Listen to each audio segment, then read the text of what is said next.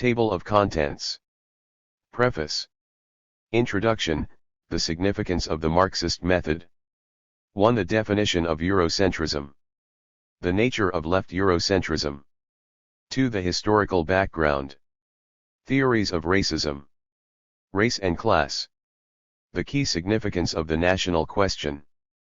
The race myth, peoples with no history. The European master race. Assimilation and the liberal face of racism. The progressive mission of colonialism civilizing the barbarian. Colonialism's fear of the oppressed, death's head and no surrender.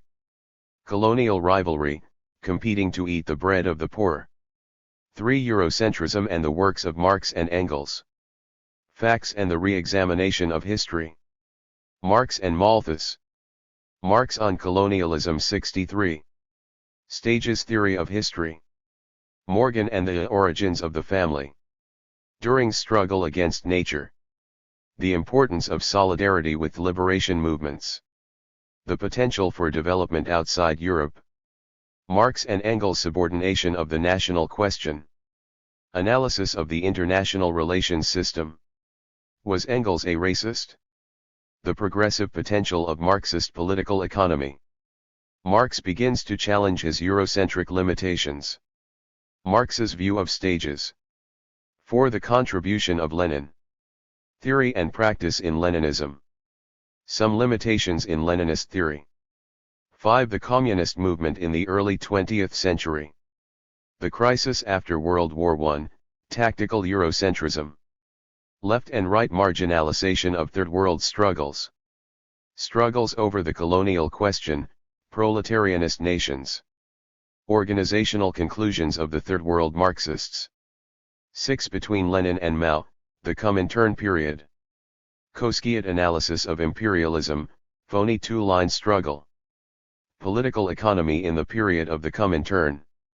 The dead hand of orthodoxy, the case of Palmitude. Assessment of the Comintern.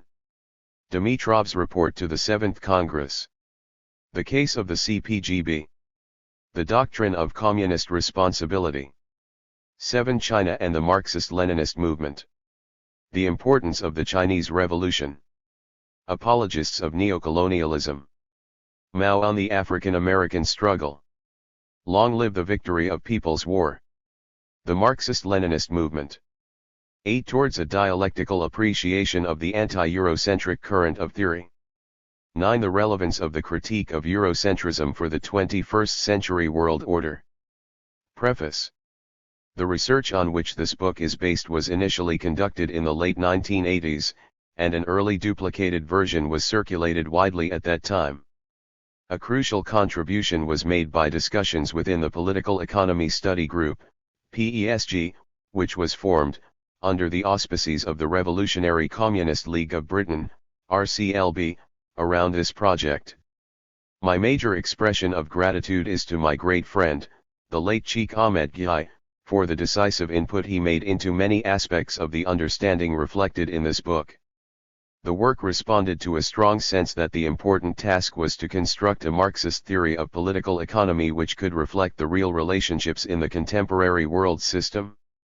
That was the constructive task, but, before we could attempt it, we also had to conduct a negative task, one of demolition, to identify and remove the blockage that stood in our way. This blockage was the thing we identified as Eurocentrism, a trend which imprisoned theory in an economistic and mechanical framework, denying the real dynamics of history in which the world outside the major European powers has always played such a major role, and does so still in the form of the liberation movements against all forms of oppression and neocolonialism. On the basis of the research conducted in the current book, I felt I was in a position to begin the constructive task, reflected in my book The New Imperialism, 2000. In this book, I sought to show that the superficial consolidation of world capitalism, then still in a somewhat triumphalist phase, was premised on an intensification of capitalism's fundamental contradictions, on the destruction of human resources and the physical environment, and that the different forms of alienation highlighted by Marx are still fully present, and more specifically, that the global order remains profoundly racist. In my most recent book, The Entropy of Capitalism, 2012, I have described a system now beginning to unravel under the force of these contradictions.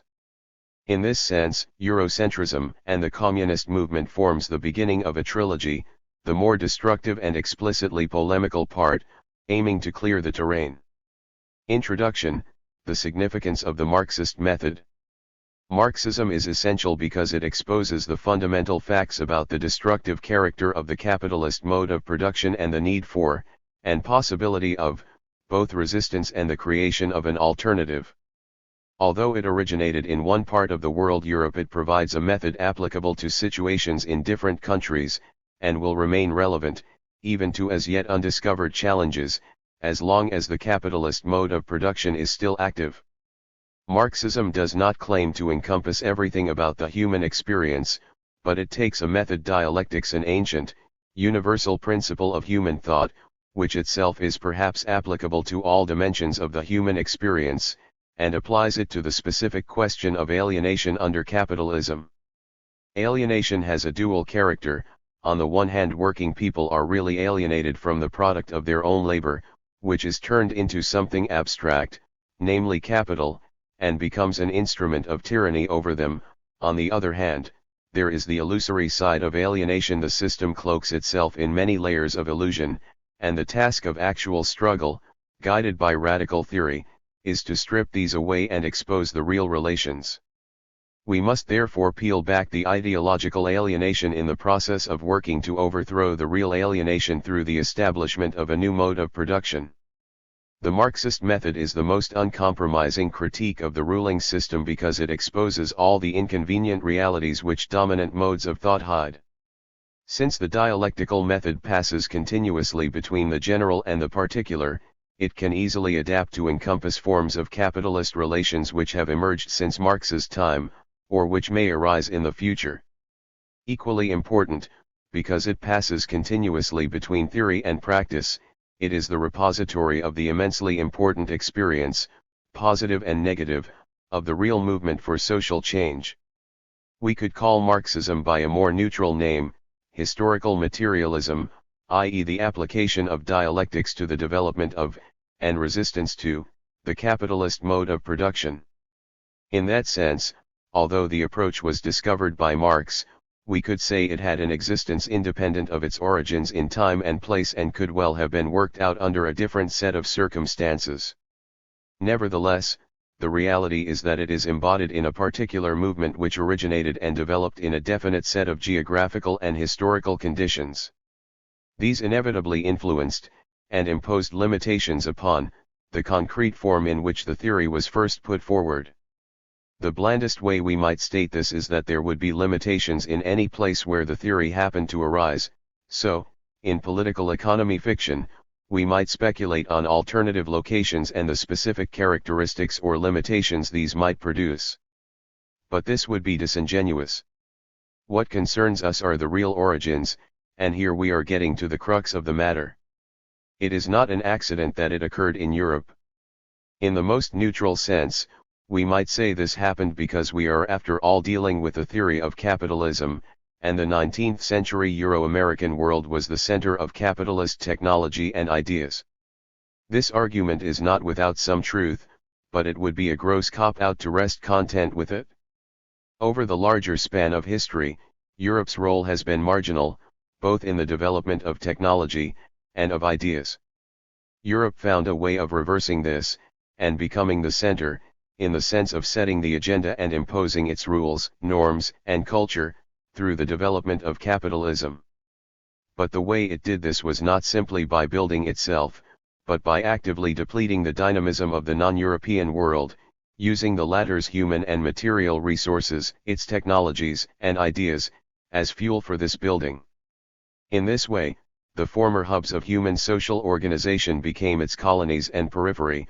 What was manufactured was not just the wonders of capitalist industry, but a phony history in which the historicity of other societies disappeared, and European supremacy seemed natural and eternal. The ideological fallout of this supremacism was bound to infiltrate to some extent all ideologies evolving within the core, including those which challenge, or claim to challenge, capitalism. In the future, the Marxist movement should and can become truly a movement of humanity as a whole. But this cannot be conceived merely as a process of applying some pristine, correct theory to different conditions. It is also a battle to understand, and overcome, certain internal limitations of its Eurocentric origins. This is not to say that the founders of Marxism-Leninism were passive victims of their limitations. They were capable of struggling against them, and indeed made remarkable personal progress in doing so, as we will clearly see in the cases of both Marx and Lenin. This is a measure of their greatness. But the whole point of Marxism is that the battle is won not at the level of ideas, but of social practice. It is about creating an organized movement to act within the wider context of society and its struggles. Obviously, such a context would, in Europe, fall within a social system deeply imbued with chauvinism, colonialism, and racism. Now, it is a fundamental principle of Marxism to not passively tail after the mass movement, but rather to combat its reactionary side. Most of Marx and Engels' political work was devoted precisely to this. Lenin, likewise, concentrated his energies on doing so. Then, following the Russian Revolution of 1917, the Soviet Union, owing to its status as the first socialist state, acquired enormous weight within the left. There was now a large institutional apparatus of the working class movement which even, for a time between the two world wars, was formalized into the Third International, Comintern, a kind of global headquarters of socialism. This organized movement maintained a very strong consciousness of the need to resist the corrupting influences of imperialism. The question, however, is whether this battle was conceived correctly. If not, there was the risk that this great institutional apparatus would itself be captured by the reactionary ideas it was supposed to combat. In the early 20th century, a central slogan in opposing reactionary tendencies in the left was the combat against what was known as revisionism, the abandonment of Marx and Lenin's teachings on the inevitability of exploitation, repression, crisis, and war under capitalism. The notion of anti-revisionism will form an important part of our inquiry because it was to reassert itself strongly in the formative period of the Marxist-Leninist movement in the 1960s and 70s. It must be stated clearly that the orientation of fighting revisionism is itself correct. It will remain relevant to all periods while imperialism still exists, including today. Reformists will always invent arguments to pretend that Marx and Lenin were wrong and that the capitalist system can be made calm, peaceful, and inclusive. Such arguments typically present themselves as new, up-to-date thinking based on new realities, but in substance they just rehash the same old nonsense. It remains necessary to combat this evil. But there are two risks in anti-revisionism. One is dogmatism.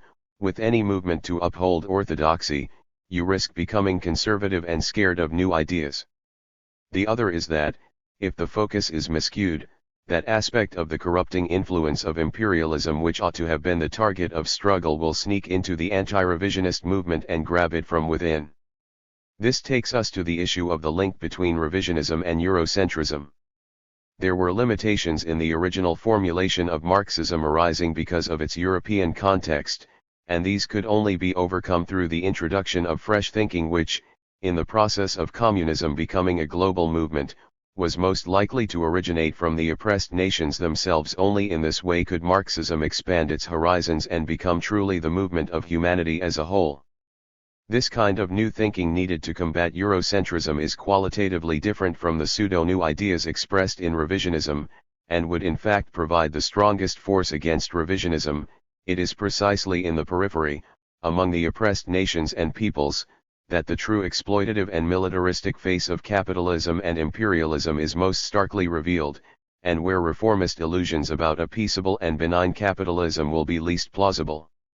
The task of defending Marxism against revisionism is thus intrinsically linked with the task of combating Eurocentrism, and cannot be counterposed to it. The notion of upholding an ossified original orthodoxy is, in any case, a contradiction in terms simply because the essence of Marxism can only be defended in its development. It is, and can only be, a living thing. Thus, in practice we usually find that the ossified forms of communism, particular those which gradually took over in the Soviet Union after Lenin's death, and which exercised a massive influence over the worldwide movement, were actually opposed to the original spirit of Marxism, as well as being hostile to the further developments which would be needed in combating Eurocentrism. This book is intended to contribute to a historiography of a real movement, which has unfolded over decades, to combat Eurocentrism, a history which is extremely complex and tortuous, containing significant setbacks as well as remarkable lessons for the future. Given that this task cannot be realized simply in the realm of theory, we have approached it as a reflection of practice, the practice of liberation struggles and of a wide range of progressive movements. At the time when the initial research was conducted in the 1980s, the immediate context of that practice was the acute and complex struggles occurring worldwide, including those in imperialist Britain where the book was written. Pre-1980, a certain framework of social order had entrenched itself there, whereby organized labor preened itself on having acquired a recognized role in the system in exchange for promising to conduct its struggles firmly within the latter's rules. It was thus totally disarmed when Thatcher's neoliberalism suddenly decided that, instead of co-opting organized labor, which was the previous bourgeois strategy, it was more convenient to smash it. There was a fight back, but the left's Eurocentrism made it hard to see where the forces for progress really lay: black movements, national movements, the upsurge of the global south, and of course the super-exploited sections of the British working class which had been marginalized within the labour movement just as they were in society at large. There was also a particular form of revisionism which was quite pernicious at that time. The Soviet system had, in its last gasp, been propagating a fantastically absurd theory, namely that world capitalism stuck in an irremediable crisis and outcompeted by a dynamic Soviet bloc would soon give up the fight and meekly hand over the reins of power, and until this happened, exploited people should not rock the boat by struggling too hard. The dangers of this new form of revisionism had been foreseen since the early 1960s by the Communist Party of China who, in response, initiated an extremely important historic event, a polemic to uphold the true teachings of Marx and Lenin on revolution, the state, imperialism, and war. Under the impetus of this initiative, there emerged a current of more radical forces within communism in all parts of the world who were typically identified as Marxist-Leninists. A further twist occurred from the late 60s with China's Cultural Revolution, because of the strong projection of Mao Zedong's personal role in that context. Anti-revisionist Marxist-Leninists then often came to be known as Maoists. The project that led to Eurocentrism and the communist movement was situated firmly within the context of, and under the impetus of, that historical trend. Nevertheless, this project takes a critical, or rather self-critical, stance towards the ML movement of which it is itself a part. The dominant Eurocentric orthodoxy on political economy, embedded in the Soviet Union, had been only partially and incompletely challenged by the Chinese. The full nature of the super-exploitation of the most oppressed people remained in certain important respects weakly understood. Therefore, the scope for temporary consolidation of core capitalism on the basis of that super-exploitation was also underestimated. The Soviets' weird and stupid theory about capitalist collapse without struggle was combated by a Chinese theory of capitalist collapse through struggle, which is an obvious improvement, but one which nevertheless shared with the Soviets a tendency to exaggerate the collapse of capitalism in the short term. This theory underestimated the capacity for the capitalist mode of production to adapt by co-opting some of the more amenable struggles and salvage itself by squeezing out yet more value at the expense of the oppressed nations and peoples, and of the marginalized and excluded in all countries. Capitalism has managed to restructure itself, and regain a certain dynamism, twice, post-1945, through Keynesianism, neocolonialism etc., and again post-1980, through neoliberalism, globalization etc. The first time around, the Eurocentrism of the orthodox communist movement led to a lot of confusion and denial, often because people couldn't perceive the main relationship, the exploitation of the oppressed nations and peoples, which was fueling that restructuring.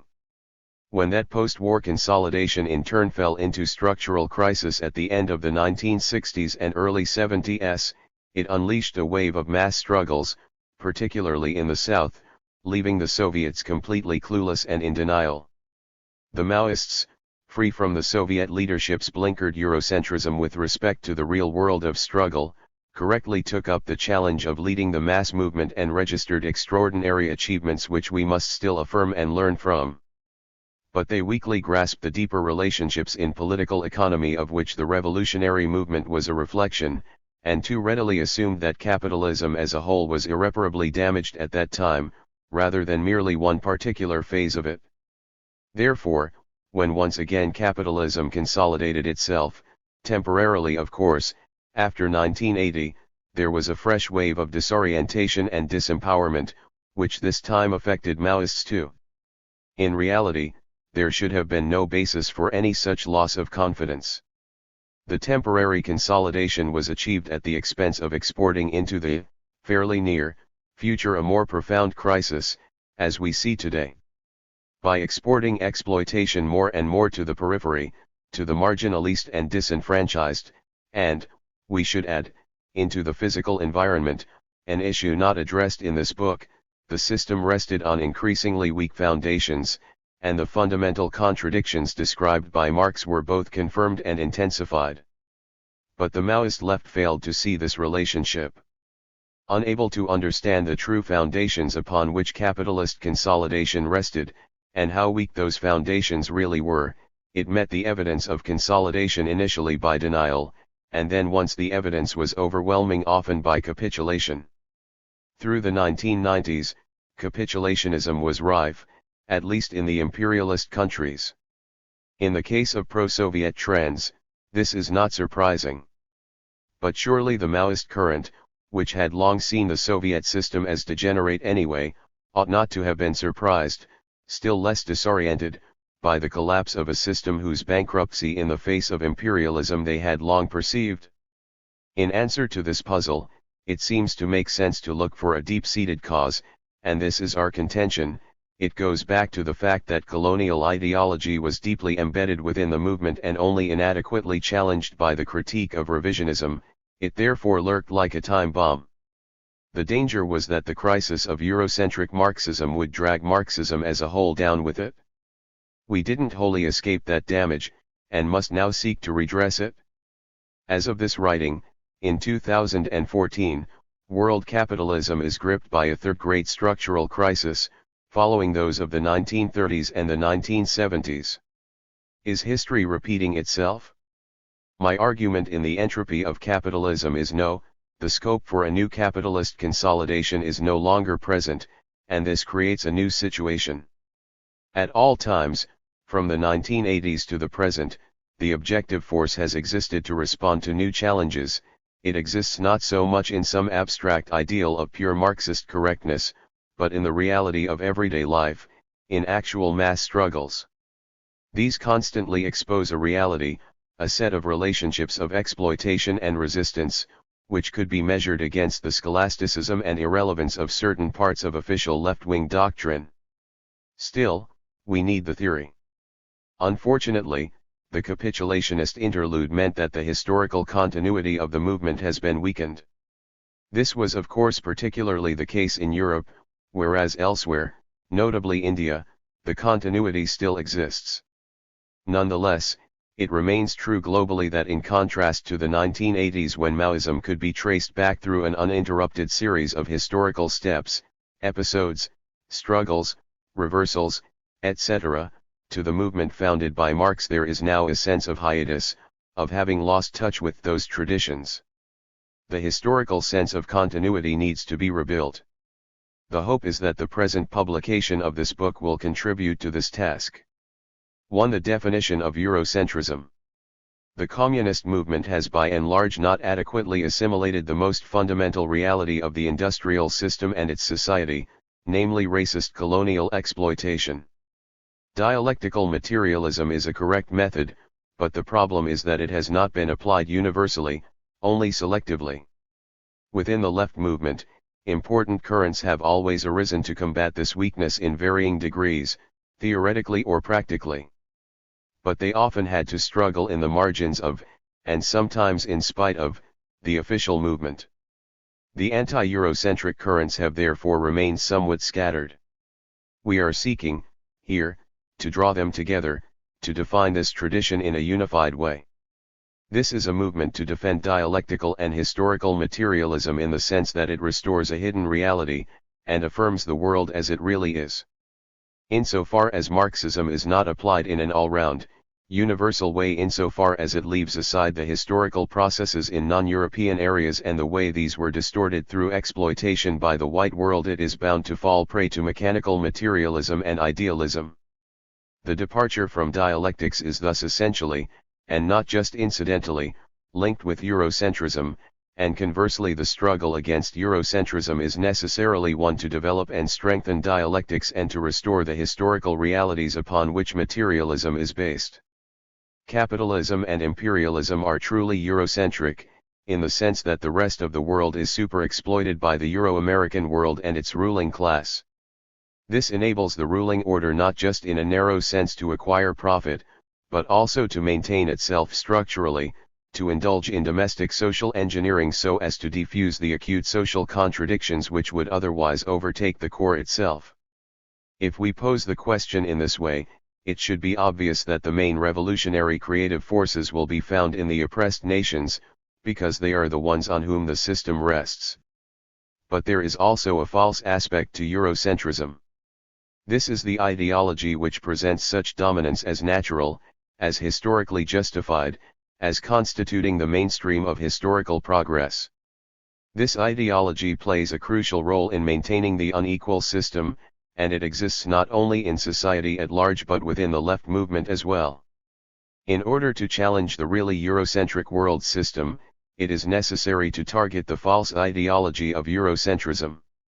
We must therefore simultaneously understand both the system's reality and the ideological distortions which underpin it.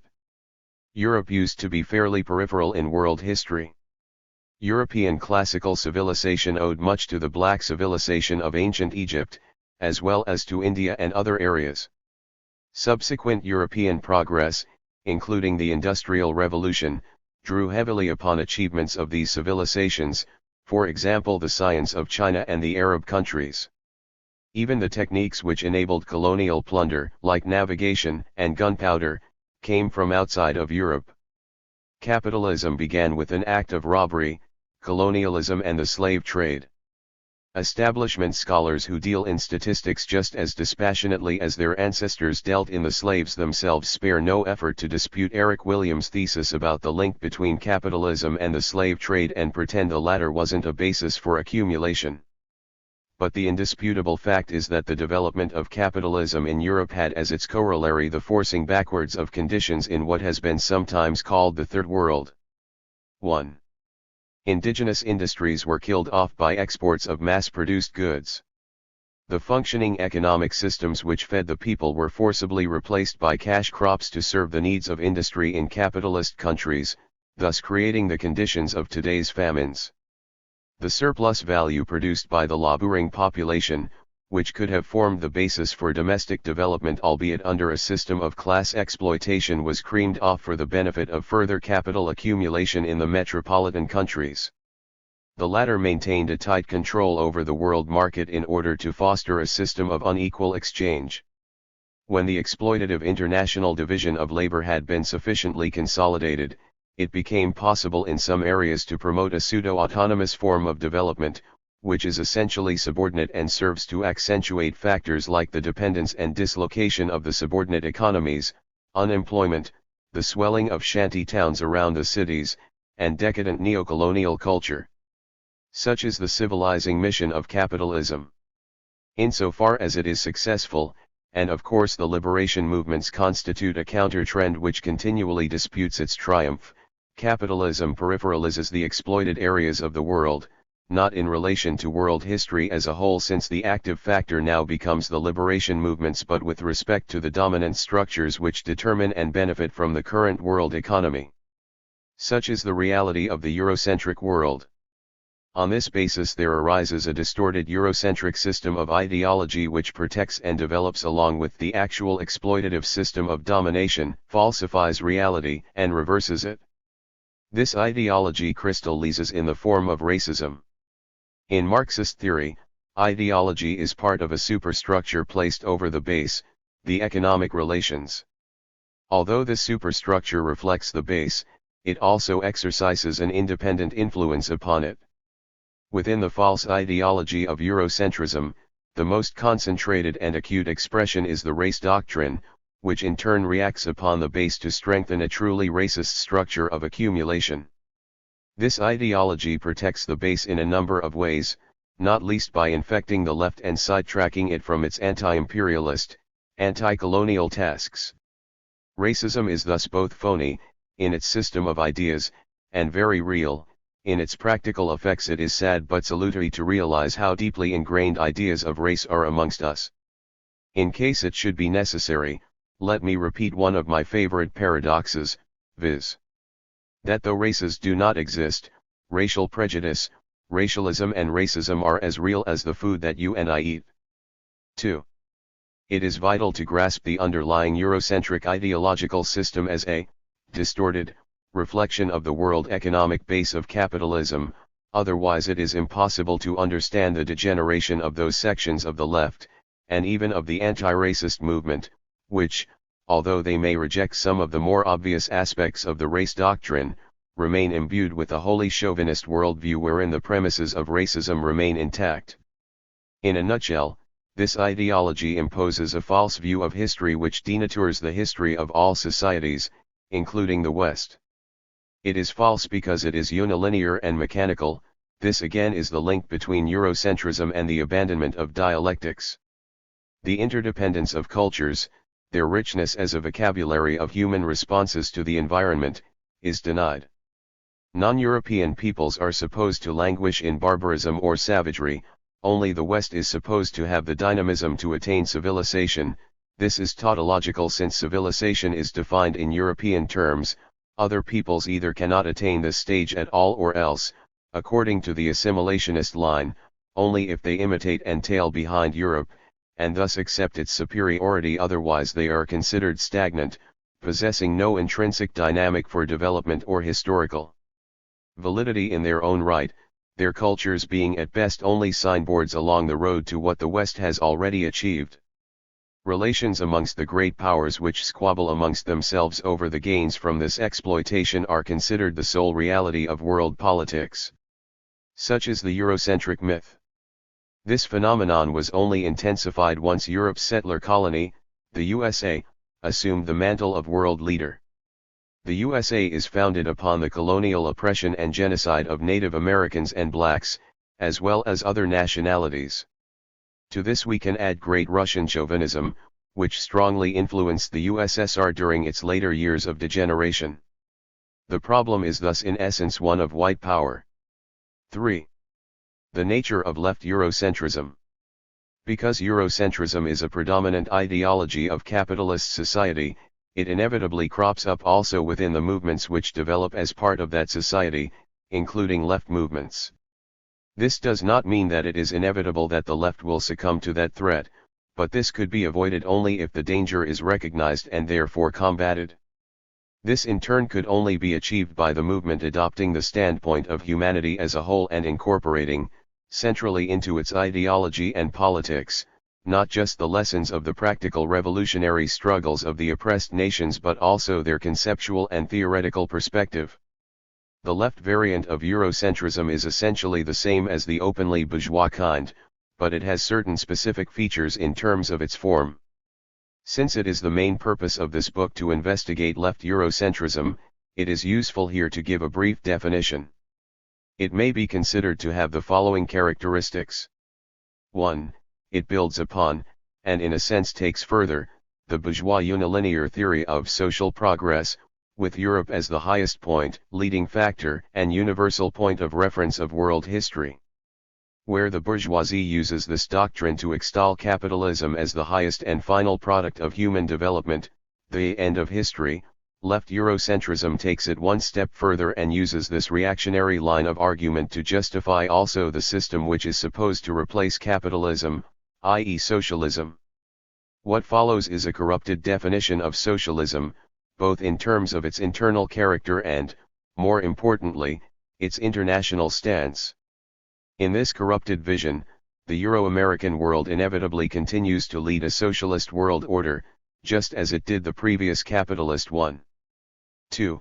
It employs a false version of historical materialism to depict early capitalism as a progressive social order at a world level, where in reality it was only progressive, if at all, in relation to the feudal system within the major European states. 3. It underplays the role of colonialism, the slave trade, etc., as a basis for the historical origins, and ongoing accumulation, of the capitalist mode of production. 4. It schematizes world history on the basis of the European experience and forces everything into this mold, as for example the expectation that all societies must have a succession of the same modes of production, slave, feudal, as in Europe, or are backward if they have not. 5. It holds that advanced industrial productive forces necessarily produce advanced struggles, looks down on the peasantry, conceives of revolution primarily as the sharing out of the national cake between the proletariat and bourgeois classes in the core capitalist countries, ignoring the contribution of global exploitation to those countries' advancement, and to the production of the figurative cake itself, and subordinates practical political strategy and tactics to the fulfillment of this goal. 6. In its approach to international relations, it elevates inter-imperialist contradictions above the fundamental contradiction between oppressor and oppressed nations and considers relations among the great powers to be the main event in world politics. 7. It fails to see the continuing character of super-exploitation and the unequal international division of labor as the fundamental basis for imperialism and seeks to explain the dynamics of crisis and restructuring in the world economy without giving pride of place to relations between the imperialist countries and the Third World. 8. It fails to recognize the extent to which the main contradictions of the capitalist mode of production have been embodied in contradictions between oppressor and oppressed nations, therefore regarding nationalism in the colonial countries as a backward, tiresome, drag-inducing factor, a prejudice to be treated at best with condescension. 9.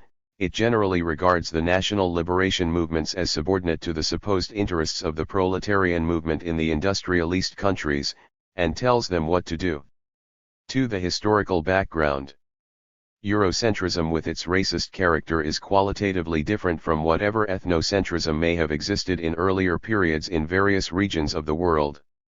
History is full of cases where one people conquered another, but what is unique about European dominance is that Europe systematically subordinated the whole socio-economic structure of most of the world, ultimately denying the non-European world development along its own lines or even along European capitalist lines. What is special is thus the mode of production itself and its worldwide ramifications.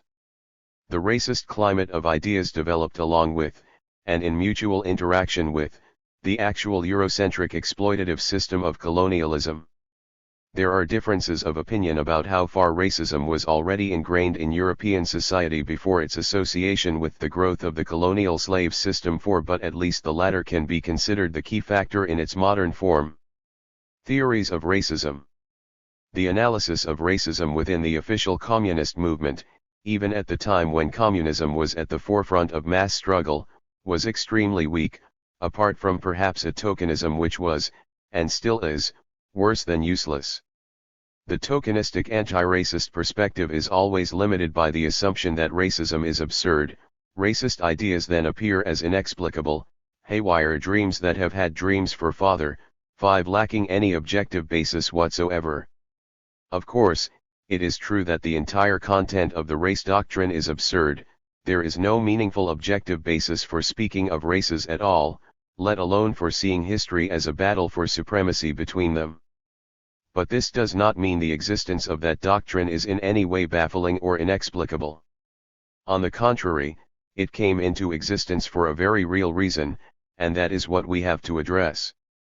Unless we face up to this, there is no way racism can be combated. We therefore need a deep understanding of the historical context in which it arose.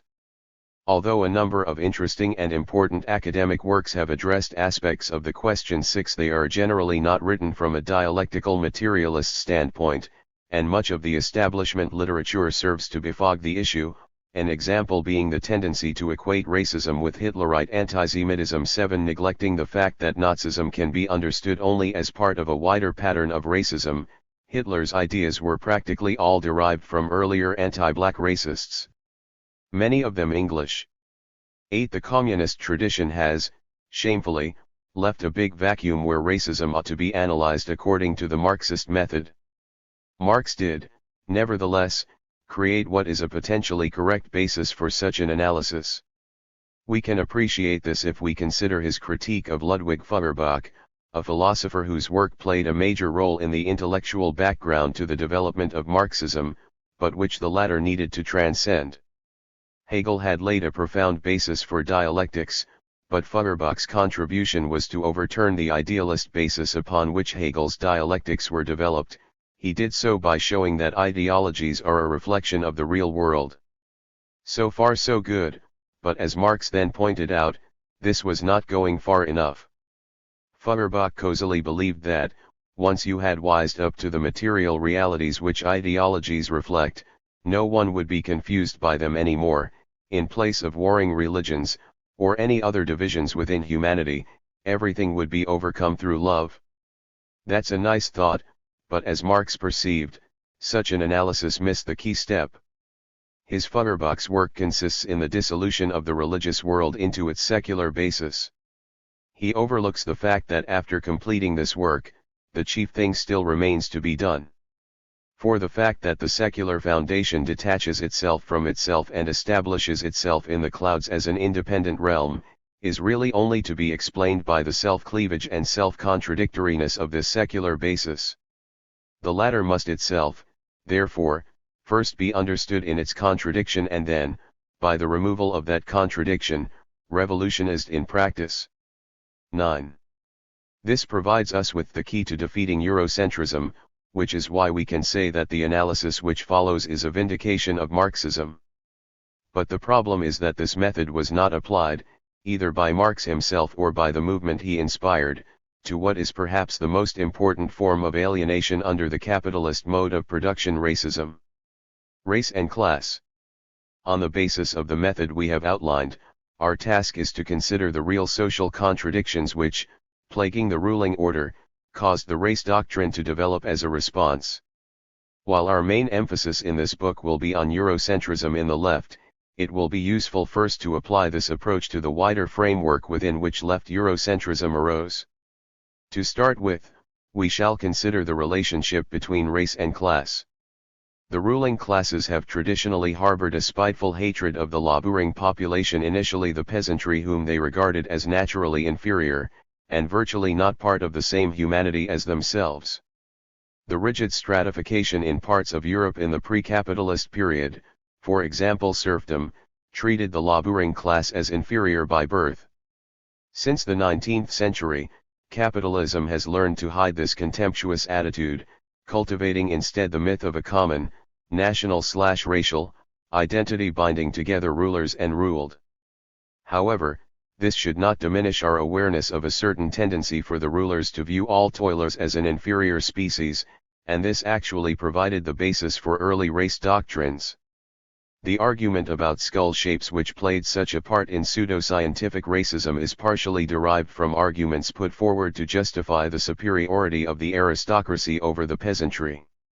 10. Reading the words of the influential 19th-century French racist Count Gobineau, one is above all struck by his hatred and fear of the peasantry which, he believes, considers itself as a different species.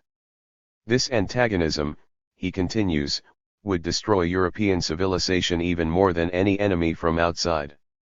Let us be clear about this: the base of the French population has few points in common with its surface. It is an abyss over which civilization is suspended, and the profound, immobile waters slumbering in the depths of this chasm will one day reveal themselves an irresistible force of dissolution. 11. Later, European society was to discover that one way of defusing the domestic class confrontation was to create an artificial national unity, and it achieved this by transposing this racist dichotomy onto an enemy outside. Replacing the pessimism of Gobineau, A more boisterous late 19th century capitalism was therefore able subsequently to build upon those ideas about the hierarchy of races which had originally been used to bolster feudal forms of class stratification. The ruling class ideal of a distinct laboring class condemned to permanent subordination on genetic grounds could at last be realized, only now at a level of peoples.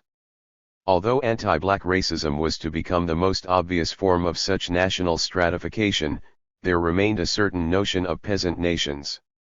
We find this among the German Nazis, for example.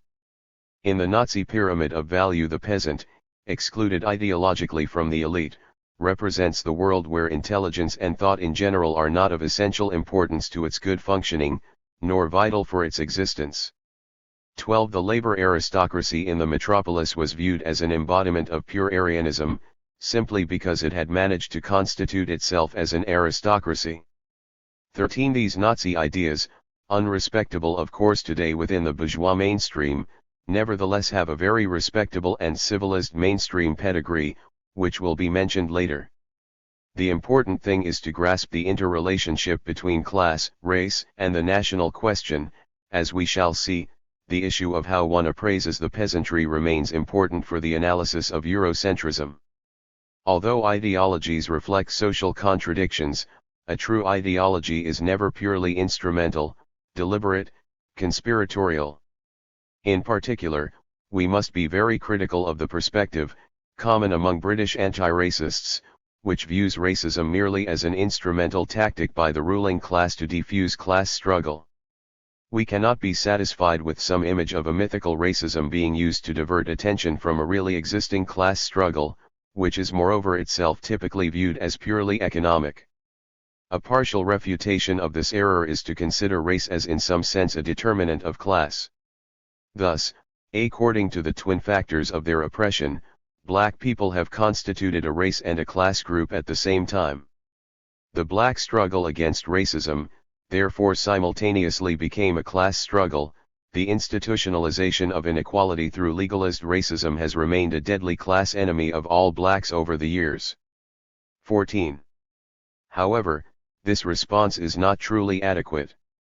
Although it is absolutely true that the class system rests upon the super-exploitation of peoples of color, who are simultaneously an essential part of the class system and excluded as pariahs within it, racism must not be reduced to a class issue. It is here that we must address the central role of the national question. The key significance of the national question.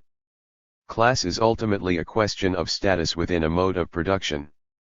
Within the context of a world-scale mode of production, this inevitably has a national dimension. Early colonialism robbed subject peoples of control over their own land, and this forged the basis of an exploitative relationship which survives the transition to today's neocolonialism. This long process of development was punctuated by an extremely important historical watershed, the beginning of the stage called imperialism. Towards the end of the 19th century, the capitalists themselves began using the term imperialism to boast about their conquests. We must remember that, at that time, the predominant ideology was openly supremacist, so they were not pretending to assimilate the natives and had nothing to lose by boasting about killing them. Soon afterwards the left attempted its own scientific definition of imperialism. There then followed a major debate, an understanding of which must be one of the cornerstones of our struggle for a progressive theory. The left's imperialism debate, around the turn of the 20th century, highlighted the fact that imperialism signifies the advent of what can be considered in some sense the ultimate phase in capitalism's centuries-long history. This phase, which marked capitalism's decay but which would continue for some period of time, often described as an era, would be populated by giant, predatory corporations and parasitic finance capital and indelibly marked by militarism and war, but it would also somehow through an incredibly complex and tortuous route reveal the outlines of a new social order. Looking at recent history as we write today, finance crisis, new wars starting all the time, oppositional social movements, the strength of that theory is obvious. We are lucky to have it, and it has stood the test of time. Nevertheless, the rise of theories of imperialism to a central position within Marxism, important and progressive though this was, carried within it an unseen danger. The danger was to imagine that a form of capitalist development based on world accumulation from the labor and resources of the periphery only began with imperialism. The reality is that imperialism can only properly be understood as a development on the basis of a global, colonial racial exploitation, ingrained within capitalism from its very origins. If we correctly view capitalism as a world system premised on colonialism, it is clear that this has always been an articulated system of production, maintaining other societies in an organically subordinate position. And this system carried with it an ideological superstructure which was similarly ingrained, which in turn was taken over and adapted by imperialism. Within this superstructure, the racial stereotypes, far from being simply inexplicable prejudices, actually fulfill a definite role. The dependent limbo in which other societies are artificially kept becomes the germ for the notion that they are naturally stagnant. The negative stereotypes foisted upon the oppressed are in fact a distorted projection of capitalism's own evils. Colonialism imposed its own violence and stirred up divisions among the oppressed peoples. The ideology depicts the oppressed as people addicted to violence who will collapse into bloodbaths and massacres if colonialism withdraws. Colonialism is an act of despotism. The ideology depicts the state system of non-European societies as one characterized by a mindless, tyrannical despotism, from which European enlightenment rescues the people. To promote the colonial act of savagery, those who oppose colonialism have to be branded savages and enemies of civilization. The whole political economy is one of robbery, and within its ideology it creates for black people the image of muggers or scroungers. These perspectives, dredged from the deepest recesses of the colonial psyche, survive startlingly unchanged within 21st century discourses of development, conflict resolution or good governance. In this way, using the methodology of Marx's critique of Feuerbach, we can begin to understand the real basis of the race doctrine, as well as the actual struggles through which it can be overthrown. The stereotypes are negative not only in the sense of being bad, they are negative reflections of the reality of colonial oppression projected onto the oppressed people themselves, with the result that the colonial and neo-colonial system appears unblemished, as a just and necessary world order. Eurocentric reality holds the world subordinated to European interests as part of a system of production. The Eurocentric myth is the turning upside down of history in order to justify this dominance as natural. Through losing control of her/his labor, the laborer becomes alienated from her/his character as species being. The converse of this is that the socialist revolution should be a movement for humanizing society. Of course, alienation is inflicted upon humanity as a whole, in all regions of the world including the historic core. However, it is hard to dispute that this is qualitatively more intense in the superexploited periphery. Not only do the peoples of these areas, in an economic sense, experience the vast productive forces of modern industry as an alien force opposed to their interests and exercising tyranny over them, but they also face a literal attempt to steal their humanity itself, a necessary theft if the alien, inhuman force of capitalism is to depict itself as a humanizing influence. The Negro is more humanized when in his natural subordination to the European than under any other circumstance. 15. For all these reasons, we cannot understand the relationship between class and race merely on the assumption that the race doctrine is a purely illusory thing, masking class realities. On the contrary, it reflects, though in a distorted and in fact inverted form, the reality of what is the most intense form of dominance and exploitation within any mode of production. The race myth peoples with no history. A central element in racism is the falsification of world history. Non-European peoples were removed from history, regarded as historyless, possessing no past and no future. Eurocentrism manufactured as its historical point of reference a distorted vision of its own past. Typically this hinged on a vision of ancient Greece, purged of the latter's Asiatic and African influences, so important in reality, or else a Teutonic past in the case of some of the Anglo-German forms of the myth. At most, in cases like China and India, some past history was grudgingly recognized, but with the proviso that this was all in the past. Any dynamism was now exhausted, leaving these peoples stagnant and devoid of potential for future development. The only remaining force pushing towards the future was the European, increasingly, Euro-American, world and its economic system, capitalism. There are three interlocking aspects to the race myth: the struggle to control nature, the dispossession of indigenous people in areas possessing natural resources, and the struggle with rival colonial powers for the control of such areas. These concepts arose quite early in the history of capitalism. As we can see from R.H. Pierce's work, the colonial experience was a potent source for the religious ideology of nascent capitalism. By developing the resources, the colonizers were, in accordance with God's purpose, bringing order out of the chaos of these lands. In the words of Samuel Purchas, writing in 1625, God in wisdom having enriched the savage countries, that those riches might be attractive for Christian suitors, which there may sow spirituals and reap temporals. 16. This has been an abiding theme, right up to the contemporary imperialist period. What could be more characteristic of, say, the speeches of U.S. President Eisenhower in the 1950s than the notion of a God who wisely rewards America with its riches as it nobly shoulders the task of bringing order to the world? The persistent idea is that it is legitimate, indeed mandatory, to develop a notion which lies at the root of the whole concept of development as a seemingly philanthropic agenda, the backward regions which are not fit to do this for themselves. From the 18th century, this already provided a basis for the origins of international law. When the nations of Europe, which are too confined at home, come upon lands which the savages have no special need of and are making no present and continuous use of, they may lawfully take possession of them and establish colonies in them, if each nation had desired to appropriate to itself an extent of territory great enough for it to live merely by hunting, fishing, and gathering wild fruits. The earth would not suffice for a tenth part of the people who now inhabit it. 17. Again, in the period of nascent British imperialism in the 19th century, Austen Chamberlain used to refer to the colonies as underdeveloped estates.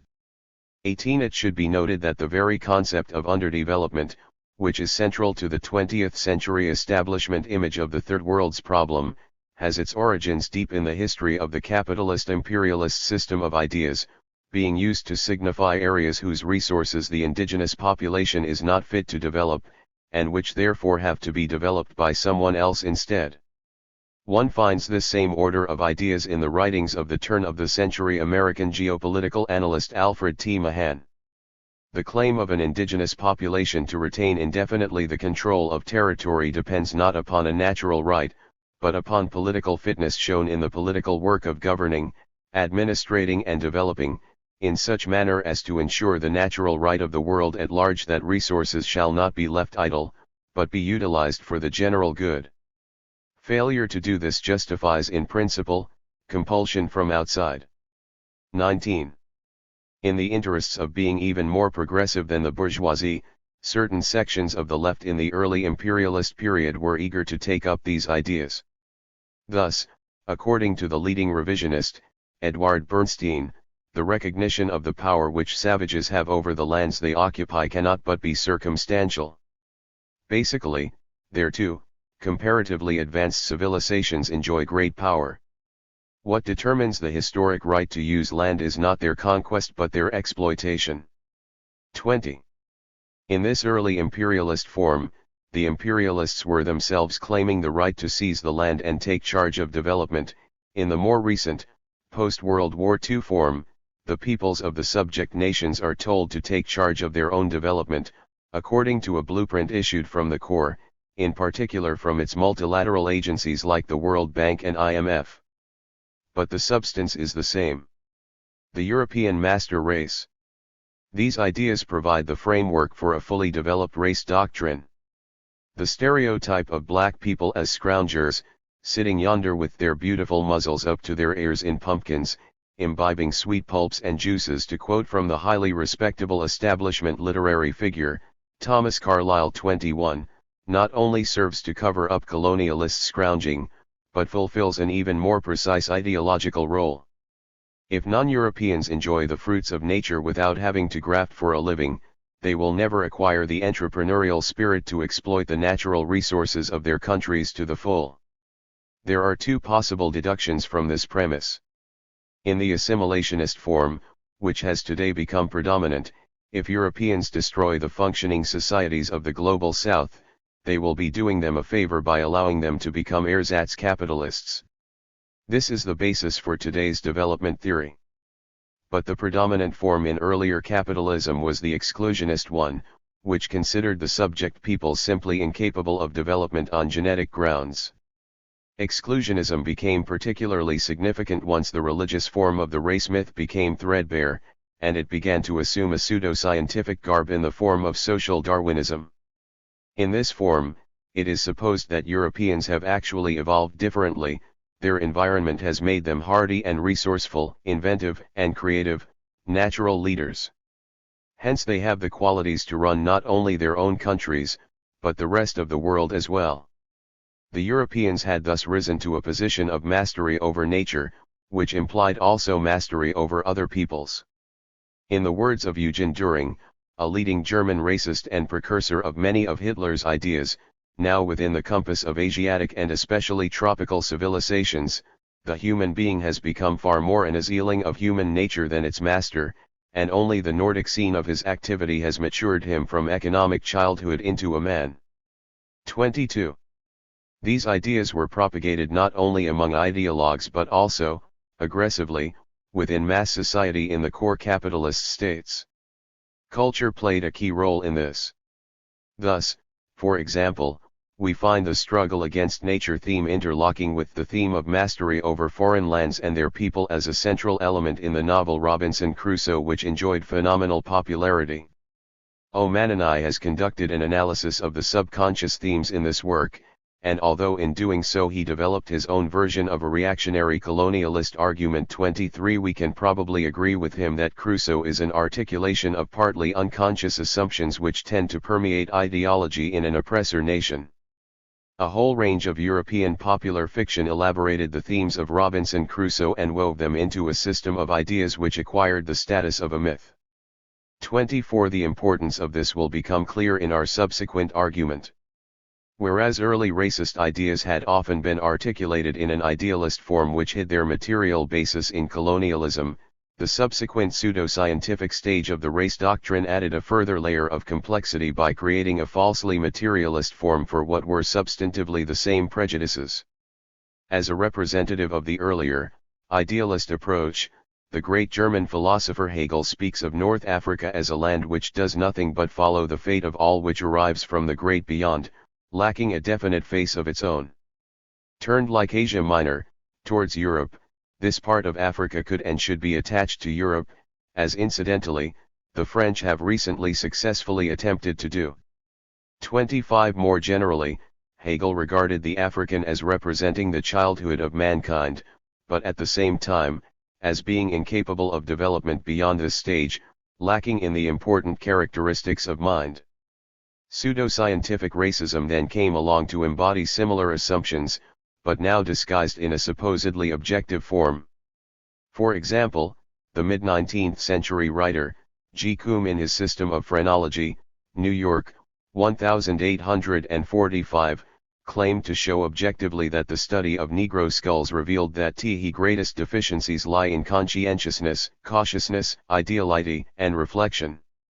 26. This is basically just a pseudo-objective rehash of the prejudice to which Hegel had given an idealist expression, as for example where Hegel describes the African peoples as tranquil over a long period, but they enter into ferment from one moment to another, and then become completely beside themselves with consequences so violent because it is not an idea which has taken hold of them, but rather a fanaticism more physical than spiritual. 27. It should be noted that these ideas reflect, among other things, the horror of the colonizer at the threat of retribution, assimilation and the liberal face of racism.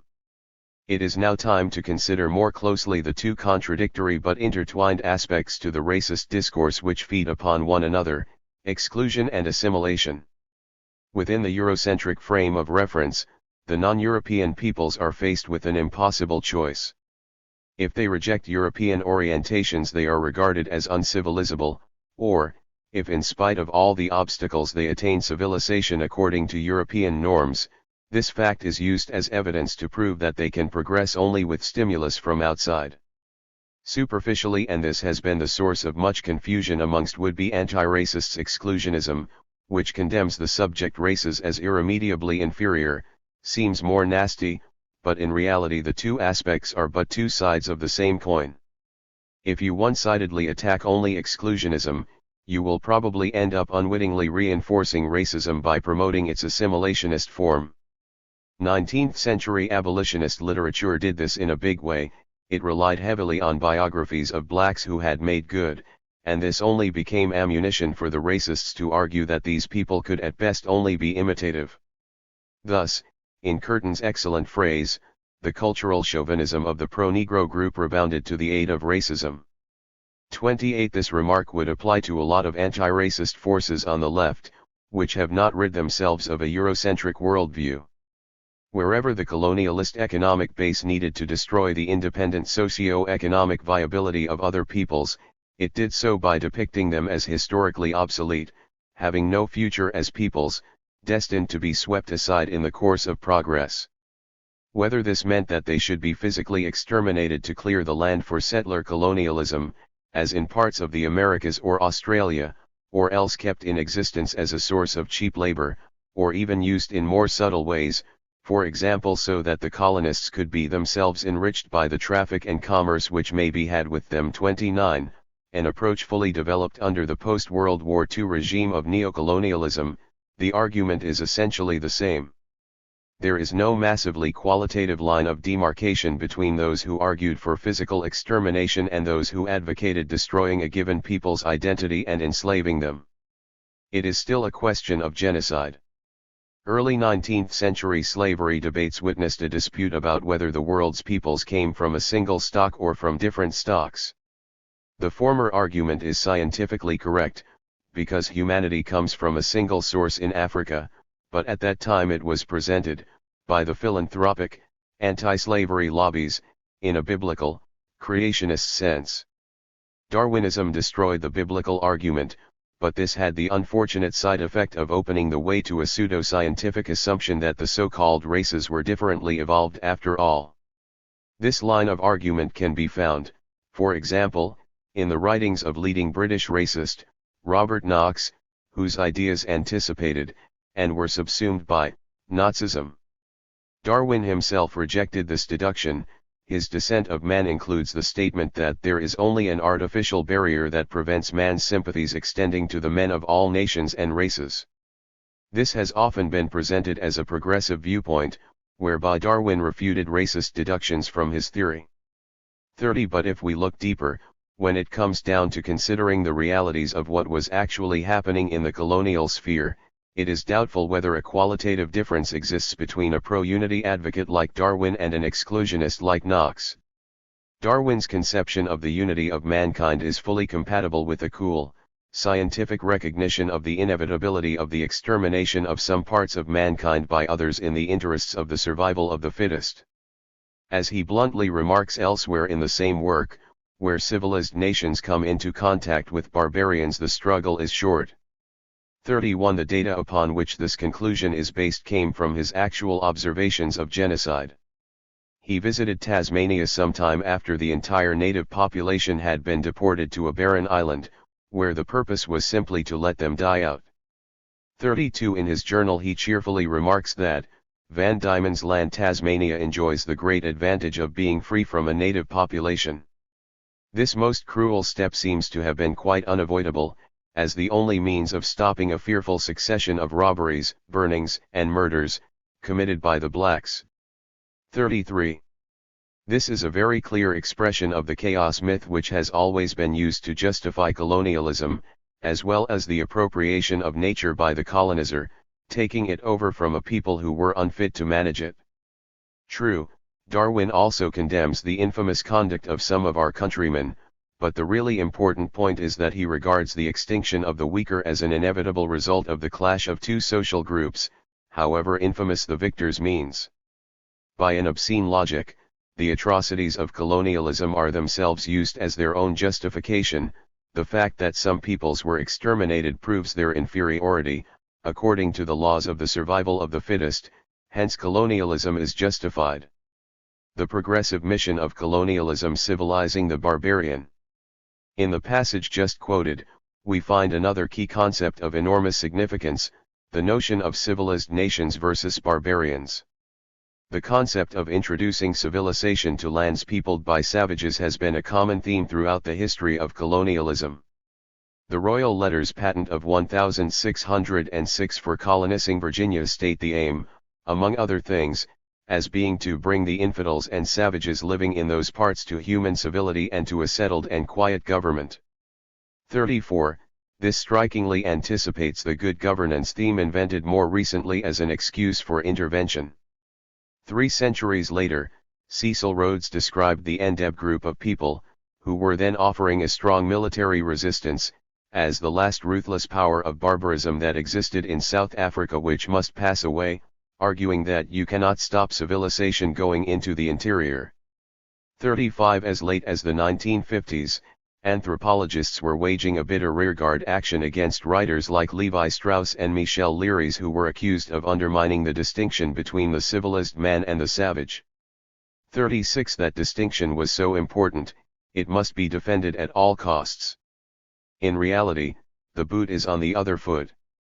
Insofar as barbarism and savagery have any meaning, these terms would apply to the crimes committed by colonialism in the name of civilization. As Aimé Césaire has pointed out, every time a head is cut off in Vietnam, or a Madagascan tortured, civilization acquires another dead weight, a universal regression takes place, a gangrene sets in, a poison has been distilled in the veins of Europe and, slowly but surely, the continent proceeds towards savagery. 37. This is precisely why it was so important for colonialism to characterize other peoples as savages or barbarians so that its own crimes, and in fact the degeneration of its own society, might be covered up.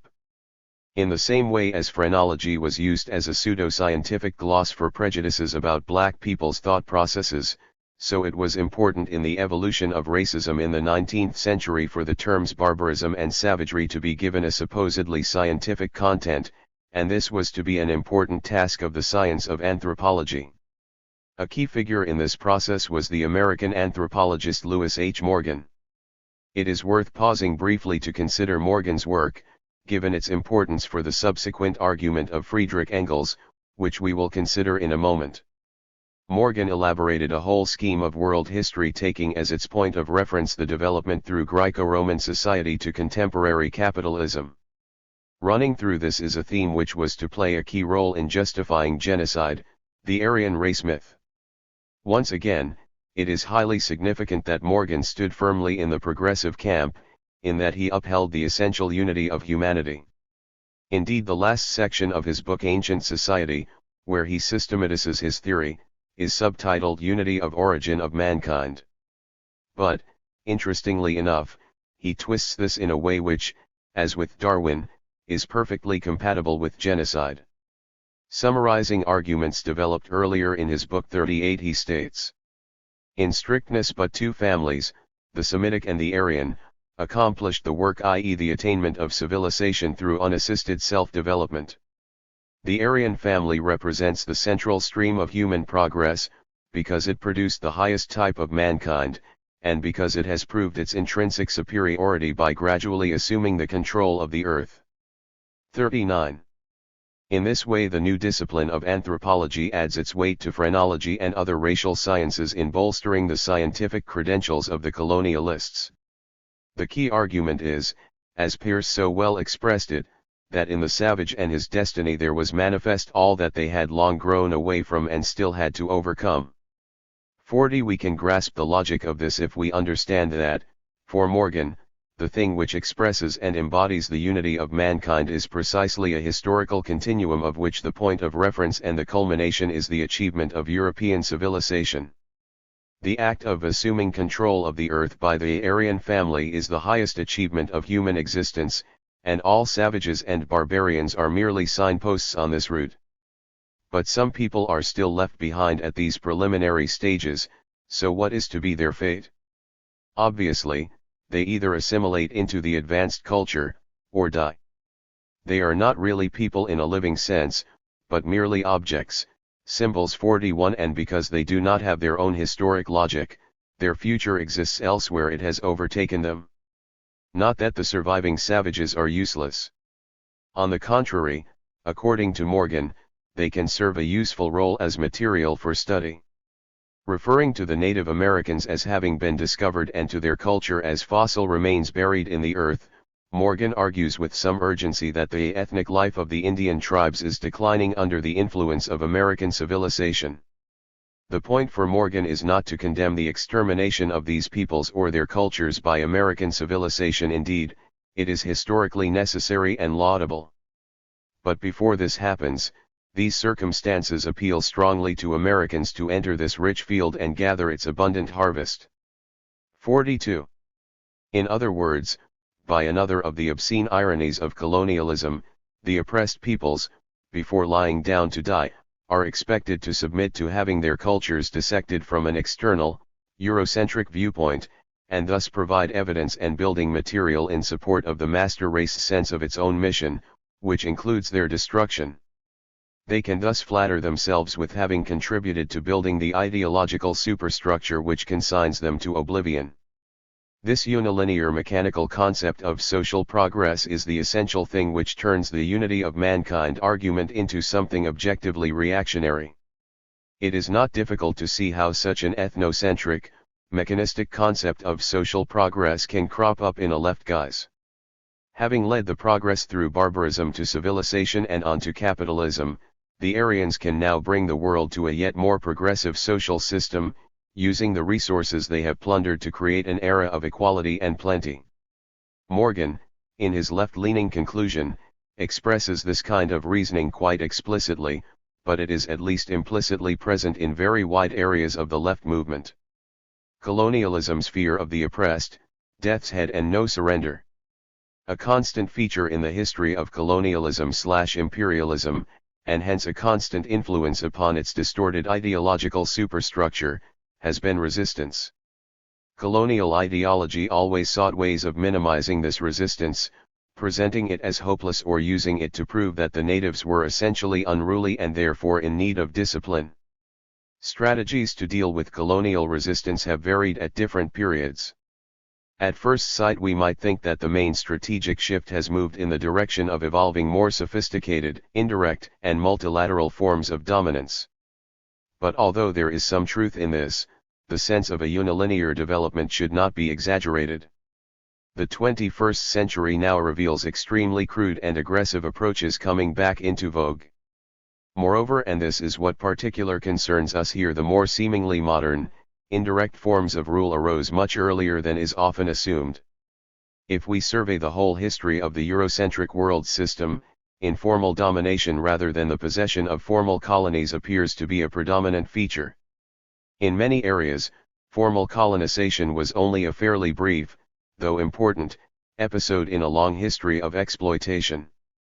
The same point could be made about multilateralism. It is true that the dominant characteristic of the period we could call classic imperialism, late 19th century to 1945, was one of conflict between the capitalist powers in pursuit of exclusive, formal spheres of influence, economically and culturally closed off from their rivals. Nevertheless, even then we find a powerful undercurrent of racist solidarity grouping all the powers together against the oppressed. In a way, this racist solidarity is what underpinned the whole edifice, so it is no surprise that such a system of multilateral oppressor-nation solidarity should establish itself so easily, in place of the earlier competitive imperialism, with the advent of the Cold War, and its successors of the New World Order variety.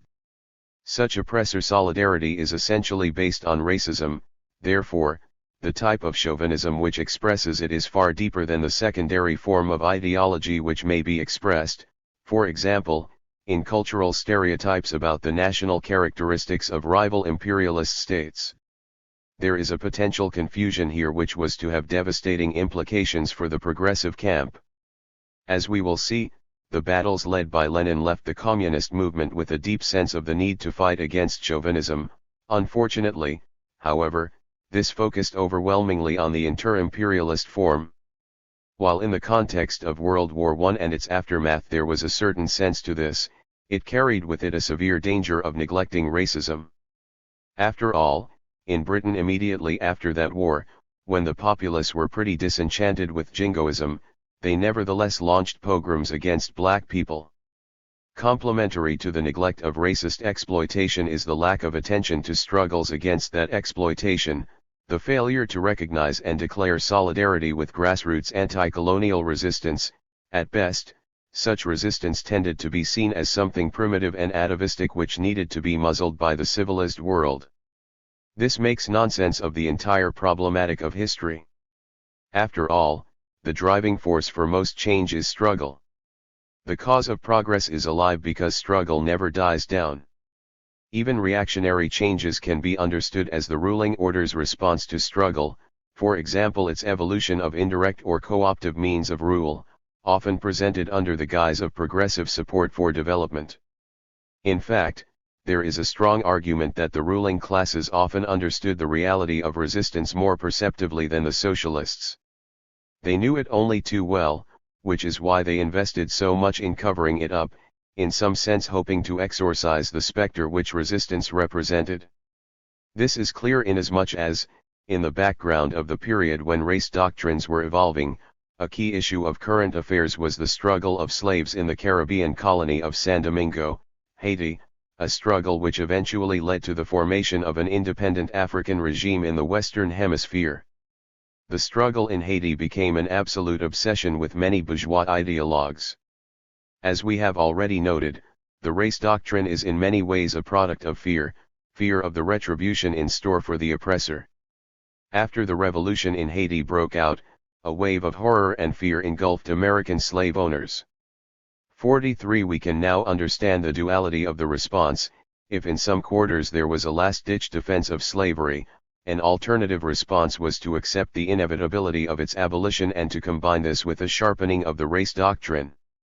In fact, racism was all the more necessary once the abolition of formal slavery began to be seen as inevitable. Thomas Jefferson, who made a living as manager of a slave estate before going on to draft the American Declaration of Independence, was a leading ideologue of black inferiority. He also came to oppose slavery out of fear.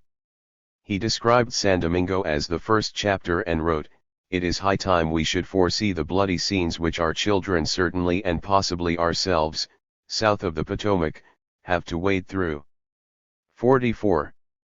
Leading British racist, Robert Knox 45 was similarly chilled by the specter of the Caribbean slave revolts.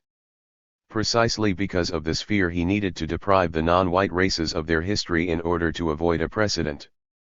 The past history of the Negro, of the Kaffir, of the Hottentot, and of the Bosjman, is simply a blank Saint Domingo forming but an episode. Can the black races become civilized? I should say not. Their future history, then, must resemble the past. The Saxon race will never tolerate them, never amalgamate, never be at peace. The hottest actual war ever carried on, the bloodiest of Napoleon's campaigns, is not equal to that now waging between our descendants in America and the dark race. It is a war of extermination. Inscribed on each banner is a death's head and no surrender, one or the other must fall. 46. Time and again Knox returns to the example of San Domingo and tries to conjure it away. The colonialist attempt to construct a Eurocentric ideology depriving the colonial peoples of a past was thus highly functional, with respect to the present and future. Knox was only one in a long line of British racists. Civilized England was the source of many of the ideas which later found their unacceptable face in Nazi Germany. Figures from around the turn of the century who directly inspired German fascism include characters as diverse as the grand historical theorist, H.S. Chamberlain, Karl Pearson, Professor of Eugenics at University College, London, Cecil Rhodes, whom the German world theorist Oswald Spengler was to glorify as the first man of a new age 47, and Sir Halford Mackinder, who produced the theory of geopolitics, a physical, geographical projection of Eurocentrism. 48 The Nazis saw dynamic Germany taking over the cause of the white races which England had served well in its time. 49 This shows, on the one hand, that there is no rigid line of demarcation between the more genteel manifestations of Eurocentrism and out-and-out racist genocide, and on the other, that there was cross-fertilization among the European powers in terms of the evolution of racist ideas and practices. Hitler was unacceptable because, as Aimé Césaire pointed out, he did inside Europe what the other powers had long been doing outside. Colonial rivalry, competing to eat the bread of the poor. This is not to deny the importance of contradictions between the colonial powers, but these arose against a background where their collective right to rule the rest of the world is assumed. Against this background, there has occurred a transition from mercantile capital to industrial capital, from smash-and-grab robbery to the contemporary situation where this is supplemented by pseudo-independent development within the neo-colonial world order. As part of this process, a transitional phase occurred in the 19th century, involving an intense period of the expansion of formal colonialism, the effect of which was to break down the traditional structures in some areas, notably Africa, a process which, in retrospect, can be viewed as laying the groundwork for subsequent neo-colonial dependence. This objective historical logic was not necessarily consciously planned. Nevertheless, at each historical watershed, it was articulated through important policy conflicts. For example, Britain in the second half of the 19th century witnessed a major struggle within the political elite over whether or not it was in the national interest to expand the area under direct British rule. Both sides in the argument accepted the orientation of Britain exploiting the non-European world. The difference was whether this could more efficiently be done by direct rule or trade. In a wider historical time frame, we can say that exploitation through trade was to be more useful to global capitalism. That is precisely, in the more recent period, the role of globalization and the WTO. But while the system was still moving in the direction of imperialism, the direct rulers, for the time being, gained ascendancy. Chauvinism directed against colonial rivals developed intensively as a consequence, since the expansion of one empire necessarily restricted the scope for others. But the overall premise of European dominance in one form or another was accepted by all. The greatness of the most successful colonial power was now to be demonstrated precisely by its ability to conquer the inferior races more efficiently than its rivals. As early as 1869, the leading liberal politician, Sir Charles Dilke, wrote in his book Greater Britain, China, Japan, Africa, and South America must soon fall to the all-conquering Anglo-Saxon. Italy, Spain, France, Russia become pygmies by the side of such a people. 50. The race doctrine was thus adapted to these new needs, and soon Karl Pearson was to formulate these concepts scientifically in his book National Life. From the standpoint of science, a nation is an organized whole, kept up to a high pitch of external efficiency by contest, chiefly by way of war with inferior races, and with equal races by the struggle for trade routes and for the sources of raw materials and of food supply. 51. The trend of chauvinism between the great powers was a newly developing factor in the period leading up to the 30 years of acute crisis and war experienced by the imperialist system in the period 1914 to 45. As we know, the workers' movement faced a grave challenge during this period. The capitalists of each country were encouraging workers to align with their own bourgeoisie on patriotic grounds, which threatened to divide the movement, fostering collaboration and class capitulation. This danger was highlighted and a great struggle unleashed against it, notably under the leadership of Lenin. This struggle was definitely correct in its own terms. It pinpointed the fact that the bourgeoisie of all countries were, in the last analysis, united as exploiters, or as Brecht rightly put it, but now, united round the table, they are eating the bread of the poor. 52. However, the more basic question of the racist chauvinism underlying the Eurocentric system was not brought to the fore in this struggle. The bourgeoisie were united not just as class exploiters, but as the white world against the global South, whose bread, in the most fundamental sense, they were eating. It would be extremely dangerous if the workers' movement were to fight the battle against class collaboration only to fall prey to this more fundamental collaboration. Indeed, were they not to question race solidarity, there is no way they could actually avoid class capitulation. 3. Eurocentrism and the works of Marx and Engels. The fundamental relevance of Marxism lies in its potential to uncover the realities of exploitation. It exposes the realities which other ideologies cover up through false promises to promote generalist wealth. Today this is more relevant than ever. The globalization discourse tells us to worship something called growth, which allegedly creates plenty, and is hence the basis of wider distribution and general welfare. But what capitalist economists call growth, Marxism calls accumulation.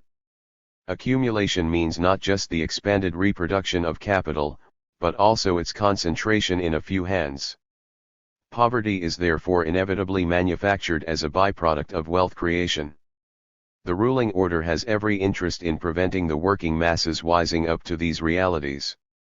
As the Communist Manifesto rightly says, the proletariat, the lowest stratum of our present society, cannot stir, cannot raise itself up, without the whole superincumbent strata of official society being sprung into the air. What the bourgeoisie therefore produces, above all, are its own grave diggers. 53. To interpret this vision creatively, it must be understood at a global level.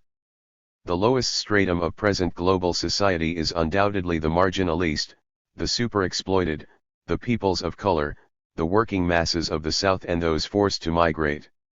That quote from the Communist Manifesto is fully applicable to today's reality. We simply have to make the unit of analysis the whole of humanity. There are no fundamental reasons why Marxism cannot be creatively developed in this way.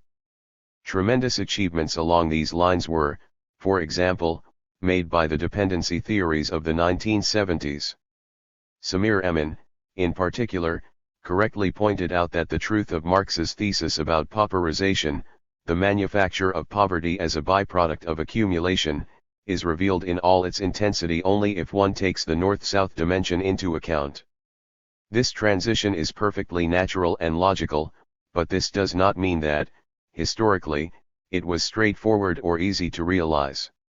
Marxism had to shake off the limitations of its origins within that region which dominated the world system, and whose culture reflected that domination. Europe claimed a right to world leadership in terms not just of economics, but in the development of ideas, and the immediate origins of Marxism occurred within this framework. Lenin is quite right in identifying the three sources of Marxism as German philosophy, English political economy, and French socialism.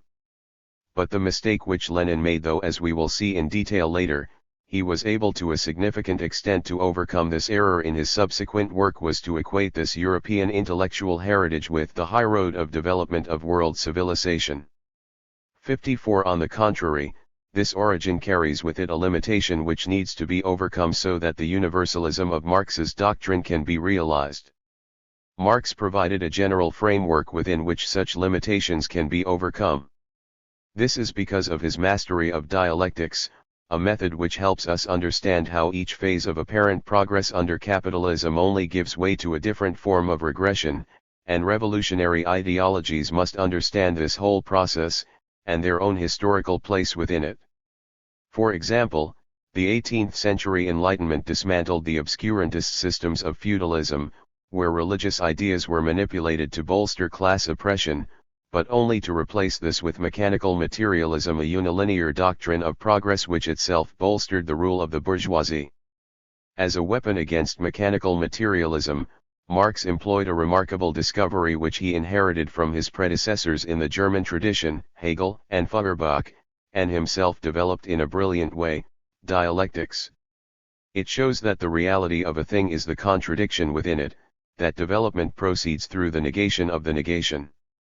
The identity of each new stage in a process is determined by what it is not, by what it demarcates itself from, i.e. the characteristic of the stage which it has just negated. The act of destruction therefore implies the persistence of the thing it has destroyed, which is carried forward in a suspended negative sense, until the next phase transition arrives to reverse that negation, enabling the earlier characteristic to re-emerge in a changed form. This is precisely why the progressive developments of capitalism, in negating feudalism, may carry within them far more comprehensive forms of material exploitation and ideological alienation. This is obviously also a danger which could arise within socialism, if we view it merely as a unilinear progression from capitalism, and indeed the potential for a critique of the degeneration of socialism along these lines could be an illustration of the immense critical power of dialectics when applied to new problems. Now, it is our contention that the most fundamental form of mechanical materialism is not the bourgeois doctrine of social progress but eurocentrism. There is absolutely no doubt that Marxist dialectics can be applied to analyzing and resolving this problem, as we are attempting to demonstrate in this book. But in the concrete form in which dialectics arose at this time, it was itself somewhat infected with eurocentrism and partially harbored within it the thing which it ought to criticize. As a natural system of human thought, dialectics was present in many ancient belief systems throughout the world, in varying degrees overlaid or distorted by exploiter class ideologies. The form in which Hegel discovered it was that expressed by the ancient Greek pre-Socratic philosophers, who themselves had derived it from Asia. But Eurocentrism wrongly depicts classical Greece as something inherently European instead of as, in reality, a conduit to the non-European world. While it was the intuitive brilliance of Marx to enshrine dialectics at the core of his thinking, and this is precisely why Marxism will always retain its relevance, the heritage of dialectics was not well understood. Hegelian dialectics negated mechanical materialism, but only imperfectly. There are distortions in Hegel's concrete application of his own method, as we have already noted in regards to the question of Africa. While dialectical materialism is a correct theory, its potential can therefore only be realized if we draw together the contributions of the systems of thought of different human societies. It is itself an important expression of the historical dialectic that the basic revolutionary forces of the world oppressed by capitalism should themselves take hold of Marxism, explicitly or implicitly criticize its shortcomings, and universalize it, making it a treasure for the whole of humanity. This has indeed occurred within the mass movement and among important thinkers and leaders who have emerged from the oppressed nations. But the problem is that this development has taken place to a large extent, particularly after Lenin's death, in spite of the official communist movement rather than because of it. That movement has at best ignored and at worst set itself against such a development. It is true that, from an ideological point of view, the degenerations which have occurred within the history of communism have happened through a process which was to a significant extent one of degeneration away from the correct ideas of Marx and Engels. Nevertheless, some of the errors also involved an important element of magnifying certain initial weaknesses which existed within the principles of communism as formulated by them, weaknesses which arose where the Eurocentric limitations of these leaders made them depart from a consistent application of their own dialectical and historical materialist method. Although, as we will see in a moment, Marx and Lenin continued throughout their lives to develop this method, and were able to make progress in overcoming some of the influences of Eurocentrism within their thinking, it will be important first to consider what some of the key limitations, expressed in the founding works of Marxism, really were. Facts and the re-examination of history. The actual and potential trend to develop Marxism in a non-Eurocentric direction is not something which can occur in an isolated way within the realm of theory. It is above all a product of practice. Insofar as radical theory attains a position where it can highlight the real historical processes involving humanity as a whole, this can occur only because the oppressed nations have in reality, in struggle, pushed themselves onto the stage of history. The creativity of the national liberation movements has opened up conditions for exposing the Eurocentric myth in the present while also forging links with the past historical creativity and identity of non-European peoples. The actual struggle poses the necessity of probing, through revolutionary theory, the contradictions which lie at the basis of that struggle. We can take as our starting point a beautiful formulation from the work of Engels. Speaking of the working class uprisings in Lyon, France in 1831, Engels argued that they not only gave the lie to the theories of the identity of interest between capital and labor, but also at the same time gave an impetus to the movement for change in the field of the science of political economy. As he put it, the new facts made imperative a new examination of all past history. 55. This can be our watchword in the inquiry which follows. On a much larger scale, we can say today that the national liberation movements have made necessary a re-examination of the whole history before and since the origins of capitalism, as well as the history of the movement against capitalism. Actually, these facts are not really new. Struggle always existed as the complementary opposite of colonialism itself, but the perception of it is certainly new. The two key ideas to emerge out of such a re-examination are, firstly, a systematic conception of colonialism and slavery as the essential elements in the growth of capitalism and, secondly, the historicity of non-European societies, which was interrupted through colonialism but which reasserts itself through the anti-colonial movement. These ideas are not just a development of left theory, but also a subversion of ruling class ideology, i.e. eurocentrism, which supports the colonial system. In general, any development of revolutionary theory also attacks the ideological supports of the established order. But this process of the expansion of revolutionary ideology to encompass the whole of humanity certainly does not proceed smoothly because it encounters eurocentrism not only externally, but internally. The 19th century, the formative period of socialist thought, was also a period of expansion and consolidation of the colonial system, and a systematization of its ideology, particularly in the form of the race doctrine. There was a real struggle between European and non-European societies, one between colonialism and resistance, which the racists theorized into a false doctrine, i.e. a social Darwinist struggle between so-called races. It cannot be said that the historical process of the emergence of the race doctrine, or the distorted interpretation of history to which it gave rise, received a serious challenge from the left, or even a serious recognition that it existed. The function of socialist thought should have been to drag into the open issues which the bourgeoisie suppressed, ask the awkward questions, ones which socialists successfully asked in the domestic sphere, for example, who produces the wealth, to show that what was really happening was not a struggle between races, but rather capitalism's super-exploitation according to color. On this basis, a truly world-encompassing understanding of capitalism could have been attained, instead of the inevitably truncated view which could result if one were to concentrate exclusively on the analysis of processes within a metropolitan country.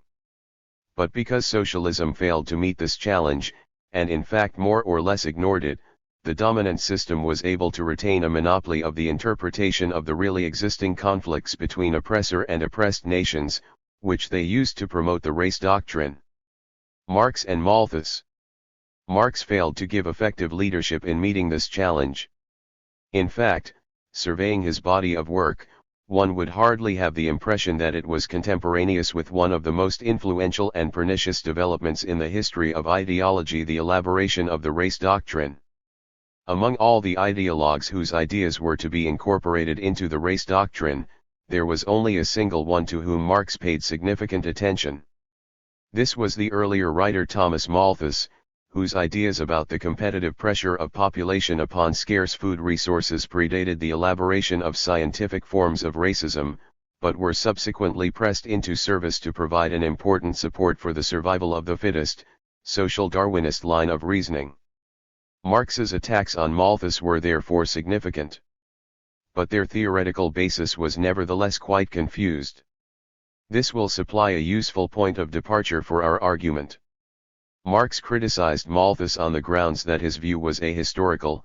Malthusian man, abstractly deduced from determinate man, exists only in Malthus's head.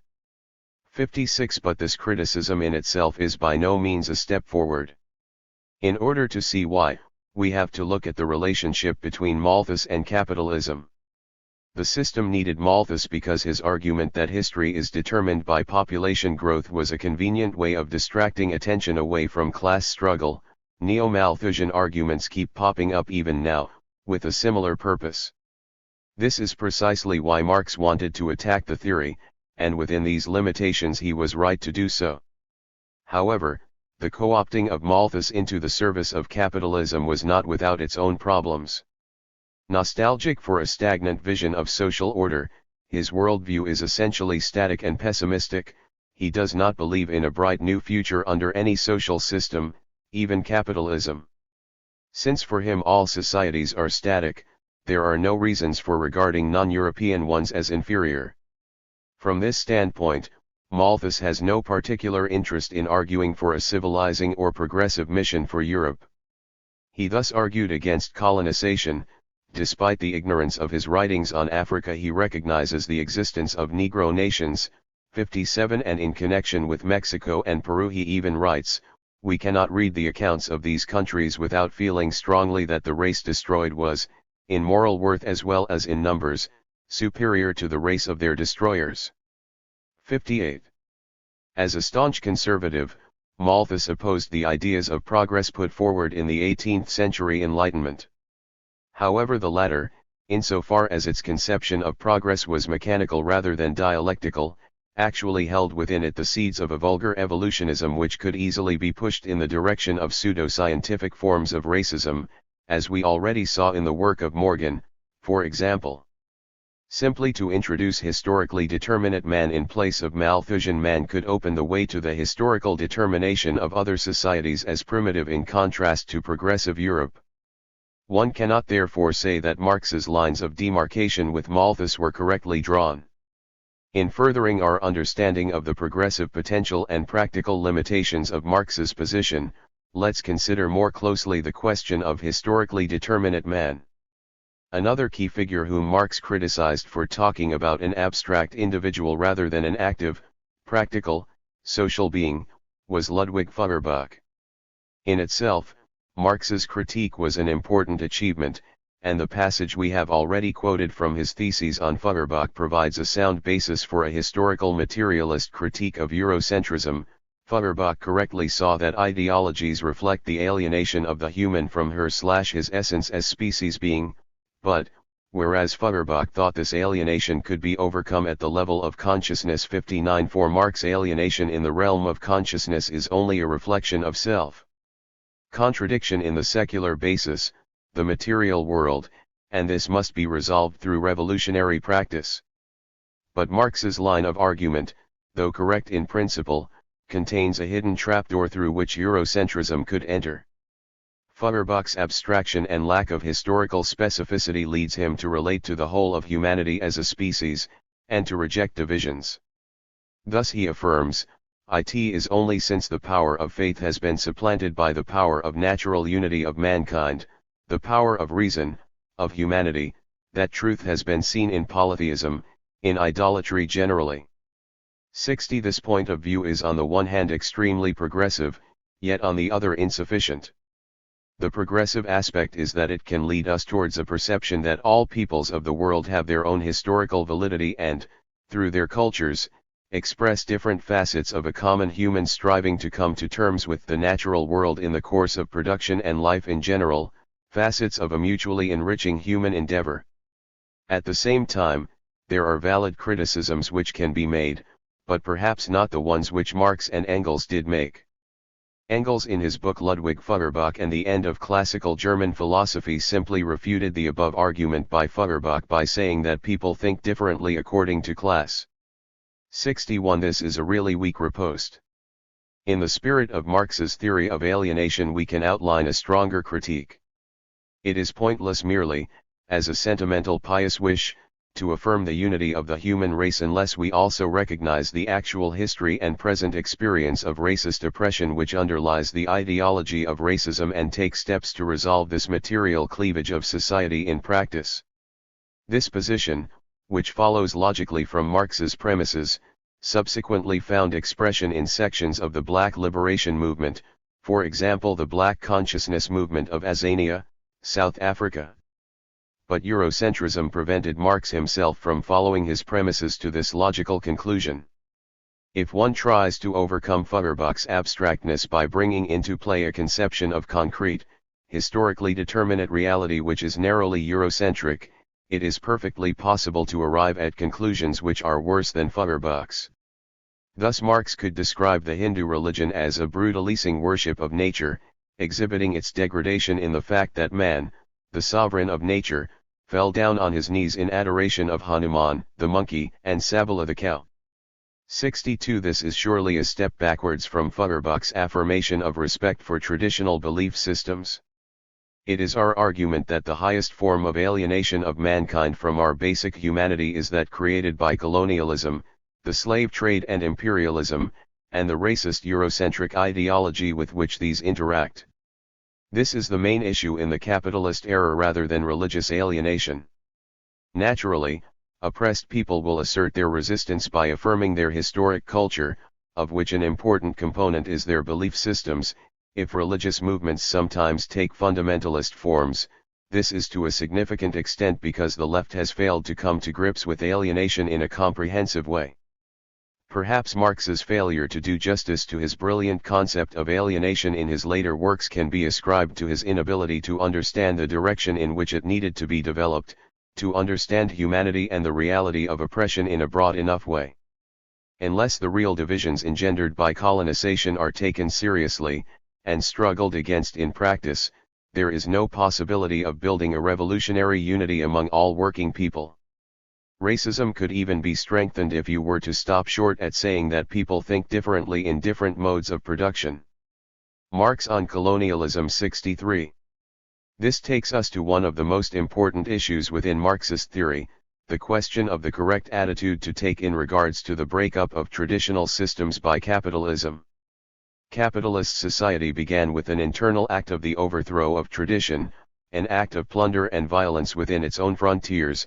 The enclosure of common lands in England, for example, ended the rural subsistence economy and left working people destitute, forcing them to accept the most appalling conditions in nascent industries.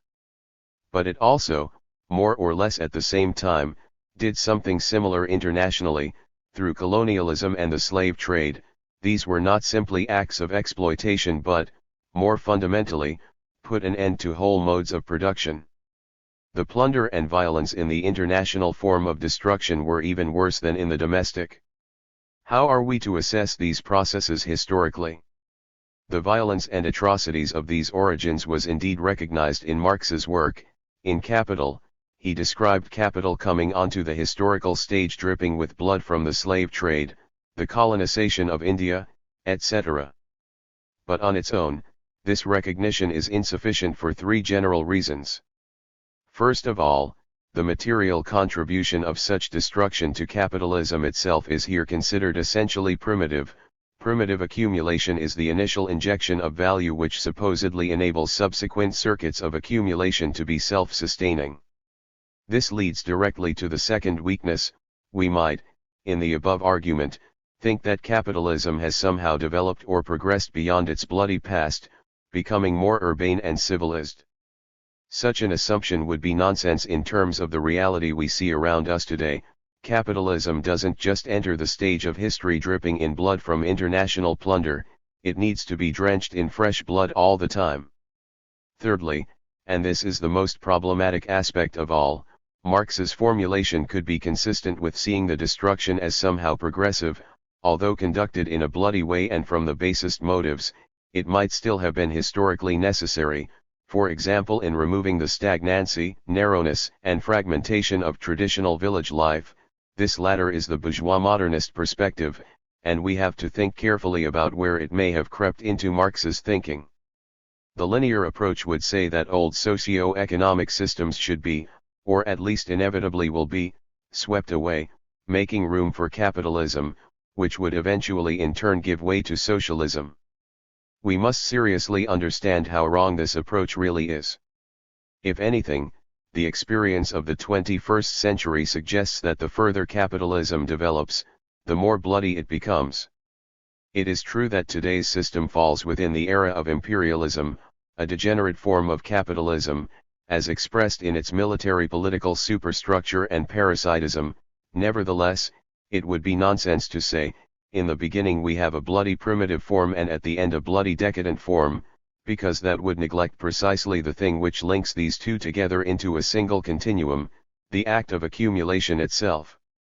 To re-emphasize, we must not think of an initial, primitive injection from the act of destruction launching circuits which are subsequently self-sustaining.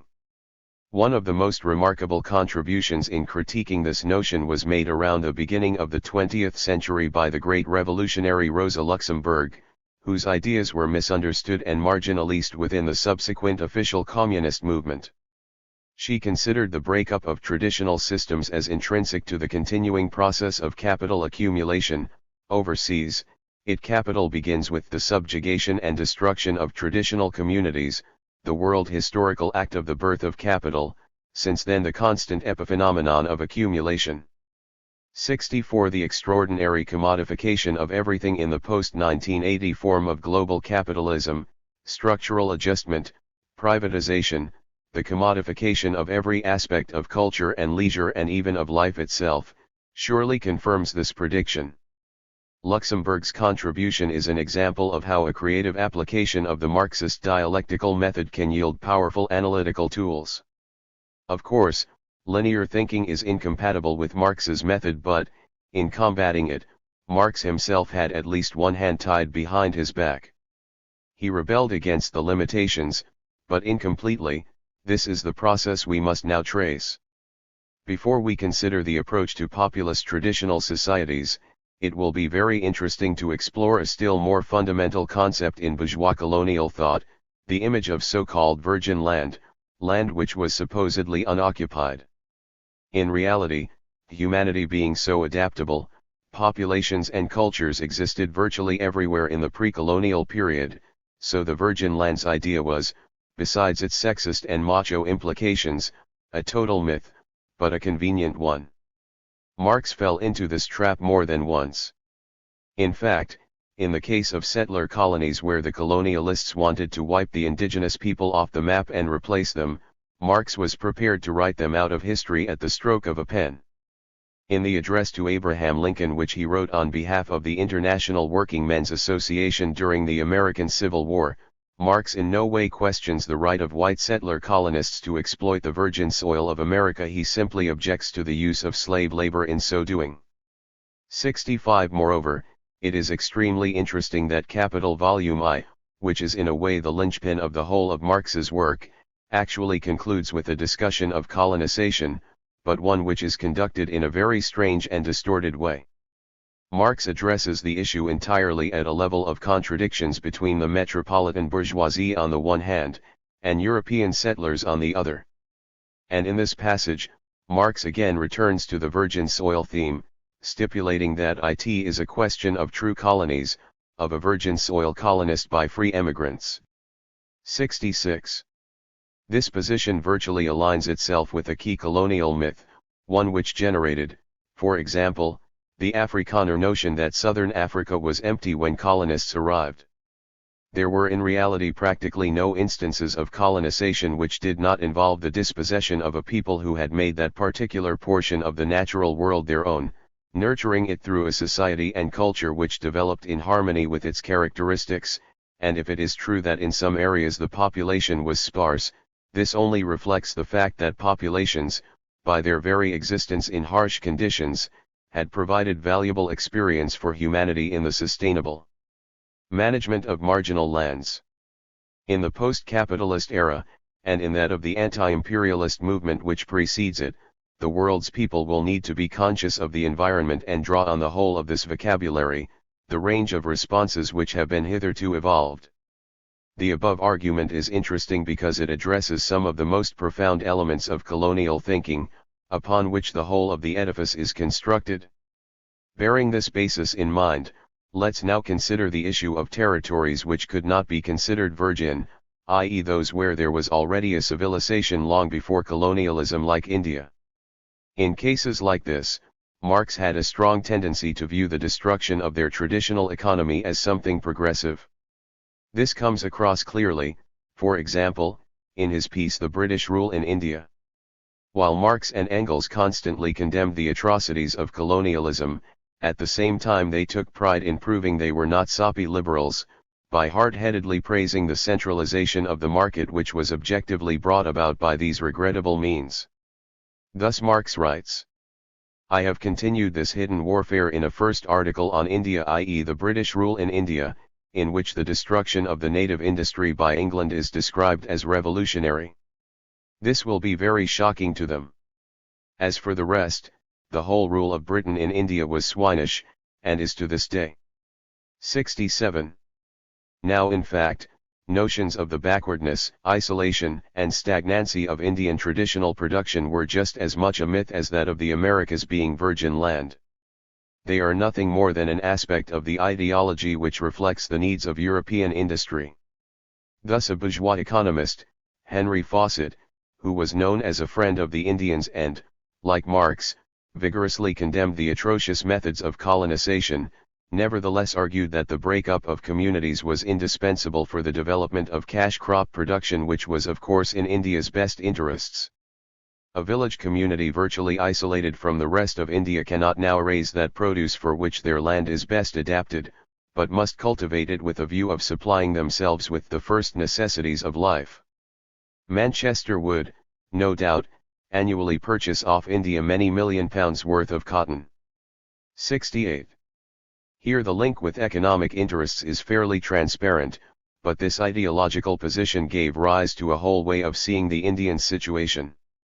Marx largely remained a prisoner of this dominant ideology of his time, and this fact stood in contradiction to the logical development of historical materialism.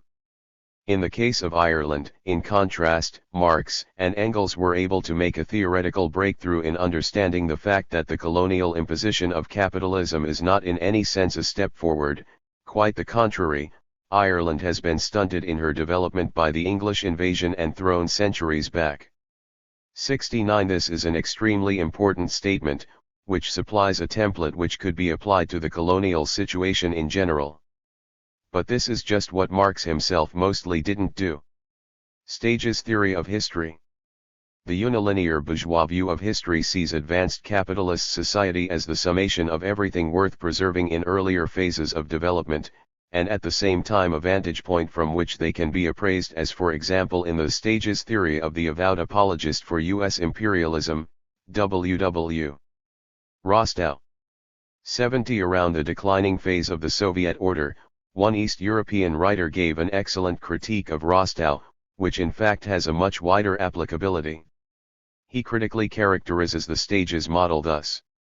If a society classified amongst the highest group has certain characteristic features, then every society that reaches this stage owing to the development of its productive forces, will assume the same features.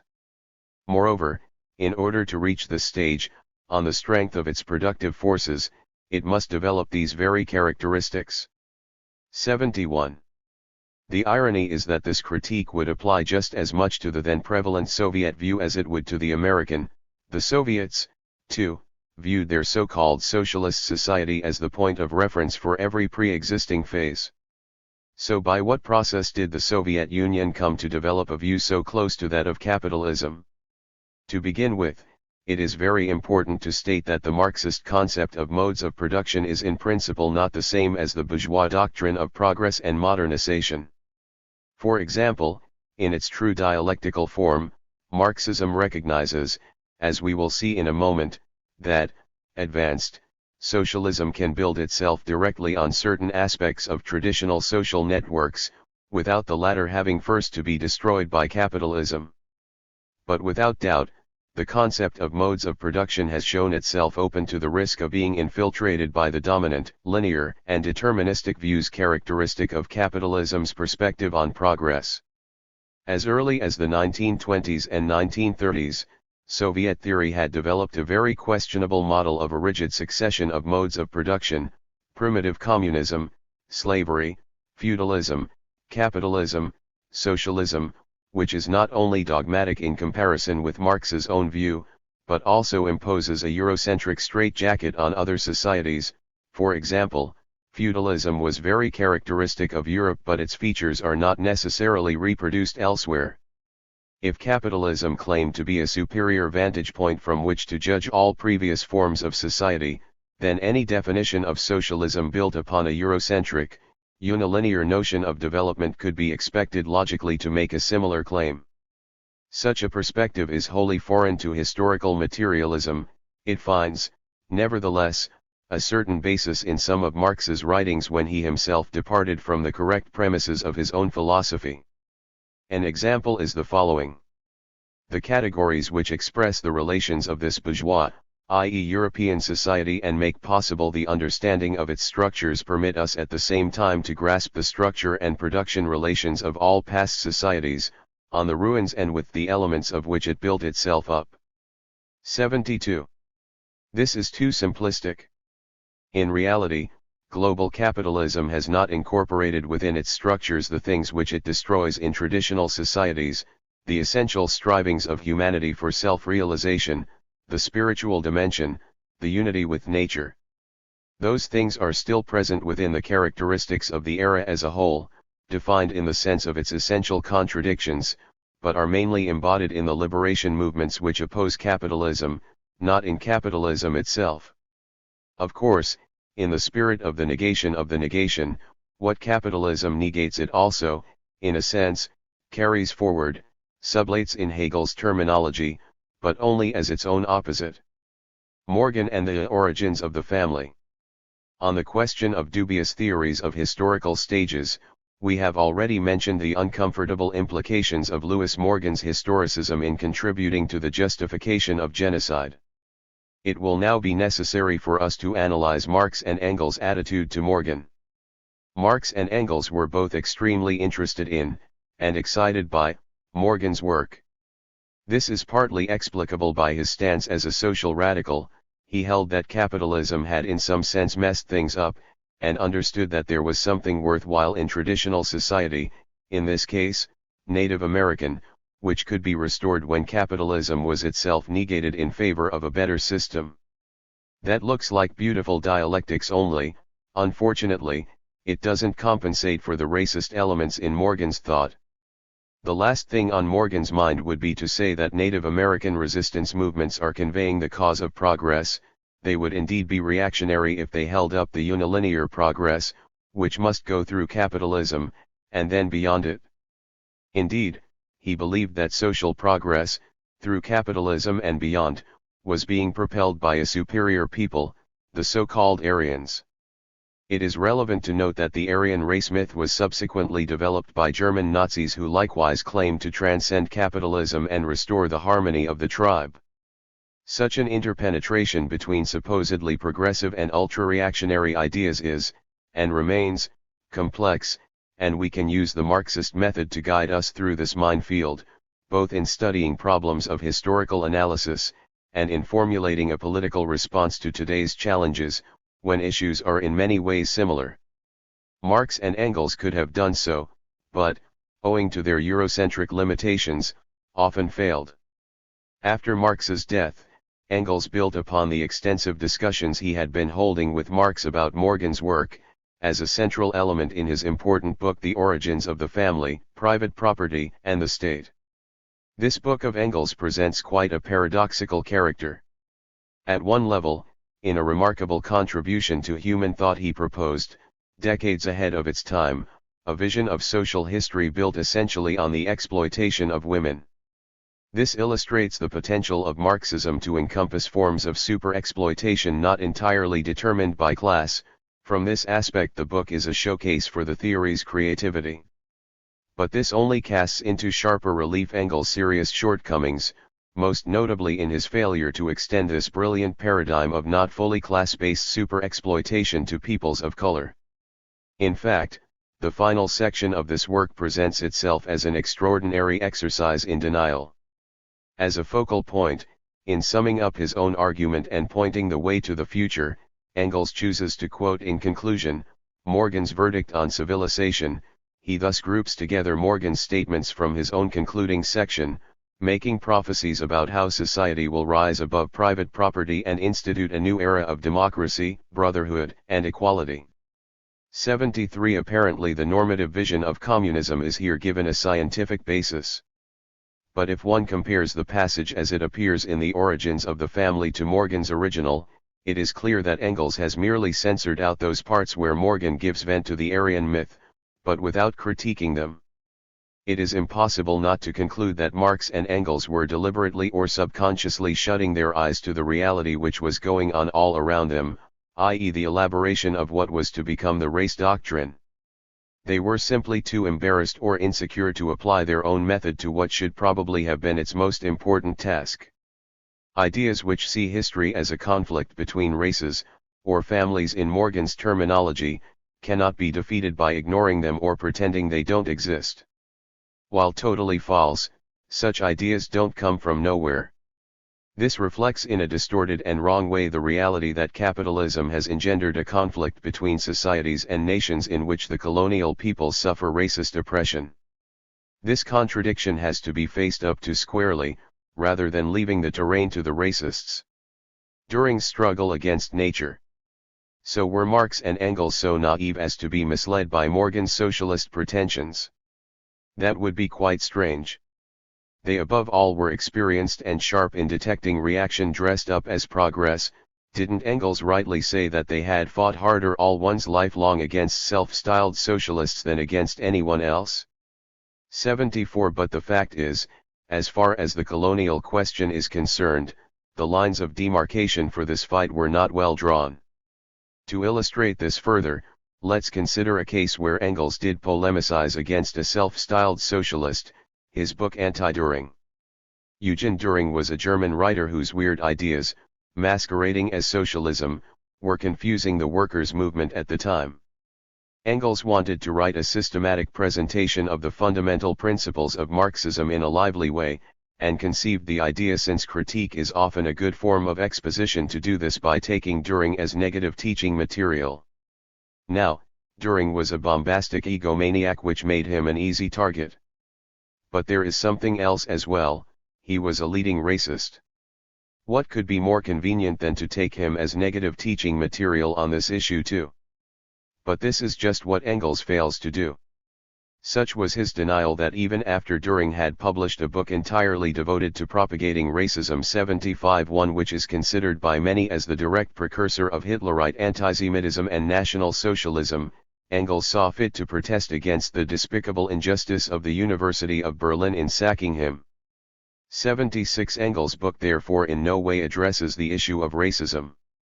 Just as in his treatment of Morgan in The Origins of the Family, it is an exercise in denial. But things have a tendency to peep through, in the very act of denial itself. In this sense, the racism issue does indeed keep raising its head in Anti-Düring in a way which, in fact, Engels himself fails to perceive. One of Düring's central themes is the so-called struggle against nature, typical of the mechanical materialist view which sees the natural world as the enemy. The view is anti-ecological but at the same time Eurocentric, and the relationship between the two elements is important. In a general sense, the two are related because the reactionary struggle against nature idea negates all the achievements of traditional societies in building a harmonious relationship with the natural world, and the relevance of their experience for a future, post-capitalist system. More specifically, the struggle of colonialism to master nature has in fact always been, as we have argued, the notion of virgin lands being a myth, a struggle also to dispossess or enslave the people who were present in those lands and had learned to nurture their resources.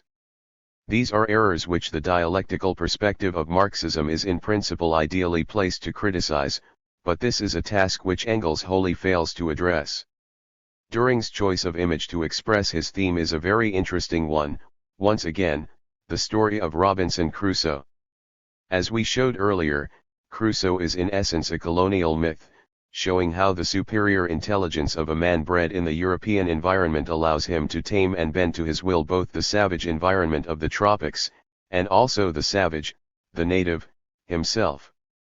This myth has deep significance in the history of ideas, revealing as it does the centrality of the colonial experience within the mindset of progressive capitalism, a bit like racism itself. Just because it's absurd doesn't mean it's unimportant, quite the opposite. But Engels wholly fails to perceive this, merely referring, dismissively, to the story as one which properly belongs to the nursery and not to the field of science. 77 He does nevertheless analyze it, but in a strikingly inadequate way. He does so by treating Crusoe as a paradigm of class domination, saying that Turing is wrong to see dominance as originating in an act of grabbing, rather than in the historical development of class society. This wholly misses the point both of what Turing was trying to argue, and of the unconscious assumptions underpinning his choice of metaphor. In reality, when we speak of colonialism, robbery is a valid concept, but this in no way contradicts the fact that a continuing exploitative system could only have been built if the robbery was in the last analysis an expression of the laws of capital accumulation, rather than an isolated act. Interestingly, Marx himself had earlier addressed the Crusoe narrative. 78 In a way, Marx's use of the narrative is better than Engels because Marx did correctly highlight the aspect of the dominance over nature, but the indigenous population is forgotten, leaving us simply with a rehash of the Virgin Lands myth. The importance of solidarity with liberation movements. It is obvious that debates about the historic role of capitalism, progressive or otherwise, with respect to colonial peoples are not just theoretical, they reflect a constant need to respond politically to the choices which world politics constantly causes us to confront. Do we shut our eyes to the real struggles, or take a stand? Marx often did take a stand in condemning the atrocities committed by colonialism, albeit sometimes an inadequate one, if it meant merely condemning the means and not the objective result, but clearly the really big issue is, what stands to take about resistance, the fight back. That is the real touchstone. We should first make a few points to explain why resistance should be seen as progressive. We may pose the question, could anti-colonial resistance ever be a bad thing? In answering this, the starting point is to repudiate linear ways of thinking. For example, even an argument like Rosa Luxemburg's, for all its insights, might be pushed to reactionary conclusions, if the breakdown of natural, non-commodity systems is intrinsic to capitalist development. This process would by the future scope for the spread of accumulation into new terrain exhaust the developmental potential of capitalism itself, and hasten its doom. Logically, one might say on this basis that there was no point delaying such a desirable outcome by encouraging resistance. We can escape this problem by employing dialectics. What the linear reasoning forgets, first of all, is that what really follows from the breakdown of functioning social systems is not the enlargement of pure capitalist relations, but rather a dualistic system wherein the peripheries are kept in a situation of super-exploited limbo, robbed of their traditional order but unable to generate a functioning new one.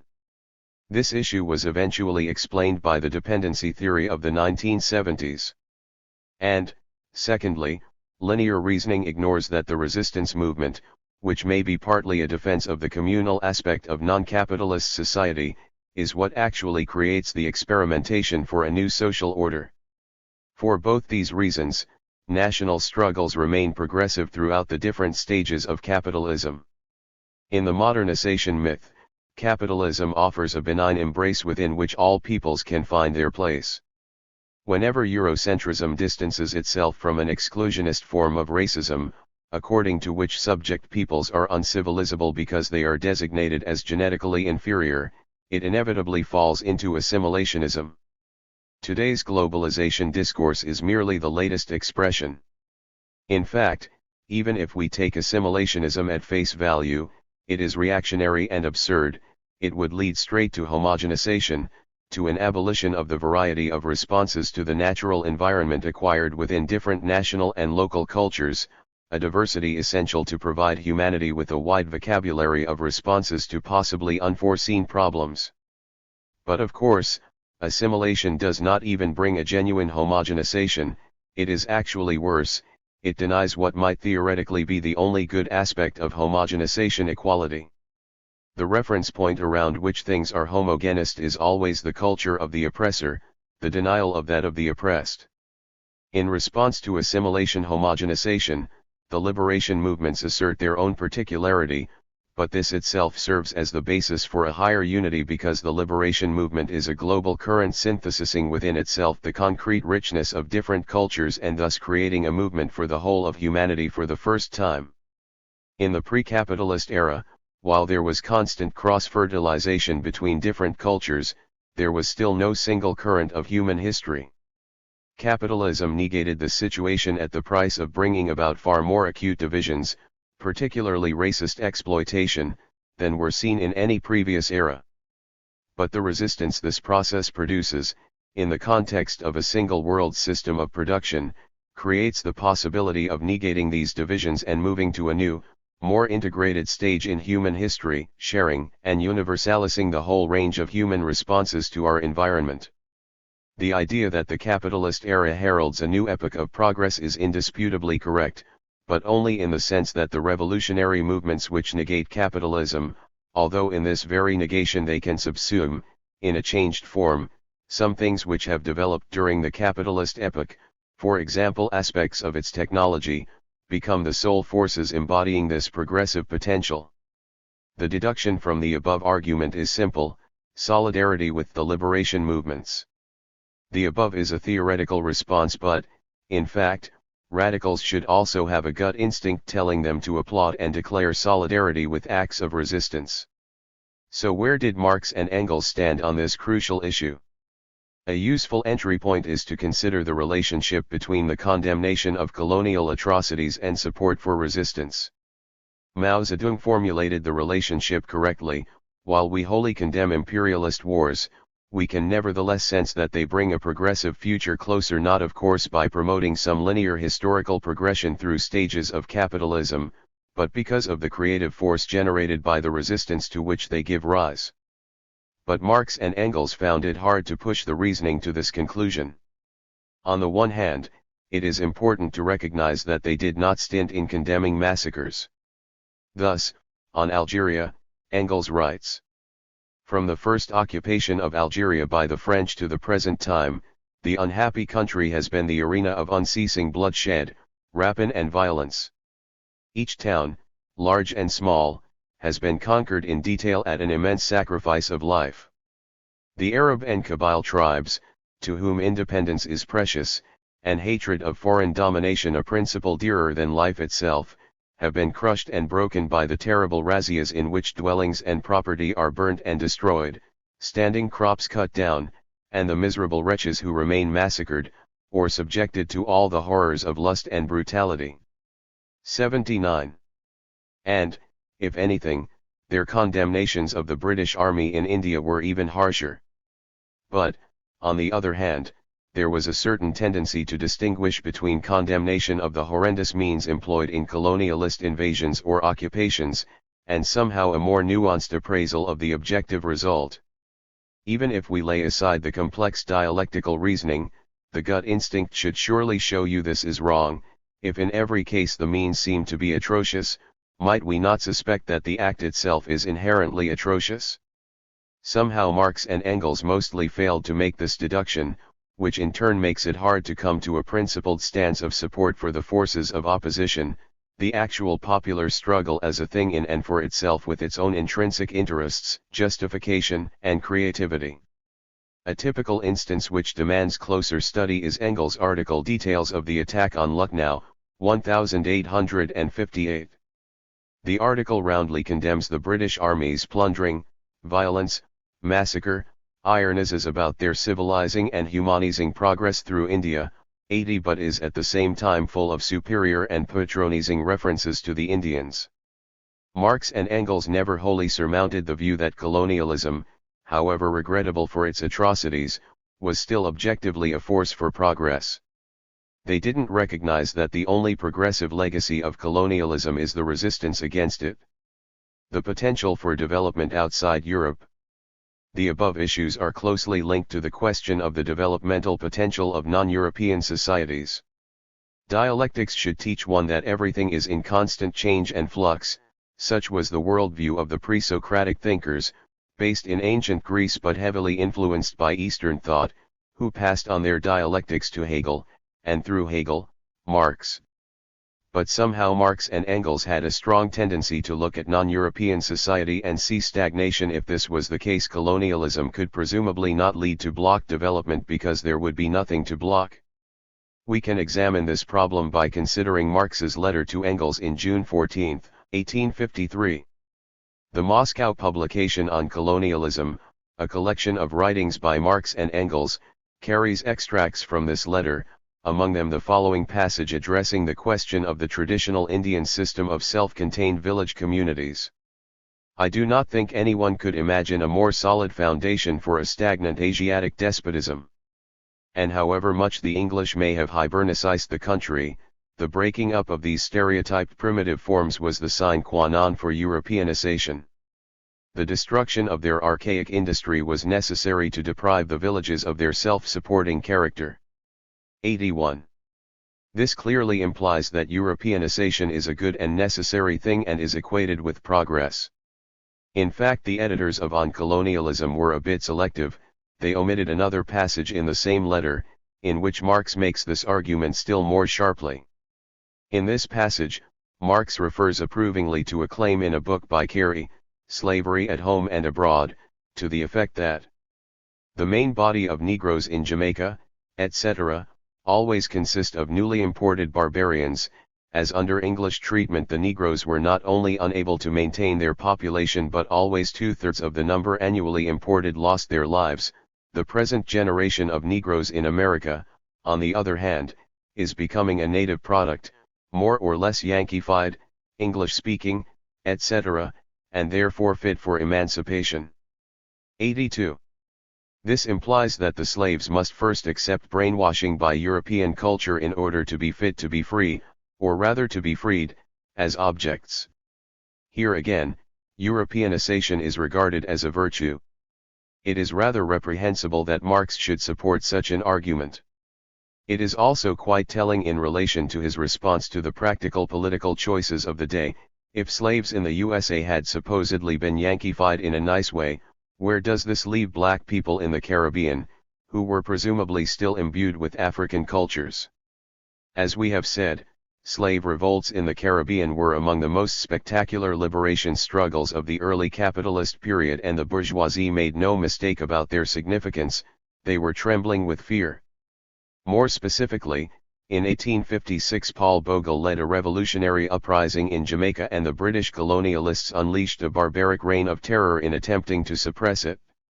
This was a period when racist ideology was striving to win hegemony over the hearts and minds of the working class, but there was still considerable working class sympathy for the oppressed. 83 And this could have provided a basis for political work by the left. But this opportunity was ignored by Marx and Engels. Despite widespread debate within society, they thought they knew better. Supposedly the struggles had no future because there was nothing they could draw from their own intrinsic roots which could establish their historical validity. In a letter to Marx dated December 1, 1865, Engels, far from expressing solidarity with the revolutionary struggle, merely remarks in passing about the atrocities committed against unarmed niggers. 84 This is practically like reporting British colonialism to the Royal Society for the Prevention of Cruelty to Animals for whipping a dumb cur.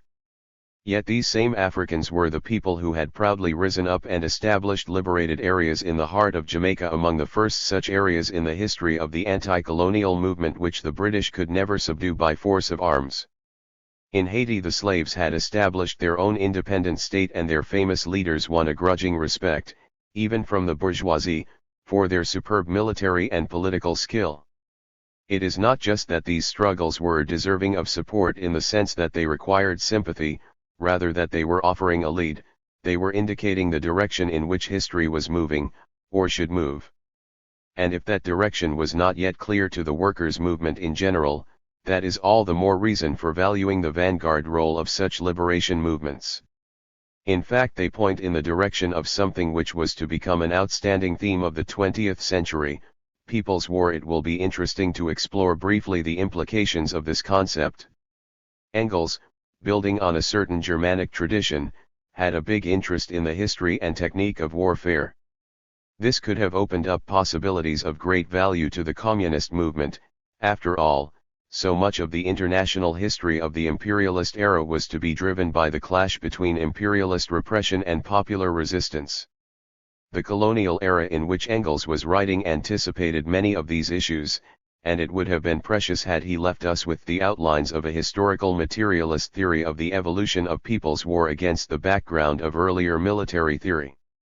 In a certain respect, the objective historic process did push its way into Engels' consciousness, but the Eurocentric framework of his thought was such that it could neither contain, nor be broken apart by, these epoch changes.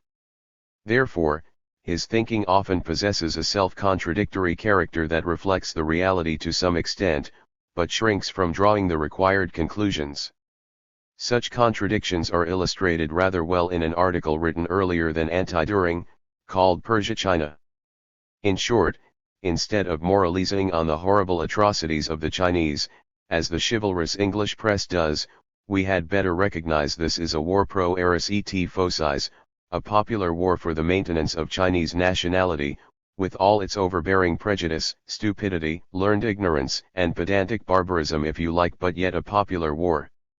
And in a popular war the means used by the insurgent nation cannot be measured by the commonly recognized rules of regular warfare, nor by any other abstract standard, but by the degree of civilization only attained by that insurgent nation. 85.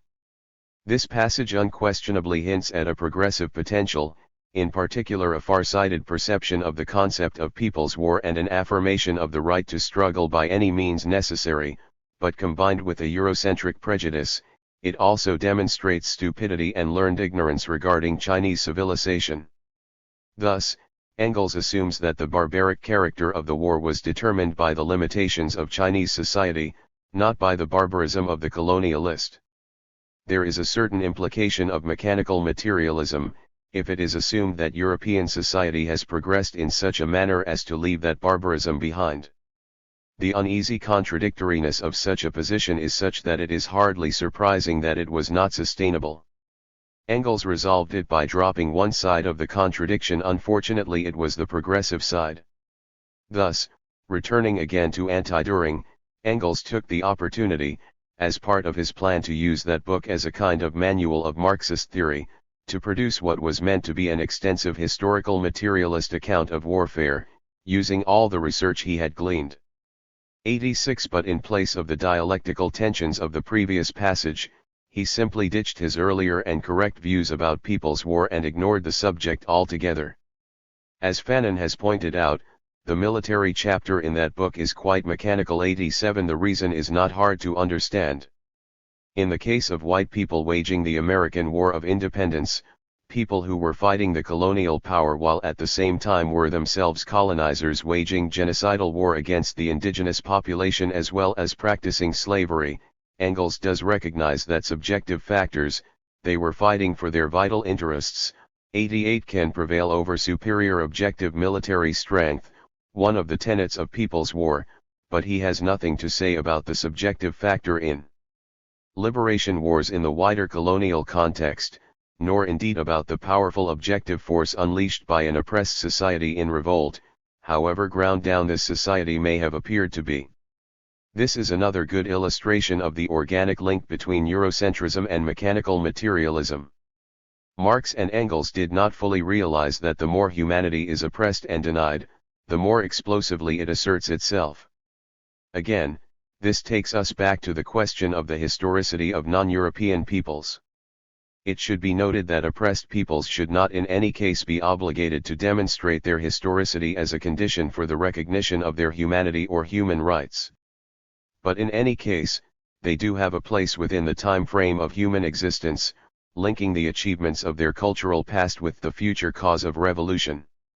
When Marx and Engels considered the prevailing situation in uncivilized countries brutish, we can consider this true only in terms of the oppressive structures, particularly the colonial ones, which are indeed brutish, and not in terms of the oppressed. Of course, aspects of traditional indigenous society are indeed oppressive with respect to women, for example there is class stratification, and even the humanity of certain groups may be denied, as with the caste system. But the whole point is that liberation struggles cannot be led to victory from above. Imperialist exploitation tends to build upon, and develop symbiotically with, indigenous forms of oppression and exploitation, and ultimately those whom the system most often seeks to dehumanize become the leading force in destroying this same system, a necessary step so that their humanity can emerge.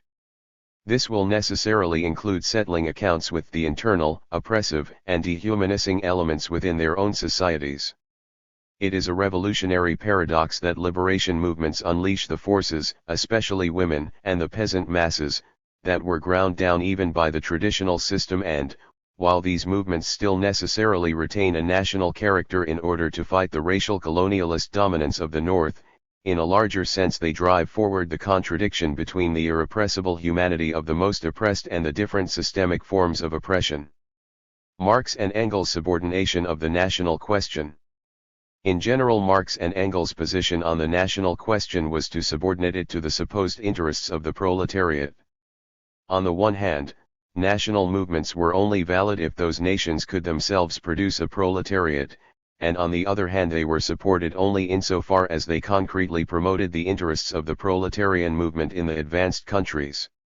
On the first of these two aspects Engels, in particular, adhered to the idea that those peoples who could not by themselves produce a bourgeoisie, and hence a proletariat, were historyless.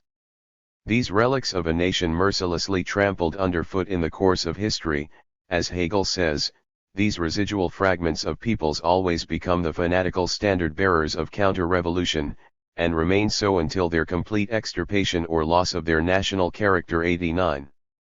This is genocidal in its implication. The examples Engels gives in the article from which the above quotation is taken are of European peoples, such as the Gaels of Scotland, the Bretons, the Basques, and the South Slavs, but in a certain sense this entire perspective which cheerfully contemplates the extermination of inconvenient nationalities springs from colonial experience. The colonial peoples, more than any others, were considered historyless, according to the imposed Eurocentric definition, and therefore lacking any future viability. It appears as though, in a manner perilously close to the passage we quoted earlier from Morgan, one particular group of humanity possesses the monopoly over the mainstream of social progress. The particular Aryan framework in which Morgan expressed this notion is not affirmed by the founders of Marxism, but neither is it repudiated. The paradox is that, within Marxism, this dangerous position coexisted with, and was by a strange logic supposed to be compatible with, an immensely progressive stance when it came to attacking any form of national oppression carried out under the guise of revolution. In 1847, right at the beginning of their career, Marx and Engels stated unequivocally that a nation cannot become free and at the same time continue to oppress other nations and, more specifically, that revolutionary Germany must, along with its own freedom, proclaim the freedom of the peoples which it has hitherto oppressed. 90. The importance of these principled positions must be emphasized. Indeed, professional anti-communists like Carlos Moore, as we will observe later, go to great pains to conceal them. The fact is that Marx and Engels are clearly differentiated from the social chauvinism which infected the communist movement in the pre-Lenin period and which crept back gradually after Lenin's death. At the same time, however, the limitations of Marx and Engels' position must also be admitted. The leading factor in the revolution was definitely understood to be the proletariat of the advanced countries. It was not in their interest to oppress other nations. Although this position is correct, and indeed highly important, it is not the same as recognizing that the oppressed have their own interests. There is also a certain tendency in such statements to speak of the advanced proletariat as being able to free the oppressed peoples, as objects, rather than the latter being capable of freeing themselves, as in the notion, we are our own liberators. This was admittedly not always the case, and in many instances Marx and Engels did recognize that oppressed peoples were struggling for their own freedom. Therefore, since the advanced proletariat had an interest in getting rid of national oppression, struggles for national liberation should be supported. But in this context such support was selective because it was determined by what was conceived to be the interest of the proletariat of the advanced capitalist countries. The chauvinism which later developed in the workers' movement, while at one level in total contradiction to the correct principles laid down by Marx, was at the same time not entirely disconnected from the superior attitude which he cultivated in judging national movements. For example, in a letter to Engels on December 1, 1851, Marx congratulates himself on the fact that Ernest Jones, the English Chartist, had on Marx's prompting referred in the following terms to the Hungarian revolutionary leader, Kossuth. I tell him, that the revolutions of Europe mean the crusade of labor against capital, and I tell him they are not to be cut to the intellectual and social standard of an obscure semi-barbarous people like the Magyars, still standing in the half-civilization of the 16th century, who actually presume to dictate to the great enlightenment of Germany and France, and to gain a false one cheer from the gullibility of England. 91. Analysis of the international relations system. Another major expression of Eurocentrism arises in the field of international politics. Here, the significant error is to overemphasize conflicts amongst European powers at the expense of the wider reality of world affairs, which was the colonial expansion beyond Europe. This error also finds a certain basis in Marx and Engels' thinking. There were national struggles that they strongly supported, particularly the national struggle in Poland, but this support depended on an analysis of the international situation in which the cause of progress was strongly focused on the agenda in Europe, in particular the need for the proletariat to defeat bastions of reaction. Thus, for example, the partition of Poland is the cement which binds together the great military despotisms, Russia, Prussia, and Austria. Only the restoration of Poland can break this bond and thus liquidate the greatest obstacle to the emancipation of the European peoples. 92. The starting point, and here Marx and Engels were obviously correct, was that the ruling classes of Europe would not allow revolutions to run their course in a particular country, they would mobilize internationally to prevent such situations. But to present this understanding as the central issue in international relations at a world level is problematical. This Eurocentric reasoning crops up in a somewhat bizarre form in Marx's interesting and rarely studied work on international politics, The Secret Diplomatic History of the 18th Century 93, which generally implies that the whole of world history revolved around the international threat from the reactionary Russian regime. Those national movements which might serve to hold it in check should be backed. Yet, to put it mildly, Russian politics was not the totality, or even the most significant aspect, of 18th century international relations. Even mainstream thinking recognized the colonial dimension of the wars between European states, France, Spain, England, etc. Now, Marx was presumably trying to correct a certain superficiality in this emphasis on conflicting European nationalisms by revealing the existence of a hidden war aimed at suppressing social progress that was using the reactionary semi-feudal Russian regime as its spearhead. This could be quite an interesting insight, but it is weakened by the fact that Marx, in this context, fails to see that the colonial wars were themselves only superficially a product of rivalry between conflicting European nationalisms. In a deeper sense they reflected a kind of collective expansion of white power at the expense of the rest of humanity. The cause of progress cannot possibly be formulated in such a way as to sideline this issue. As C.L.R. James has shown, the struggle over the slave trade and over the zones of production was of absolute and primordial importance for international and domestic affairs in Europe. 94. Moreover, as James also correctly states, and this might seem obvious, but curiously it needed to be said, the struggle was, legitimately, of primordial importance to the slaves themselves. The Haitian struggle was revolutionary in its own right, and thus possessed the absolute right to choose its own methods, tactics, and alliances. The alliance with the French Revolution was only conditional on the latter favoring the emancipation of slaves. This, then, was a redefinition of the reality of international affairs through the practice of struggling peoples, conveyed through great sacrifices and with great ingenuity. Such a perspective not only corrects the narrow, Eurocentric view of a world politics revolving around Central Europe, but also, and more profoundly, critiques the assumption that liberation movements had no intrinsic interests and autonomy beyond that conferred by their value to the most advanced revolutions in Europe. Marx and Engels' system of ideas was not static.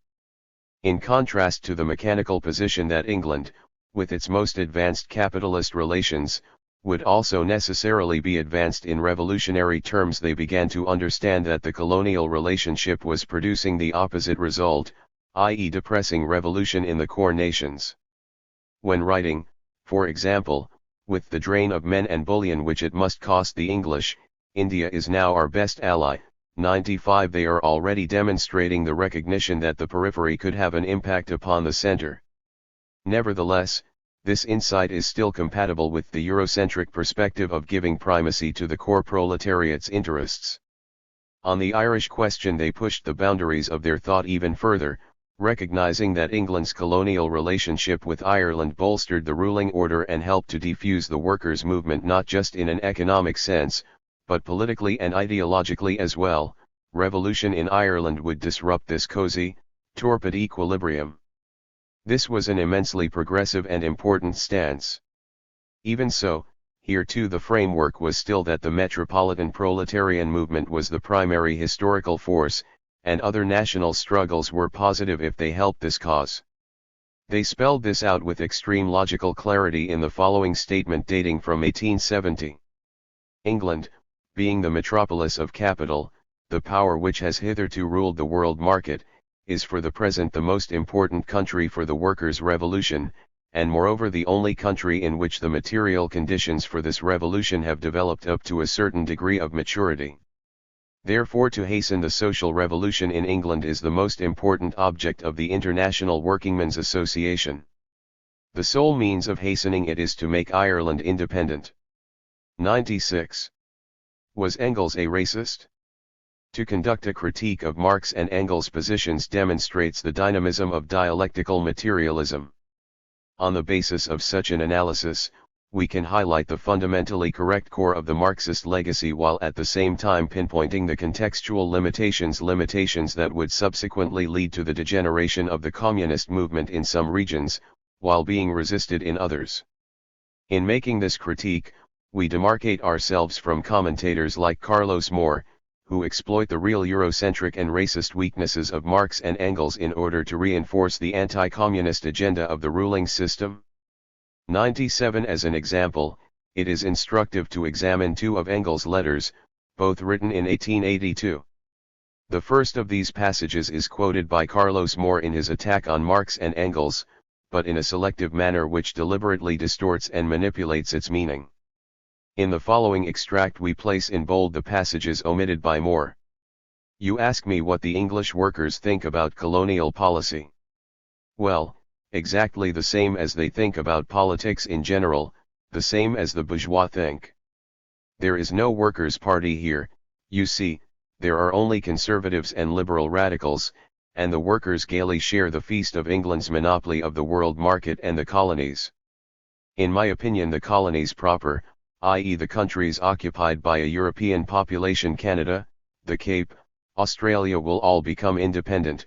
On the other hand, the countries inhabited by a native population, which are simply subjugated, India, Algeria, the Dutch, Portuguese and Spanish possessions, must be taken over for the time being by the proletariat and led as rapidly as possibly towards independence. How this process will develop is difficult to say. India will perhaps, indeed very probably, make a revolution, and as a proletariat in process of self-emancipation cannot conduct any colonial wars, it would have to be allowed to run its course. It would not pass off without all sorts of destruction, of course, but that sort of thing is inseparable from all revolutions. The same might also take place elsewhere, e.g. in Algeria or Egypt, and would certainly be the best thing for us. We shall have enough to do at home. Once Europe is reorganized, and North America, that will furnish such colossal power and such an example, that the semi-civilist countries will of themselves follow in their wake. Economic needs, if anything, will see to that. But as to what social and political phases these countries will then have to pass through before they likewise arrive at socialist organization, I think we today can advance only rather idle hypotheses. One thing alone is certain: the victorious proletariat can force no blessings of any kind upon any foreign nation without undermining its own victory by doing so. Which of course by no means excludes defensive wars of various kinds. 98. In the spirit of seeking a genuinely historical materialist critique of Marx and Engels, it is important to emphasize that we are not claiming the ideas laid out in the bold passages are absolutely correct. simply that they are essential if we are to make a scientific appraisal of Engels' position, and thus advance revolutionary theory in the process. Engels recognizes that the actually existing workers' movement is completely within the framework of bourgeois ideology on the colonial question. This is an extremely important and correct analysis, one which the communist movement would later and unfortunately abandon. Since its enslavement to the bourgeoisie on the colonial question is a condition for the proletariat's enslavement in general, any movements which help rid the proletariat of this burden are a good thing. Moore's distortion of the passage gives the impression that Marx and Engels were social colonialists, which is entirely false. At the same time, the limitations in Engels' position are clear. The situation is explicitly assessed according to what is best for us, i.e., the metropolitan workers' movement. Despite the claim to internationalism, Engels is not including the colonial peoples among this us. Instead, the leading force in the future epoch of world history, not just the history of Europe but the history of the rest of the world, is still assumed to be Europe, now rationally organized under proletarian leadership. From this analysis there follows logically a certain stance on anti-colonial solidarity which is quite problematical. Under the auspices of being materialist and hard-headed, shunning idealism, Engels does not shrink from a stark articulation of this view, as in the following extract from his letter to Bernstein of August 9, 1882. We Western Europeans should not be so easily led astray as the Egyptian Felus or all the Romanic people. All the Romanic revolutionaries complain that all the revolutions they have made were always for the benefit of other people. This is easily explained. It is because they were always taken in by the word revolution. And yet, no sooner a mutiny breaks out somewhere, than the entire Romanic revolutionary world is in rapture over it uncritically. I think that we can well be on the side of the oppressed Felus without sharing the illusions they nurture at the time. A peasant people just has to be hoodwinked for centuries before it becomes aware of it from experience, and to be against the English brutalities while by no means siding with their military adversaries of the moment. In all questions of international politics the sentimental party newspapers of the French and Italians are to be used with the utmost mistrust, and we Germans are duty-bound to preserve our theoretical superiority through criticism in this sphere as well. 99. Thus, support is withheld from the actual resistance struggles whenever they allegedly represent dead-end social and economic forces. The progressive potential of Marxist political economy. Such selectiveness is what stands in the way of Marxism expanding its compass to address all of the world's peoples. This is what must be overcome. Since objectively Marx and Engels were the progenitors of the most revolutionary ideology ever, it is not surprising that, even within the somewhat Eurocentric framework of the origins of their thought, the most far-sighted concepts kept pushing their way through. Thus, for example, the following statement from 1858, "Is it the socialist revolution not bound to be crushed in this little corner Europe, considering that in a far greater territory the movement of bourgeois society is still on the ascendant?" 100. This perspective is extremely far-sighted, and opens up an understanding of how capital was later able to surmount the crisis of the 20s and 30s and even create an unexpected boom, first in 1945 and then in 1980. Had the Soviets taken this insight seriously they would not have been spouting nonsense even as their system went to its doom. The point is the potential for capital accumulation through heightened super-exploitation and the cultivation of dependent development in the colonies and neo-colonies. We can understand how this happened by applying Marxism in a non-Eurocentric way as, for example, Samir Emin would eventually do by showing that the consolidation of the core was achieved because the tendency to pauperize the workers, predicted by Marx as a necessary tendency of capitalism, is in a sense exported to the dependent economies of the neo-colonial countries. 101. Because Marx and Engels were very close to the revolutionary movement in Ireland, and in a sense articulated the objective and subjective strength of that movement through their work, they produced certain ideas in this context which have applicability to the whole colonial situation. In one remarkable passage Marx even hints at the way capitalism creams off the surplus from primary accumulation in the colonies, thus limiting the possibility for indigenous development at the export of pauperization, at the development of underdevelopment, he even penetratingly criticizes the colonial ideology, complete with its racial stereotypes, which protects the entire system. A class of absentee landlords has been enabled to pocket not merely the labor but also the capital of whole generations, each generation of Irish peasants sinking a grade lower in the social scale, exactly in proportion to the exertions and sacrifices made for the raising of their condition and that of their families.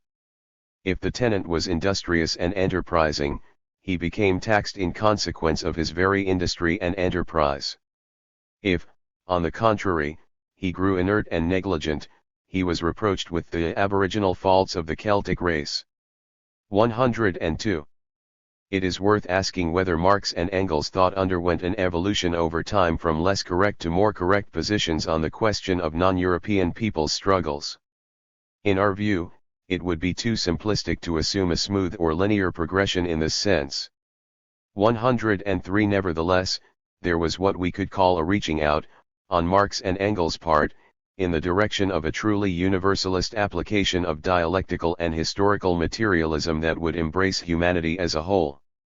It was neither smooth nor linear, but, despite some false turns and Eurocentric hangovers, there was indeed an evolution towards a deeper understanding, particularly on Marx's part.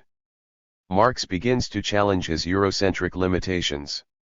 Marx was continually trying to expand his horizons, and despite his illness, the pressure of work on capital, and his practical involvement with the European workers' movement, he still devoted enormous energy to study in his final years, and probably the main topic upon which he focused was precisely to understand all he could about non-European peoples.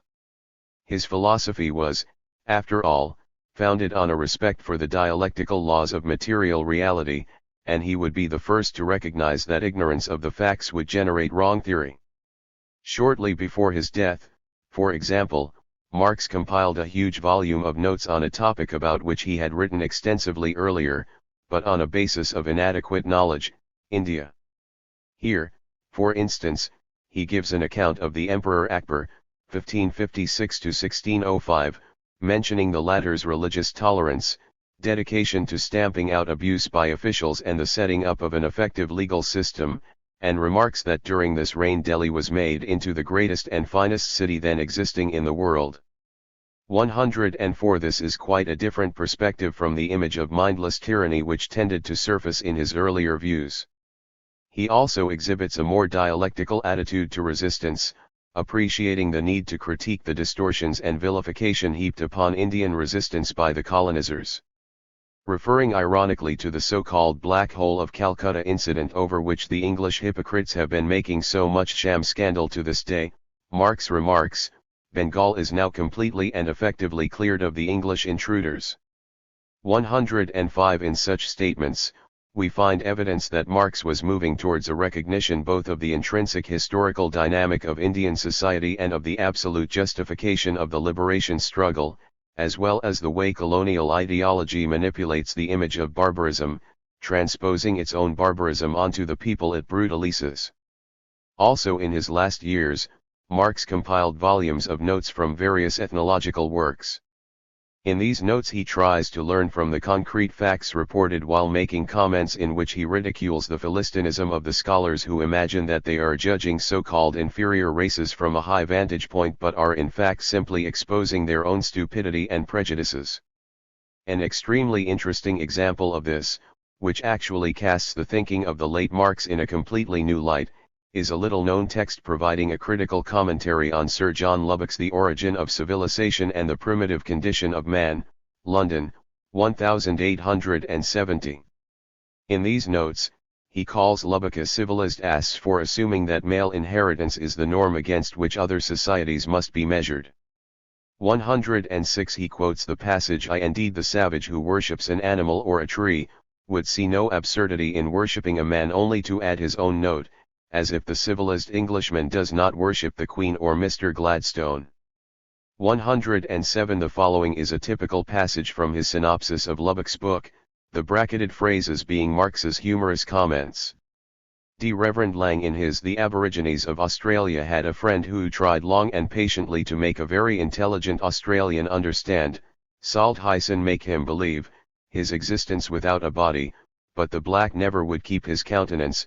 For a long time he could not believe, he is the intelligent black, that the gentleman, i.e. die Pfaffen lang's silly friend, was serious, and when he did realize it, that the gentleman was an ass in good earnest, the more serious the teacher was, the more ludicrous the whole affair appeared to be. Spotted Lubbock seiner selbst u weiss doch nicht wie. 108. Marx's view of stages. One of the most remarkable dialectical ideas which Marx developed was his view that societies could progress directly to socialism, on the basis of their surviving communal structure, without having to go through the intervening stage of capitalism. This insight completely breaks with the linear model which we critiqued earlier. It opens the way to a new social order organized through commons regimes.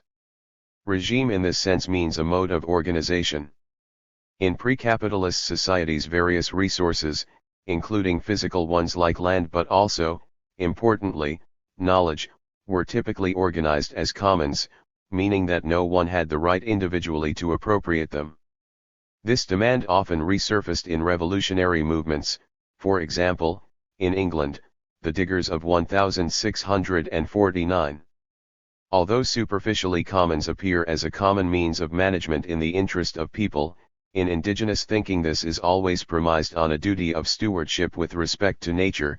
The regime has an absolute duty to prevent the resource being depleted, the management of grazing lands by traditional pastoralists being one example. Today's progressive social movements, for example in India and Bolivia, strongly emphasize this link between commons and ecological stewardship. Capitalism and colonialism have mostly vowed absolute hostility towards commons, promoting a frantic appropriation not just of land and resources, but of knowledge. Quite recently, in a bid to appropriate the value generated by society's self-organizing capacities, we witness a subtle shift by the mainstream, exemplified by its enthusiasm for the work of economist Elinor Ostrom, to incorporate some tame aspects of commons management as a subordinate part of a political economy overwhelmingly dominated by private appropriation. But in a deep and strategic sense, commons remain antithetical to capitalism, and a bridge between the indigenous social systems and the communist vision derived from Marx and Engels. An important ingredient in this concept was Marx's view on the question of the land. Here too we find interesting evidence of an evolution in his ideas. He initially thought that the lack of private property in land was a factor holding back progress 109 and that, consequently, colonialism could be progressive in the breaking up of traditional property relations, for example, in India. At the same time, and from very early on, Marx grasped the fact that the basis of the colonial contradiction lies in depriving the subject people of their own land. In the case of India, this theme comes across very strongly in an important article on the annexation of Oudh written in 1858-110 where, just as in the case of Ireland, Marx was convinced from the first that the social revolution must begin seriously from the bottom, that is, from land ownership. 111. Taking this one step further, Marx began to perceive a link between rural society and revolution. This understanding is completely different from a mechanical view which would neglect rural society in favor of advanced, urban, productive forces. In particular, Marx devoted great attention to studying Russia, and in doing so looked carefully at the views of the great revolutionary theoretician, Nikolai Chernyshevsky, who had raised the following question: must Russia start, as her liberal economists wish, by destroying the village community so as to go over the capitalist system, or can she, without undergoing the torments of the system, secure all its fruits, while developing her own historical endowments? 112. In a letter to Vera Zasulich of March 8, 1881, Marx refers to the village community as a strategic point of social regeneration in Russia. 113. There was thus a possibility of using the village community as a basis for building an alternative society. The clear implication is that the destruction of traditional society by capitalism can no longer be seen as progressive. This shift in Marx's ideas is extremely important since it anticipated, by at least a century, the debates regarding the role of commons regimes as the basis for an alternative social order while, at the same time, providing a dialectical framework within which to analyze these debates. Although worked out in relation to Russia, this theory had worldwide implications that Engels would later make explicit. The abbreviated process of development applies not only to Russia but to all countries at the pre-capitalist stage of development. 114. The way in which Engels developed this idea after Marx's death was, however, not wholly satisfactory. He fails to settle the historical question of how the stagnation of the colonial countries originated, tending to assume that their abbreviated development to socialism would occur not from their own intrinsic dynamic but only in response to an impetus from the metropolis. In an 1884 letter to Koski, Engels thus discusses the situation in Java, then a Dutch colony, describing how today primitive communism furnishes there as well as in India and Russia the finest and broadest basis of exploitation and despotism, so long as it is not aroused by some element of modern communism, and how in the conditions of modern society it turns out to be a crying anachronism, to be removed or further developed, as much as were the independent mark associations of the original cantons. 115. While it is true that the deliberate maintenance of truncated pre-capitalist structures provides an essential basis for colonial, or neocolonial, despotism, an idea developed in the 1950s writings of Paul Baran, a major precursor of dependency theory, we should identify the main culprit as traditional systems of dominance rather than traditional cooperative structures. Similarly, the notion of being aroused by modern communism carries with it the implication that metropolitan socialism must play a leading role.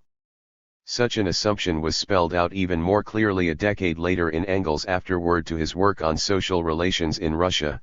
Here the democratic traditions in non-centralist societies are seen as backward relics, passively awaiting the kiss of life from the metropolitan proletariat. Only when the capitalist economy has been overcome at home and in the countries of its prime, only when the retarded countries have seen from their example how it's done, how the productive forces of modern industry are made to work as social property for society as a whole, only then will the retarded countries be able to start on this abbreviated process of development.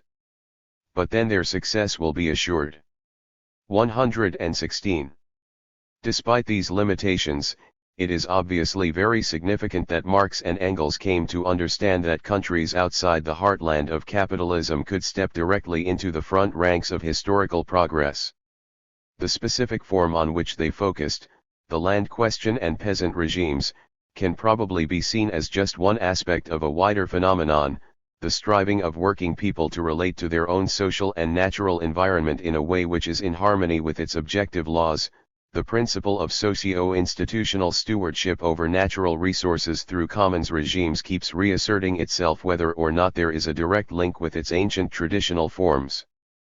Humanity is in essence social and seeks a sustainable relationship with its biosphere. This fact was expressed in communitarian land tenure systems, but not only in that form equally, it took a cultural form. It is not really a communal approach to land ownership but, rather, a culture which repudiates any ownership of land. Here we are addressing the widest sense in which social being determines consciousness, and this wider form existed on a very long time scale, reaching across major changes in modes of production and social formations. Pre-colonial class societies grafted themselves on top of these productive and institutional structures, cultures, and traditions, extracting tribute without calling into question their continued existence, which would have been nonsense if they formed the continuing basis of the tribute.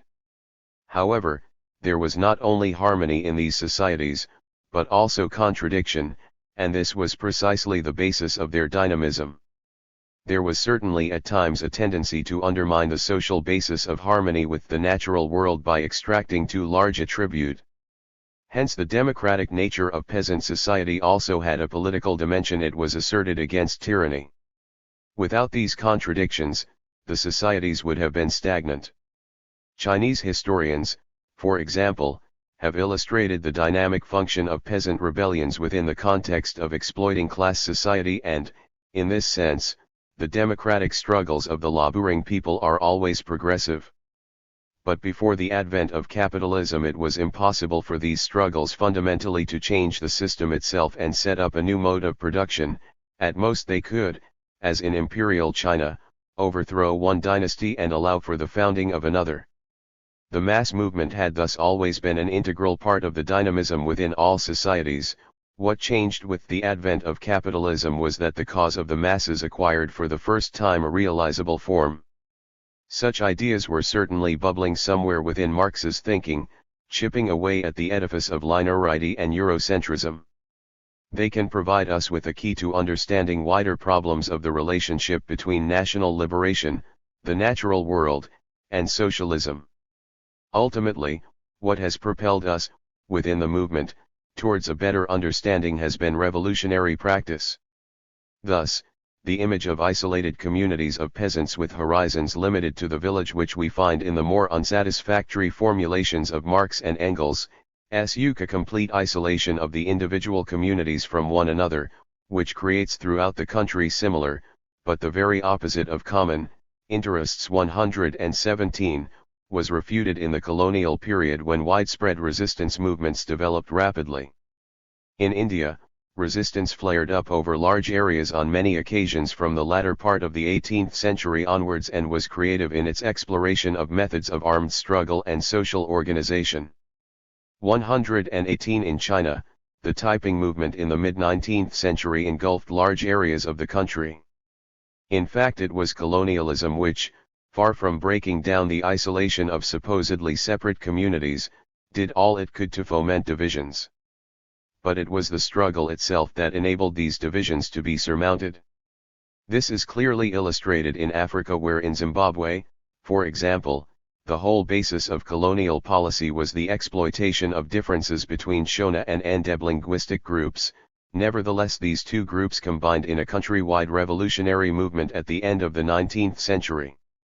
In the Maji Maji anti-colonial war in what is today Tanzania, the leader of one community sent a message to a traditional enemy saying, "We received an order from God to the effect that all white men had to quit the country. This war ordered by God must come first." 119. Thus, traditional structures were not incompatible with a wider view of national and global issues. Even today, when imperialism has done much to weaken these structures, the more isolated national minority and so-called tribal peoples can be at the forefront of the socialist revolution, for example in the Philippines, in the Naxalbari movement in India, in Peru. In fact, the democratic trends in traditional society which have developed in opposition to local oppressors can be used as a firm foundation for a socialist and anti-imperialist movement. Cabral made a great contribution to revolutionary theory in explaining this question concretely in relation to Guinea-Bissau. 120. None of this detracts from the fact that traditional structures would not on their own have built a new socialist mode of production without the intervention of the capitalist world system. But the whole point is the dialectics of the process whereby capitalism furthers this result. It does so not by destroying an existing stagnation, but rather by first creating stagnation in the place of an existing dynamism. Global capitalism has a contradictory aspect. On the one hand, the process of accumulation tends to disintegrate traditional structures, grinding them up in the process of generating surplus value, undermining them by promoting a subordinate commodity economy which forces people to abandon subsistence in favor of selling their labor and getting themselves into debt. On the other hand, the process of accumulation uses a truncated, manufactured tradition, the worst aspects of the old tradition, torn from the functioning system in which they used to be counterbalanced by democratic elements in order to bolster its repressive rule. Both of these contradictory aspects contribute, in different ways, to stagnation. The net result of the above historic logic is that the democratic struggles of the masses can no longer function as a dynamic element within the context of traditional society because the latter is prevented by world capitalism from developing any further along its own lines. Nor can these struggles even be harnessed as a mechanism for breaking up that society in the interests of an indigenous capitalist development, which is likewise impossible. It can now only be a struggle for a complete transformation. Liberation movements carry forward what is best in the historic culture of their people in the pre-colonial era, but in a changed form. The entire world exploitative system rests on the shoulders of the masses in the colonies, and the struggles of these masses can only be struggles to overthrow the system. For the contribution of Lenin. The exploitative world economic system had existed since the early days of capitalism, and so had the struggle of the oppressed nations and peoples against it, but the era of imperialism marked a qualitative step. Movements of the oppressed which become less and less isolated, and could possibly coalesce into a single current are potentially able to move beyond the stage of simple resistance so as to actively build a new social order. This is the potential, but to realize this potential required the subjective factor, an extraordinary strategic vision, which was provided in a remarkable manner by Lenin. There was an actual struggle of the oppressed nations and peoples for self-determination even before the political label self-determination was coined, and it was shaking both the Eurocentric base and superstructure of the world system. In the period leading up to the First World War, colonial oppression vastly increased. During the war itself, vast numbers of Asians and Africans were taken to Europe as cannon fodder or cheap substitutes for draft animals. Objectively, the world revolutionary process was becoming more and more explicitly the mission of the colonial peoples. The communist movement either had to keep up with events in its thinking or else turn into a force smothering progress. It is in these historical circumstances that we must view the work of Lenin, a revolutionary genius whose contribution appears stronger than ever from the viewpoint which we are advocating in this book. Standing head and shoulders above most of his European contemporaries, he fully appreciated the message of the uprising of the colonial peoples. His theoretical insights and practical policies gave the communist movement an impulse which lasted even though locked in competition with reactionary lines which later overwhelmed it for some years. Precisely because large sections of the official movement have now completely degenerated, it is more relevant than ever to rediscover the essence of Lenin's contribution. Theory and practice in Leninism. A great revolutionary leader is not someone born with all the answers, but someone who can learn from the mass movement. This is what Marx and Engels did with Ireland. In a sense, Leninism represents a bursting forth of the real mass movement of the oppressed peoples into the ideological superstructure of communist theory. There is thus naturally an evolution in Lenin's thought which reflects both the evolution of the actual struggle, and the extent to which he was able to increasingly use the lessons of these struggles in order to liberate himself from Eurocentrism. This evolution can be seen if we examine three examples from Lenin's work. The first is an article written in 1913, and aptly titled The Historical Destiny of the Doctrine of Karl Marx. In it, Lenin analyzes the characteristics of three eras in the revolutionary movement, concluding with the contemporary period which he characterizes precisely by referring to the revolutionary storms in Asia.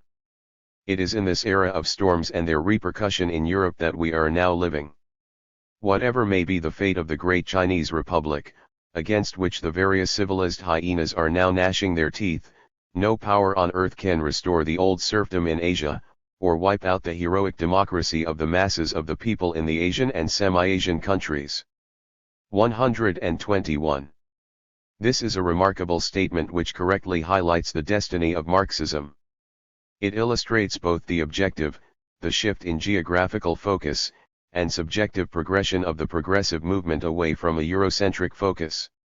Lenin is describing the blowback of the struggle of the super-exploited people upon the center. However, there is still a limitation in that he tends to see the Asian movement as an extension or enlargement of a basically European pattern. 122. This limitation was progressively transcended in Lenin's later work. Our second example comes from the period immediately after the Russian Revolution, when the Bolsheviks called a number of conferences of peoples of the East. Speaking at the second of these conferences in 1918, Lenin showed that the anti-colonial movements had not only added to the world's struggle, but also changed it qualitatively. It is becoming quite clear that the socialist revolution which is impending for the whole world will not be merely the victory of the proletariat of each country over its own bourgeoisie. That would be possible if revolutions came easily and swiftly. We know that the imperialists will not allow this. that all countries are armed against their domestic Bolshevism and that their one thought is how to defeat Bolshevism at home. That is why in every country a civil war is brewing in which the old socialist compromisers are enlisted on the side of the bourgeoisie. Hence the socialist revolution will not be solely, or chiefly, a struggle of the revolutionary proletarians in each country against their bourgeoisie. No, it will be a struggle of all the imperialist oppressed colonies and countries, of all dependent countries, against international imperialism. 123. The parts of this passage that we have emphasized read as an indictment of much of what has passed as Marxist theory in England and in many other countries up to the present day. Here, Lenin shows how the new conditions cause some of the established patterns of politics to change into their opposites. He has completely broken with unilinear views of social change. Based on their super-exploitation of the rest of the world, imperialists within the core nations possess both repressive power and the ability to bribe labor leaders, the combination of which can produce a certain measure of stability that can only be disrupted by pressure at the weak point of the system. However, the specificity of the revolutions in the East is only partially appreciated at this stage. Thirdly, let us consider Lenin's final work. Lenin suffered a prolonged illness before his eventual death in 1924 and could only write some short articles from his sickbed, highlighting crucial problems of the revolution. It was precisely in this period that he returned again and again to his theme of demonstrating how, according to the dialectics of history, the cause of the world's struggle was being taken up more and more by the peoples of the East, studying this theme under different angles and developing it.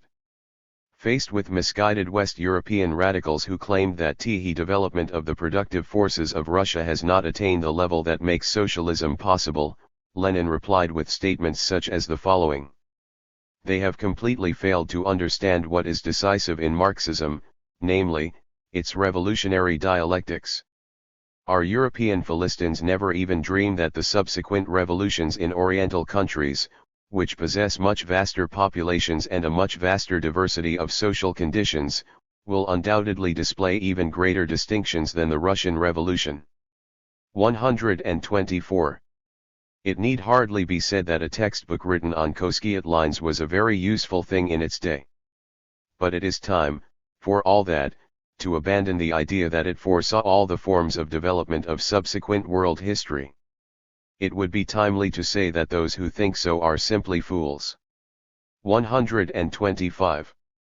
These are quite remarkable arguments.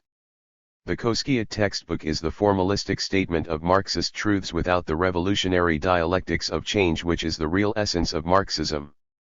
In contrast to his earlier The Historical Destiny of the Doctrine of Karl Marx, Lenin sees a change in content with the new revolutions enriching Marxism through innovative forms. On the basis of this correct worldview, Lenin also formulated practical policies stressing the importance of recognizing the struggle for national self-determination, as well as targeting the close relationship between opportunism and imperialism in the metropolitan countries. These issues are still extremely relevant. Some limitations in Leninist theory. Of course, Lenin's formulations also contain some limitations and weaknesses. This is quite natural. It is not materialist to expect even one of the great figures in history to arrive at an absolutely perfect position. Lenin's greatness lay in his consistent ability to move forward in resolving fresh questions, which continued right up to his death. His thought is in the same sense open-ended. He indicated a direction the movement as a whole needed to take in advancing and breaking fresh ground. The problem is that the official communist movement by and large failed to live up to this task. Dialectically speaking, the weak areas which subsisted within Lenin's thought were precisely those in which a consistent application of Lenin's own standpoint and methods ought to have led his successors into making progress. This is why we are mentioning these weaknesses, or unfulfilled aspects of the progress in combating Eurocentrism, here. We will discuss some of these weaknesses in the following paragraphs. First, although Lenin broke with Eurocentrism in practice, he did not explicitly criticize or sum up the shortcomings of Marx and Engels in this respect. Secondly, closely linked with the previous point, Lenin never completely broke with the viewpoint of seeing non-European societies as historically stagnant. He did not fully understand the deep-rootedness of the forward-moving dynamic of these peoples, both in terms of the developmental thrust of traditional societies, and the sense that the anti-colonial struggle reaches back to the earliest days of capitalist expansion, carrying forward the established dynamic of these societies in a changed form. In reality, the anti-colonial movements were new to Marxism, but they were not new to history. They had always been there, but they simply hadn't been noticed, from the Eurocentric frame of reference. Although they underwent a major upsurge in the era of imperialism, they did not simply spring from nowhere. However, Lenin sometimes veers towards a position of seeing these struggles as being created by the era of imperialism, assuming that this disrupted an earlier stagnancy. His repeated use of the adjective new in describing the anti-colonial movements is thus not wholly sound, although it does reflect, on the positive side, that he saw these forces as the agents of building a new era, as having unequivocally taken over the responsibility for historical progress. This particular contradiction between the great historical vision and the surviving limitations in Lenin's worldview is well illustrated in a passage from another of his last writings where he refers, interestingly, to the orientation of a new theoretical journal. His reference to the shifting geographical focus of the world revolution as the most striking illustration of dialectics is particularly remarkable and profound.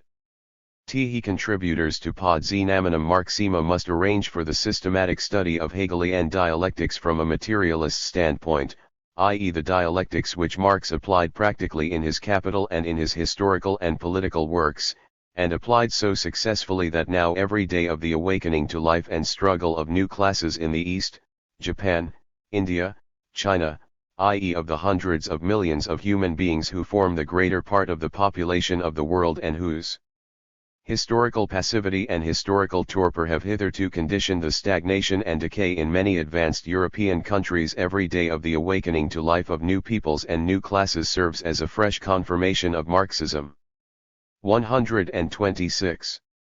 Thirdly, Lenin was unable essentially because of time constraints, no doubt, since he was actively leading the practical movement to develop his work in the field of political economy. He could thus not formulate the depth of the colonial contradiction at a theoretical level to the same extent that he did in the field of practical politics. His successors should, of course, have taken up these challenges, but did not. This was extremely unfortunate because a theoretical formulation of the broad strategic vision was absolutely necessary to counterbalance the distortions which might arise at times when the immediate tasks of practical politics were perhaps legitimately conceived in a somewhat Eurocentric manner.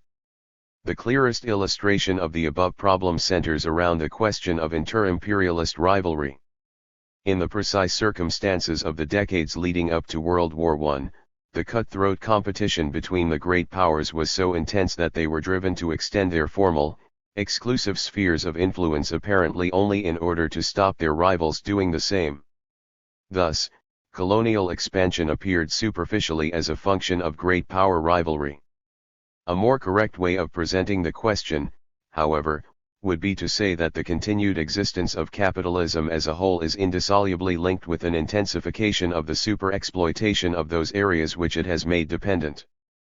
The intensification of super-exploitation should not be confused either with an extension of the area under formal colonial administration or with rivalry over exclusive spheres of influence, because it can just as well take place in the absence of these two factors, as the period after World War II proves. This crucial issue was never well understood in mainstream communist theory. When Lenin wrote Imperialism, the highest stage of capitalism, the pressing need was to refute Koskai's theories that imperialism could build a more stable capitalism. Koskai was saying that the newly formed industrial monopolies could take strategic decisions impossible under the free competition conditions of early capitalism. The essence of Lenin's refutation of this position is that, while it is true that imperialism in some sense places on the agenda the rational organization of production at the level of society as a whole, which can be carried through eventually by socialism, it itself is actually a parasitic and decayed form of capitalism, likely to bolster itself by extremely reactionary forms of rule in order to forestall that decay. The history of nearly a century since he wrote this book has confirmed the correctness of his prediction.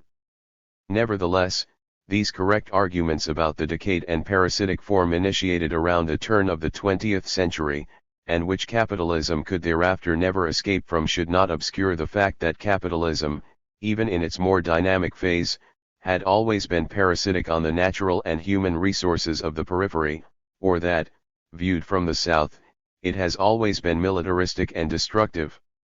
Similarly, in the concrete circumstances of Lenin's time, and indeed right up to the end of World War II, the ruling classes focused enormous attention on derailing the workers' movement by propagating chauvinism against rival imperialist powers, and it became very urgent to combat this. However, it must be said that this kind of chauvinism would not have gained a foothold if it had not been for the substratum of racism, the acceptance of the right to build and maintain empires. The task of dealing with the effect of inter-imperialist rivalry was not necessarily wrong in itself, but it was extremely dangerous to conduct this task on the basis of a weak understanding of the fundamental contradictions, as subsequent events were to show. 5. The communist movement in the early 20th century. Lenin pointed towards the way in which the peoples of the oppressed colonial nations would become the leading force in world revolutionary progress. Inevitably, this meant that they would also play a leading role in the future development not just of practical struggles but of theory. This inevitability, in turn, meant facing the issue of eurocentrism squarely, and thus expanding communist theory beyond the limitations from which it still suffered. Such a creative current did indeed begin to develop in the early years after the Russian Revolution, during which many innovative ideas were put forward. We will now briefly consider the main issues addressed at that time. In the following pages, we are not of course arguing that every one of these ideas was correct, simply that the issues raised were genuinely important and required debate. The problem is that such challenging positions were typically only able to be advanced in spite of, or even in opposition to, the dominant ideas of the mainstream communist movement, a movement in which the spirit of Lenin's teachings was at best only partially understood. Ultimately, the debate was curtailed, indeed suppressed. The essential new ideas put forward at this time are rather difficult to state in a nutshell, but it would be helpful to pinpoint the following 4 questions, which are really facets of a single whole. First, the European movement must pay adequate attention and respect to the revolutionary movements in the colonial countries and must not marginalize them or treat them as appendages, either conceptually or in terms of practical politics and organization. Secondly, the colonial peoples are oppressed in a qualitatively different way from the proletariat of the advanced countries. The former are also oppressed by capital, but the possibility of unity can only be brought about if the qualitative difference is recognized, a recognition which forms the basis of any realistic class analysis, or any analysis of the forces which make up the world system. Thirdly, the above divisions are reflected in a racist oppression that has material reality, while also being protected, at the level of ideology, by a powerful Eurocentric ideological superstructure. Fourthly, the colonial peoples must have control over their own struggles, if necessary through their own independent revolutionary organizations, this being the only basis for a genuinely united world revolutionary movement. To impose an external organizational control on these struggles is tantamount to reproducing colonial relations within the revolutionary movement itself. The above 4 ideas are among the most important revolutionary concepts of 20th century world history. The fact that they were in many cases put forward by Third World Marxists is proof that Marxism is the most revolutionary ideology, and confirmation of the genius of Lenin. The fact that these ideas have often been elbowed out of the official communist movement is proof that the strength of Eurocentrism must not be underestimated. The crisis after World War I, tactical Eurocentrism. The period immediately after World War I and the Russian Revolution was one of acute crisis for capitalism. Of this both imperialists and revolutionaries had no doubt. Some thought that this heralded a final apocalyptic downfall of the system. Lenin probably did not make this mistake, and accepted the possibility of the system consolidating itself to some degree. What he argued, correctly, is that imperialism is an era which constantly raises also the possibility of revolutions. Whatever further developments capitalism undergoes cannot fundamentally alleviate, but can only intensify, the misery and exploitation of the working masses, as we see all too clearly today with globalization. Furthermore, because of its spatial and temporal unevenness, temporally, periodic crisis and, spatially, the existence of weak links and the rivalry between rising and declining imperialist powers, there exists the possibility of revolution at particular times and places. It is the duty of revolutionaries to seize the time. This is a perspective that will apply throughout the era of imperialism, particularly at times when one of its major structural phases has entered its crisis. An example is the situation in the late 1960s and 1970s. At this point in our analysis, though, we will focus on the situation right after World War I. The social order in Europe was gravely shaken, while the ruling class frantically sought to overthrow the Russian Revolution to prevent it from giving further encouragement to social radicals. In these circumstances, it would not be surprising to find the emergence of a phenomenon which we might describe as tactical eurocentrism, whereby Europe would appear as the immediate focus of world events. Despite the fact that Lenin was, as we have seen, arguing precisely the opposite in a strategic sense, such a tactical eurocentrism appears on the surface quite reasonable, and was to appear even more so in the subsequent period, first with the rise of Hitler and then, after World War II, in response to aggressive imperialist policies like the Cold War and the formation of NATO. However, from its origin, this position carried with it severe dangers, as can be seen in the text of the manifesto of the First Congress of the Third Communist International, drafted by Trotsky. The workers and peasants not only of Annam, Algiers, and Bengal, but also of Persia and Armenia will gain their opportunity of independent existence only in that hour when the workers of England and France, having overthrown Lloyd George and Clemenceau, will have taken state power into their own hands. Colonial slaves of Africa and Asia. The hour of proletarian dictatorship in Europe will strike for you as the hour of your own emancipation. 127.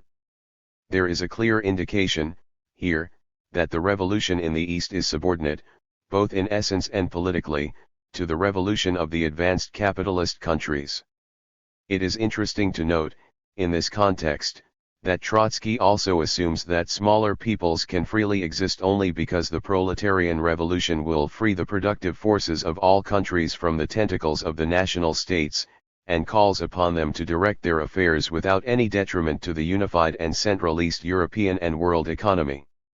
128. Such an argument, which is tantamount to saying that the post-revolutionary world economy will be run from Europe and colonial peoples must do nothing to rock the boat, is an extreme projection of Eurocentrism.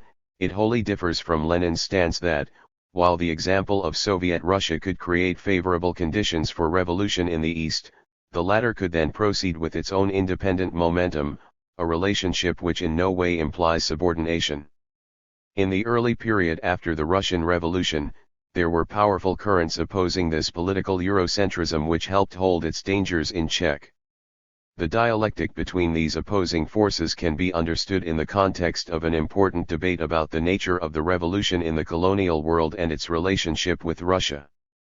We can see this in the report on the national and colonial question delivered by the Soviet representative Pavlovich at the Baku Conference of the Peoples of the East, 1920.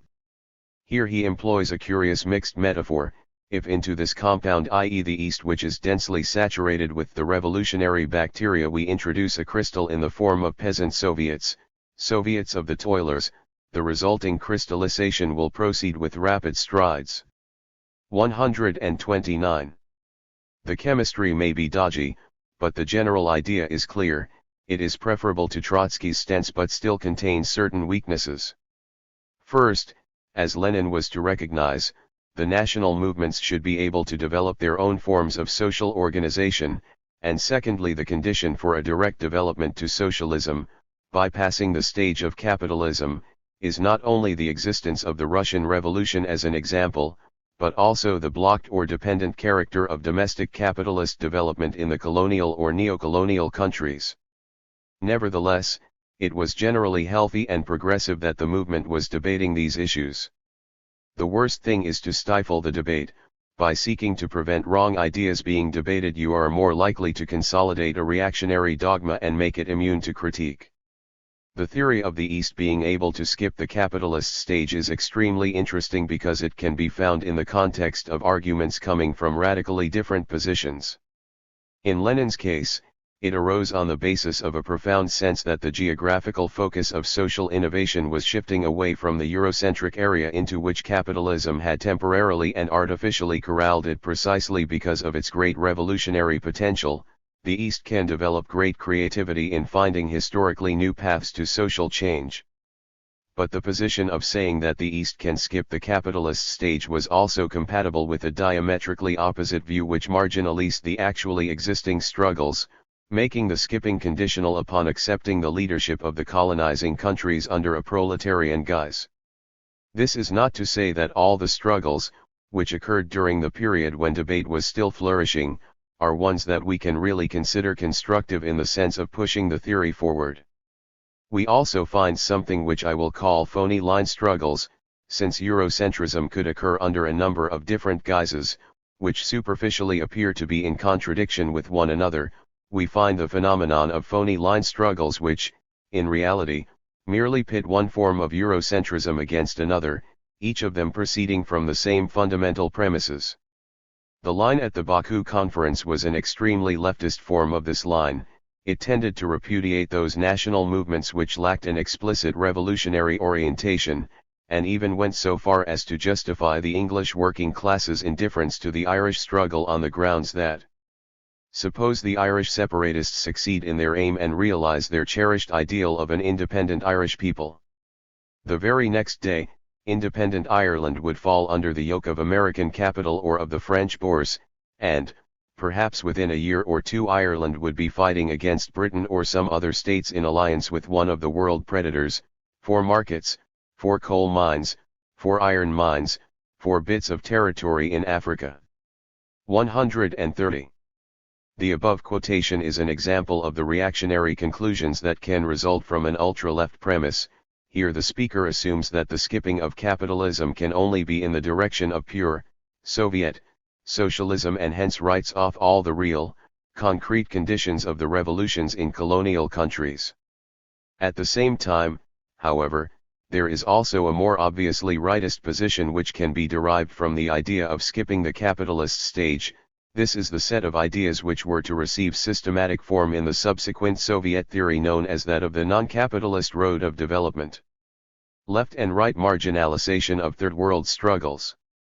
The latter theory, which matured in the post-World War II Soviet Union, but on a basis of earlier Eurocentric lines, implies that colonial countries are backward, with poorly formed class relations, but that if they stick closely to the Soviet Union their political development will witness the emergence of progressively inclined regimes, lacking a clear class character, but which tend to lay the groundwork for socialism. This reasoning can be traced to the concept of historyless peoples incapable of generating their own dynamic class relations, and therefore awaiting the kiss of life from outside. Such a line converts the marginalization of the colonial peoples in the ideological sphere into an actual blueprint for their physical, political, and economic marginalization within the Soviet sphere.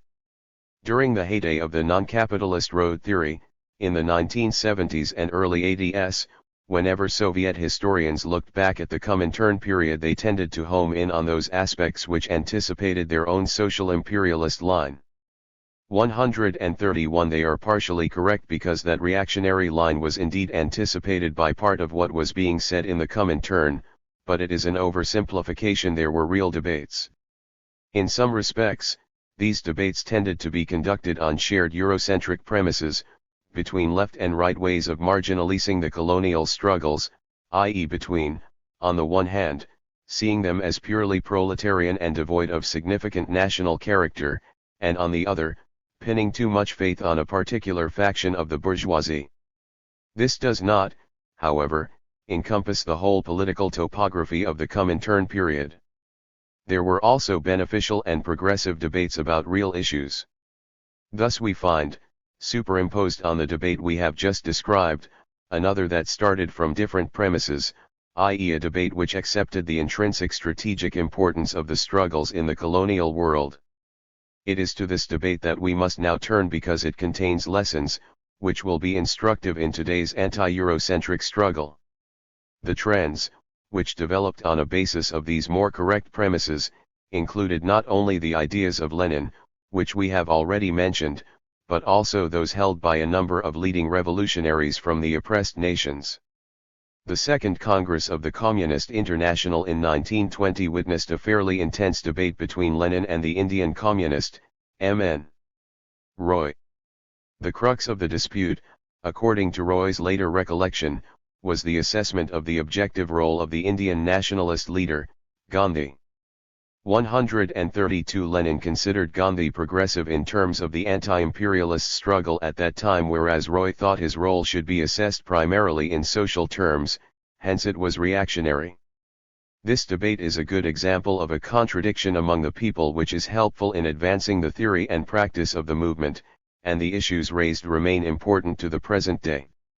Lenin's position obviously has nothing in common with the theory of the non-capitalist road. He is not saying that the movement led by Gandhi could build a kind of dependent socialism under Soviet patronage.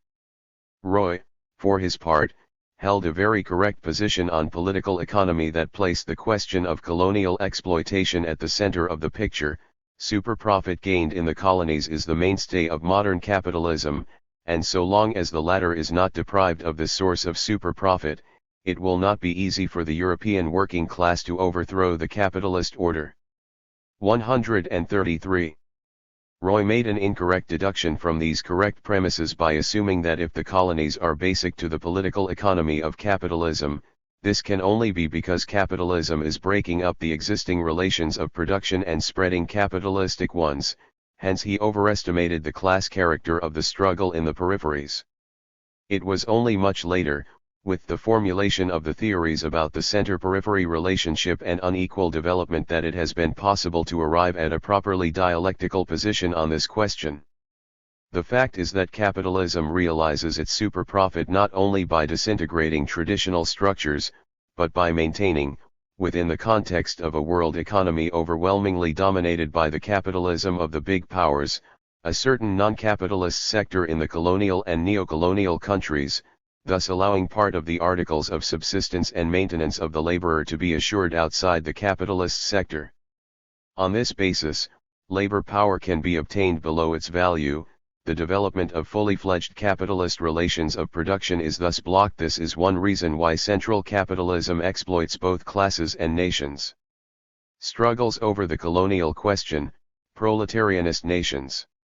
Such a dialectical perspective could only be arrived at as a result of an intensive process of debate between people who shared a common premise of validating the movements of the South, but who held conflicting or partially correct ideas about the significance of particular trends. Such a debate did exist in the early years after the Russian Revolution, only to be stifled soon after, which is why it was to take another half-century before dependency theory could eventually address some of these issues. Roy was only one of those who argued persistently against the marginalization of the colonial question. 134 Pak Din-shun, the Korean delegate to the Second Comintern Congress in 1920, who seems to have taken a centrist position in the early debates over the emphasis on class and national struggle, wrote a critique of the past history of the European labor movement's line on the colonial question, criticizing the manner in which the question had been dealt with at the First Comintern Congress. The Second Congress, he argued, should direct its attention to the East, where the fate of the world revolution may be decided. 135. Perhaps the most interesting figure who contributed to this brief debate was Sultan Galiev, a Muslim from one of the nations oppressed within the old Russian Empire, who played a leading role in the early period of the Soviet Revolution. His importance lies in the fact that, by pushing the argument to extreme, but not necessarily correct, conclusions, he posed the issues with an exceptional clarity. He is the figure which the latter-day Soviet authorities found most frightening. A 1979 published official Soviet compilation on the Comintern and the East 136 did not even mention his name, which is an astonishing distortion of history considering that in any objective study of this subject he would necessarily figure as one of the central characters. 137 The Soviet leaders of the 1970s could just about, gingerly, bring themselves to touch Roy, but the issues raised by Sultan Galiev were so explosive that it was safer to sweep them under the carpet, even 60 years later. Galiev's starting point was that communism had made a grave strategic mistake in devoting prior attention to the revolutionary movement in Western Europe, forgetting that the weak point of the capitalist world is in the Orient, not the Occident. 138 But the conclusions that he drew from this premise were sharply different from those of Roy. On the same premise as Roy that the super-exploitation of the colonies was the factor underpinning the capitalist system, Sultan Galiev drew the opposite conclusion, namely that they are exploited as nations and thus become, in essence, proletarian nations.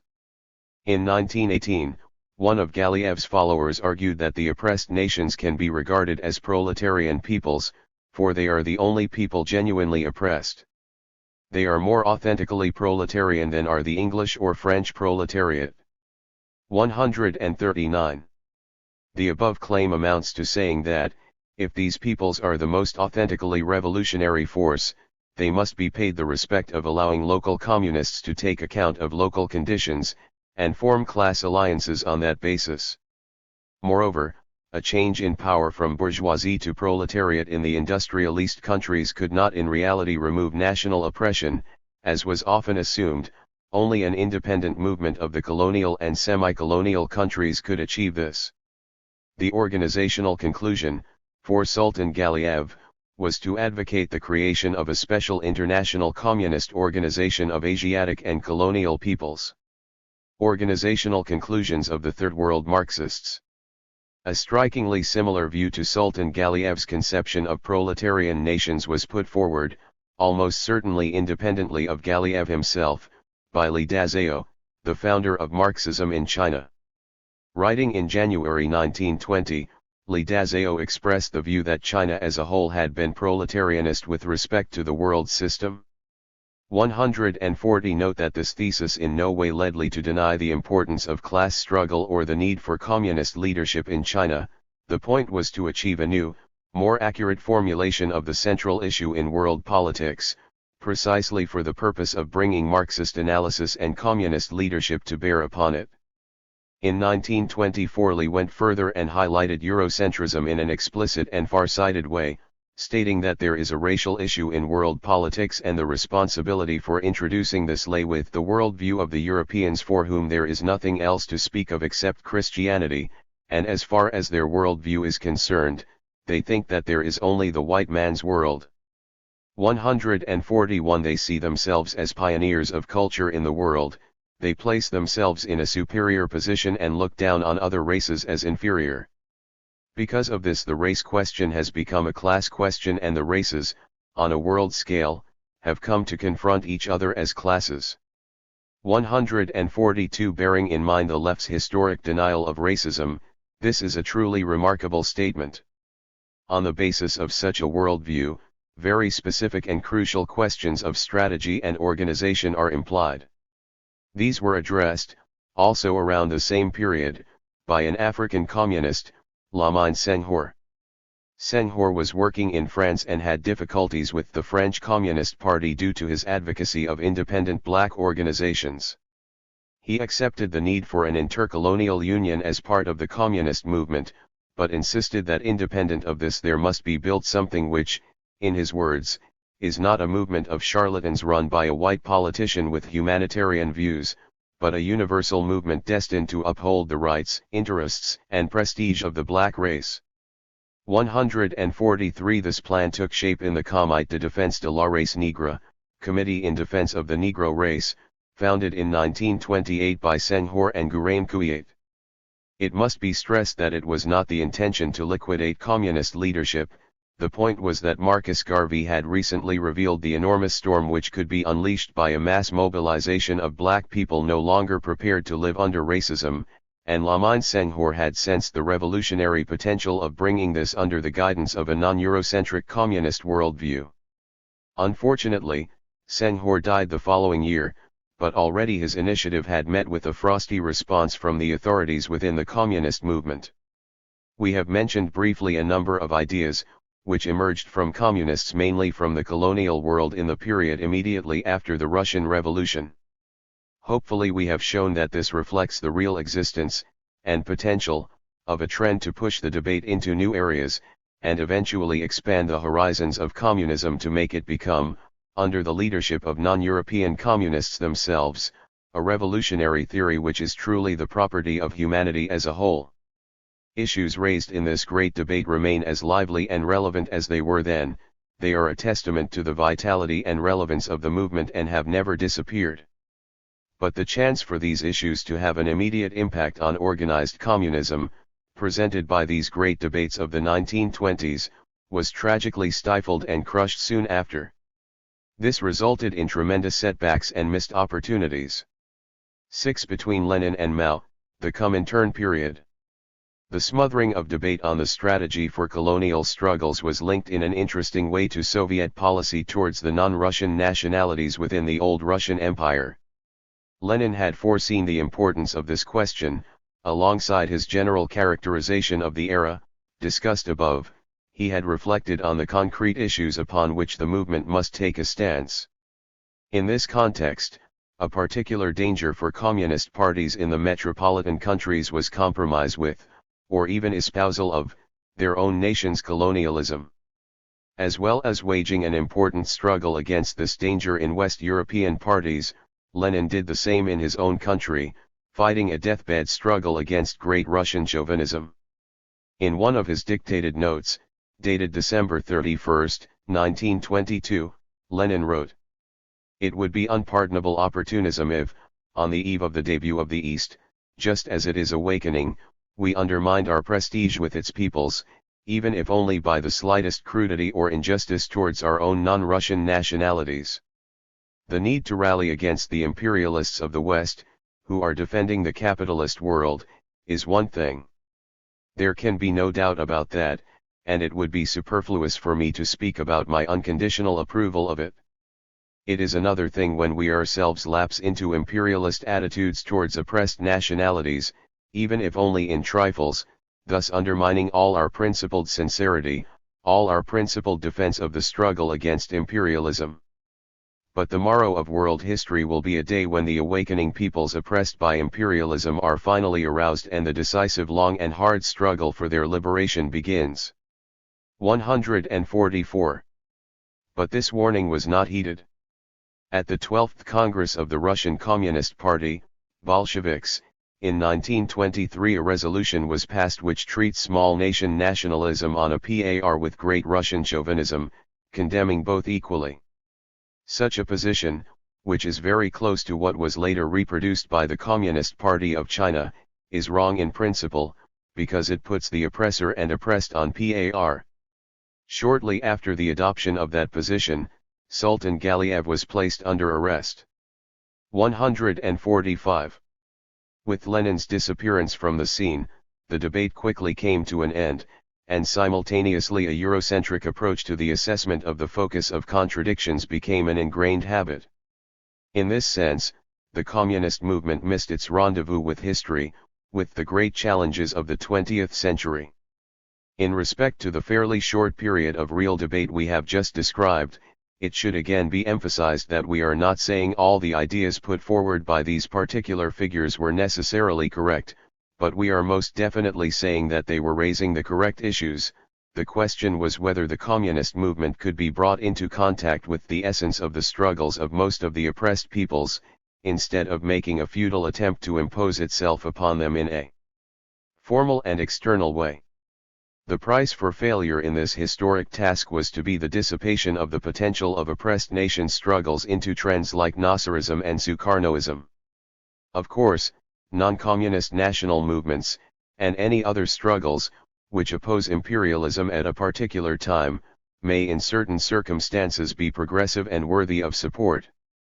But it is only the integration of the national movements with Marxism-Leninism that can fundamentally change the conditions of the oppressed peoples in the long term. Koskiat analysis of imperialism, phony two-line struggle. After Lenin's death, the overwhelming tendency in the international communist movement was for one aspect of the era of imperialism, the tendency for the formation of monopolies, for the dominance of finance capital, etc., to be enshrined in lifeless textbooks, written, in Lenin's phrase, on Koskiot lines, 146, and arbitrarily carved away from the other aspect with which it should be dialectically linked, namely the intensified exploitation and resistance of the peoples of the oppressed nations.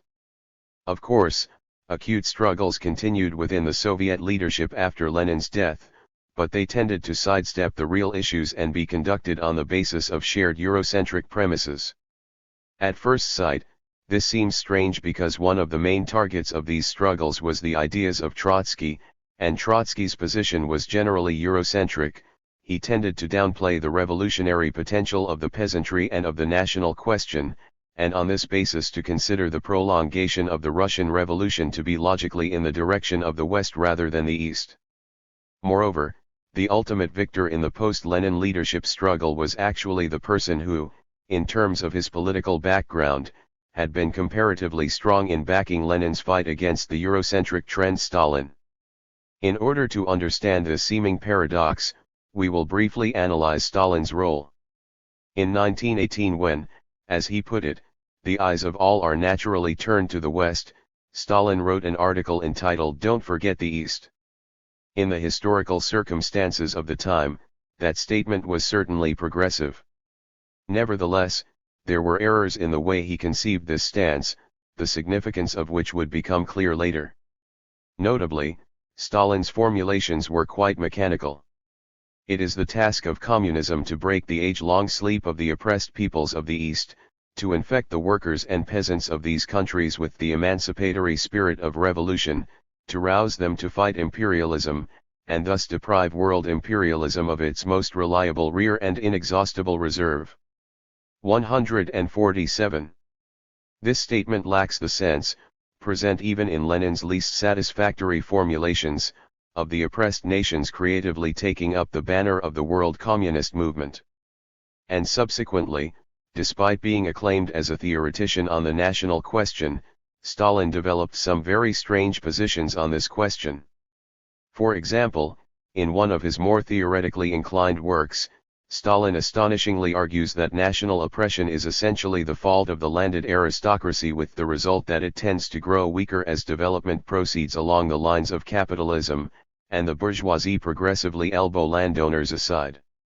Thus, in the case of England, where the landed aristocracy have been forced to share power with the bourgeoisie, national oppression is milder, less inhuman if, of course, we disregard the fact that in the course of this war, when power has passed into the hands of the landlords, national oppression has become much more severe, persecution of the Irish, Indians. This presents a very weird and unrecognizable picture of British imperialism.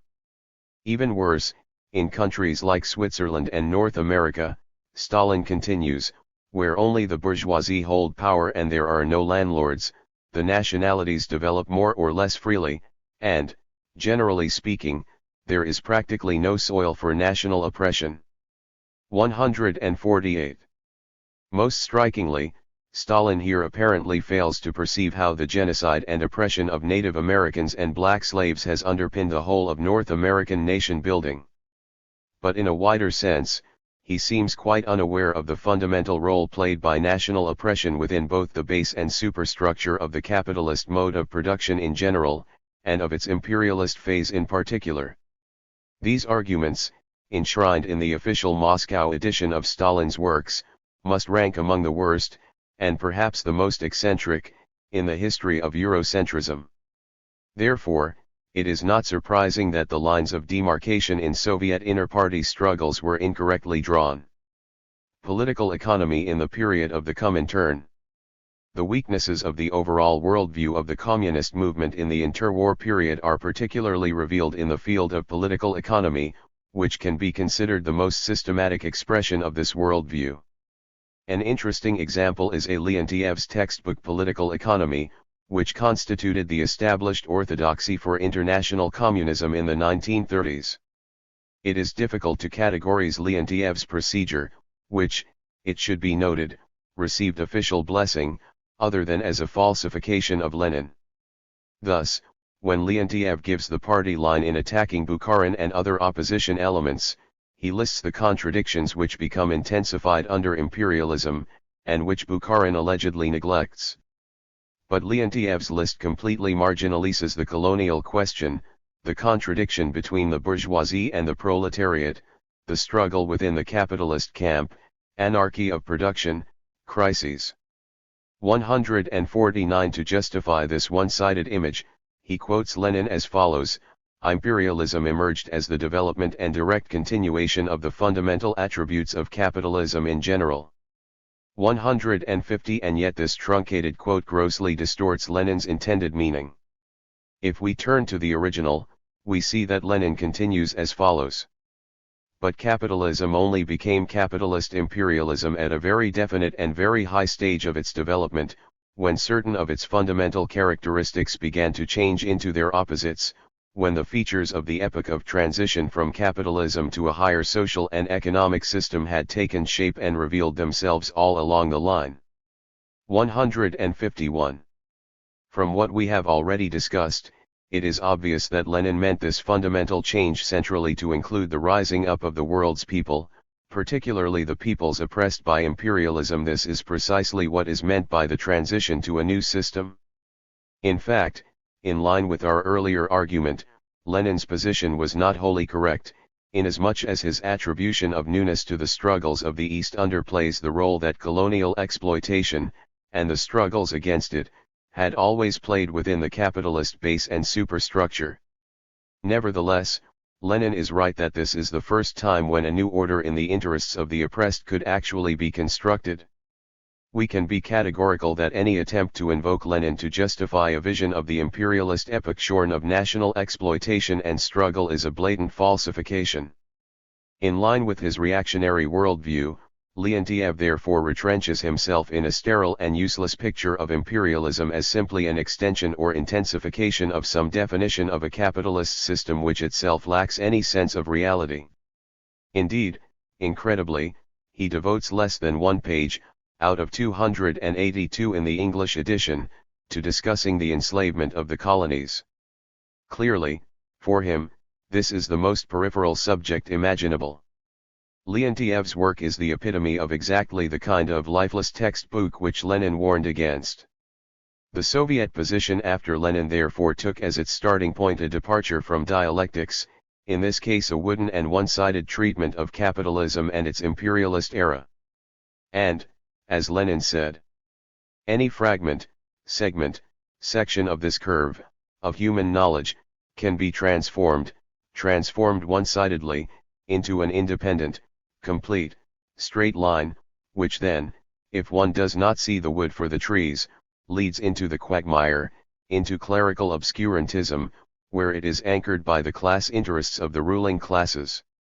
152.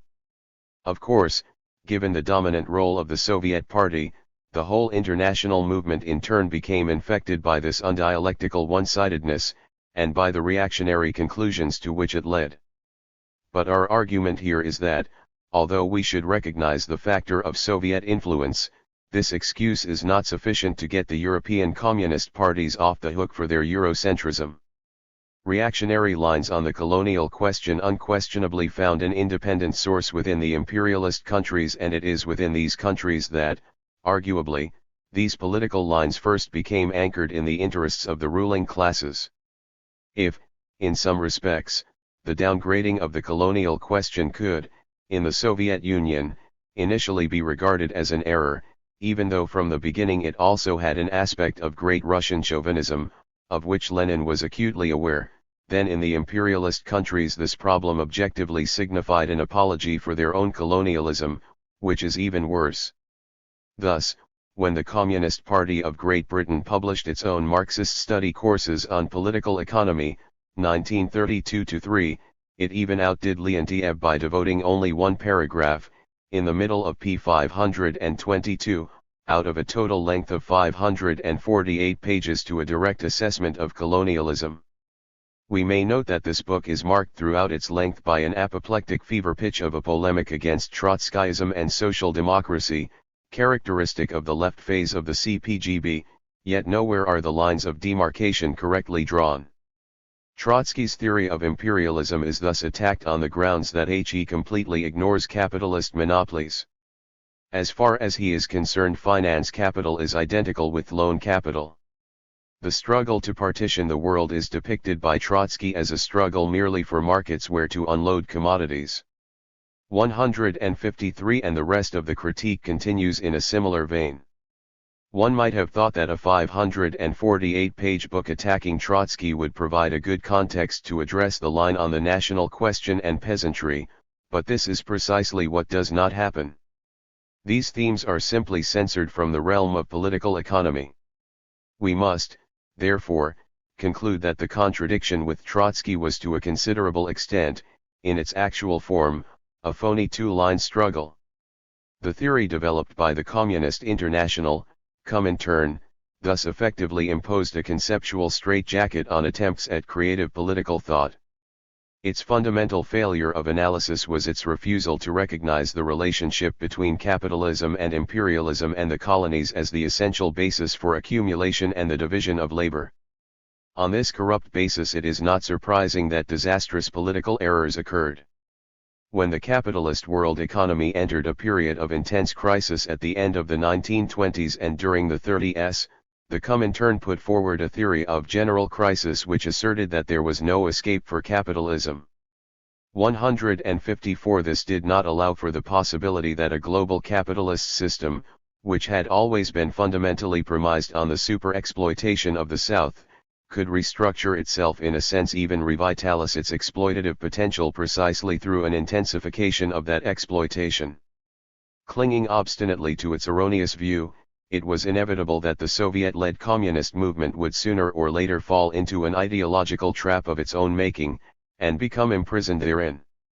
This is exactly what happened after 1945, a period that witnessed, on the one hand, a considerable recovery and expansion of capitalism and, on the other, its essential foundation, an intensified exploitation of the South, leading to potentially unprecedented forces of resistance. But to the Soviet Party of the time, this structural development came as too much of a shock. In order to look at these developments squarely in the face, it would have to recognize that the foundations of its previous worldview, notably in the late 1920s and 30s, were flawed. If one could only recognize that the exploitation of the South had always been the foundation of capitalism/imperialism, and the liberation movements its Achilles heel, then the post-war boom and neocolonialism would stand out as a huge confirmation of the correctness of Marxism-Leninism. But, wedded to its wrong ideology, the official movement was left with only one response: denial.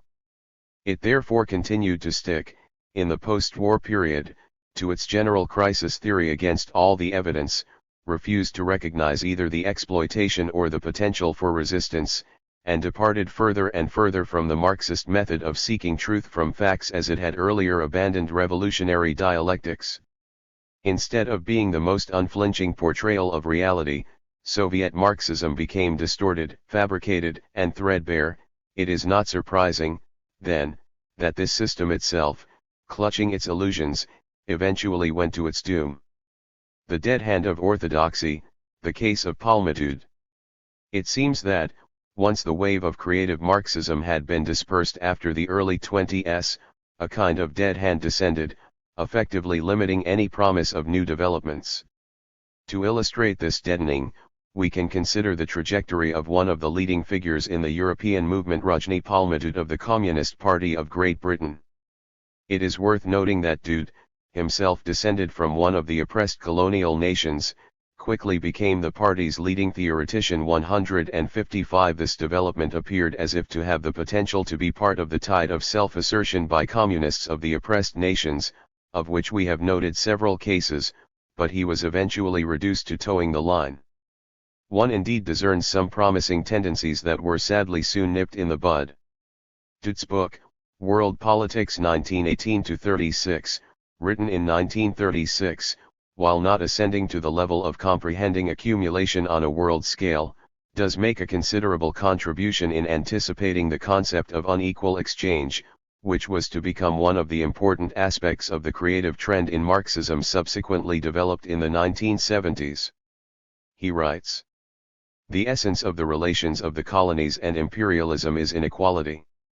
The colonial peoples are compelled by a whole series of devices and regulations, depriving them of their land, hut taxes, poll taxes, etc. to labor and produce the raw materials for prices which leave them on a starvation level. The prices of the goods which are exported to the colonies are on a high level. It is unequal exchange, which is in fact maintained by armed force, and which yields the high colonial super profits to the capitalists of the ruling country. To this unequal exchange is added the direct tribute on the export of capital." 156. This analysis possesses potential, and recalls the far-sighted drain theory put forward around 1900 by another eminent Indian scholar, Dada Bine Oroji. Nevertheless, the underlying weakness in Dutt's vision is that exploitation is seen as a bad thing, but not as characteristic of the system. While he perceived super-exploitation at an empirical level, Dutt was prevented by the general climate of eurocentrism from drawing the necessary conclusions. In particular, in World Politics 1918-36, he wrongly argues that sovereign rule by the colonial power is the pivot of the whole complex, 157, thereby failing to register that the fundamental socio-economic drain relationship can exist largely independent of whether a country is a formal colony or not.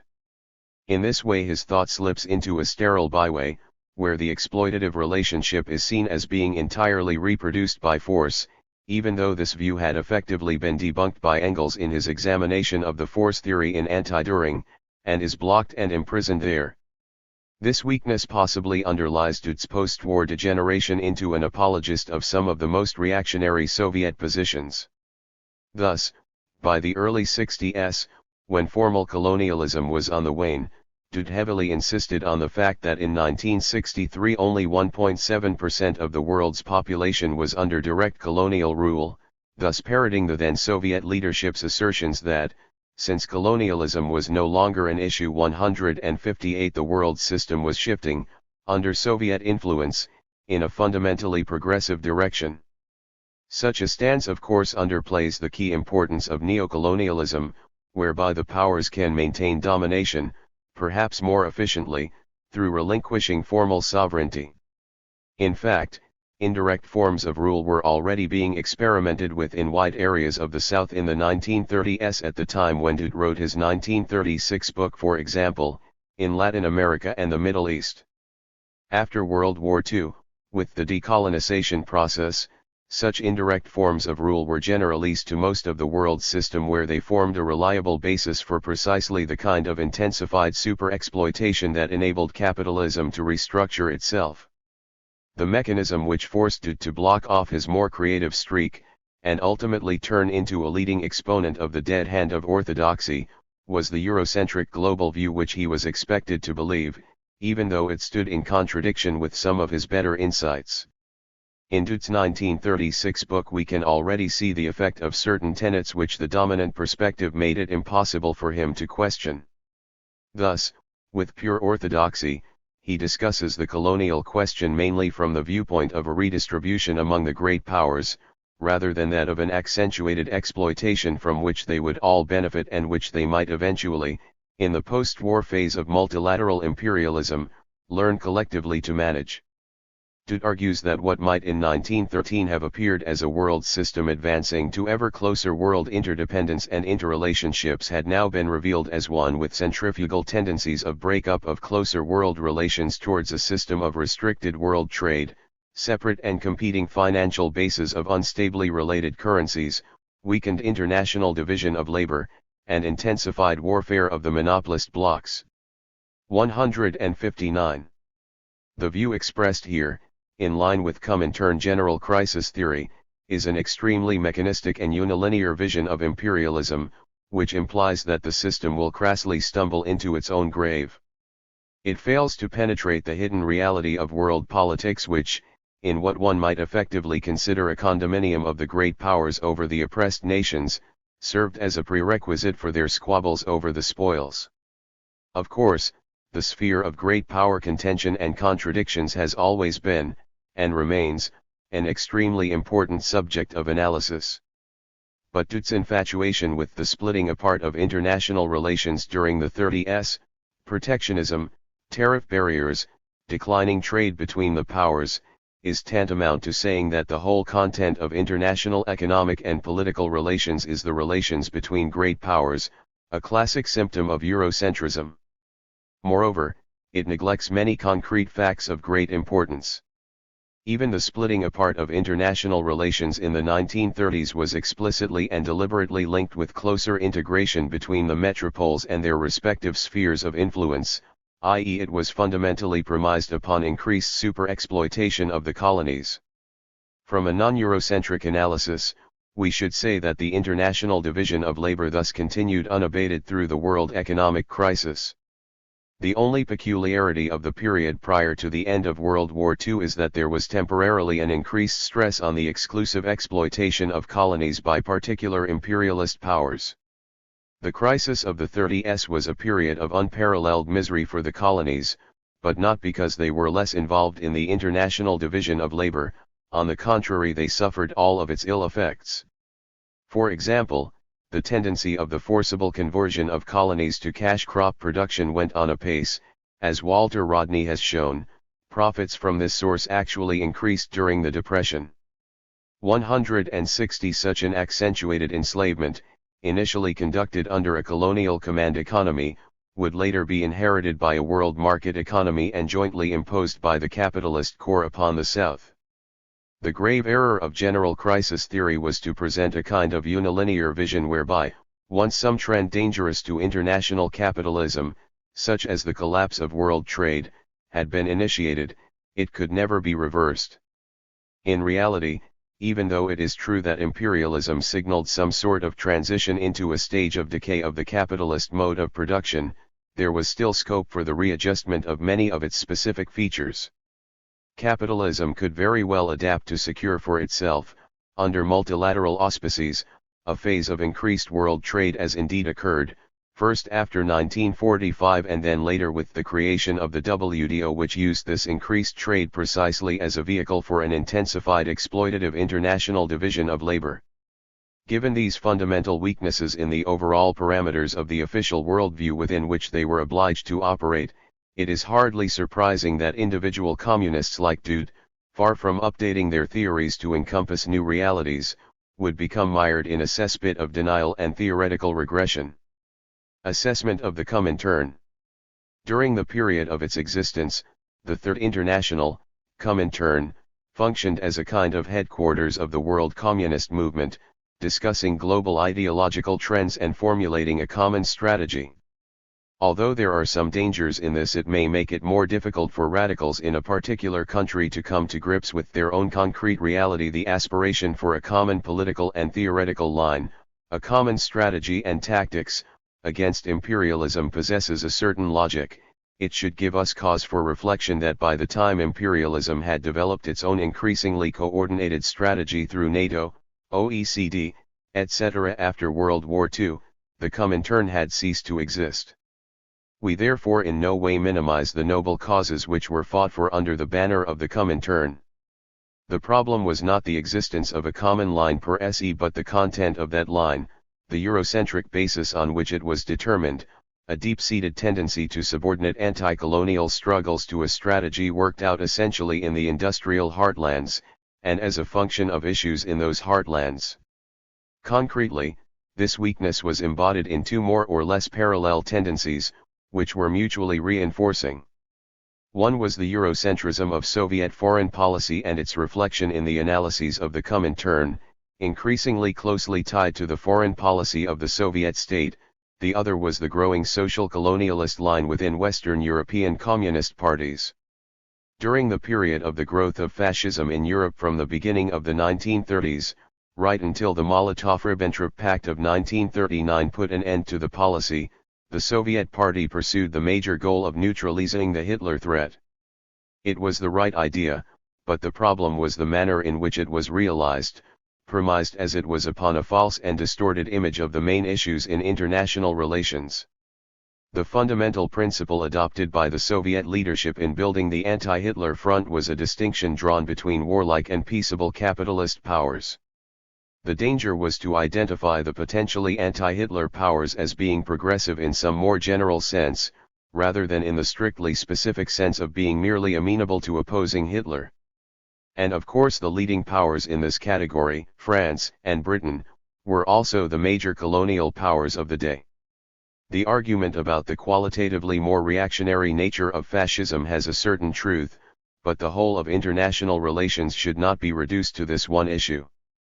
In effect, the extremely reactionary and oppressive nature of Britain and France in the colonial dimension was entirely downplayed to avoid offending them. This analysis and position would make it extremely difficult for communism to develop a relationship with the progressive forces which were the most fundamental in world politics, and would remain so even after Hitler was dead and gone, i.e. the colonial peoples, most of whom were denied statehood by the colonial system, and thus excluded from the formal world of international relations.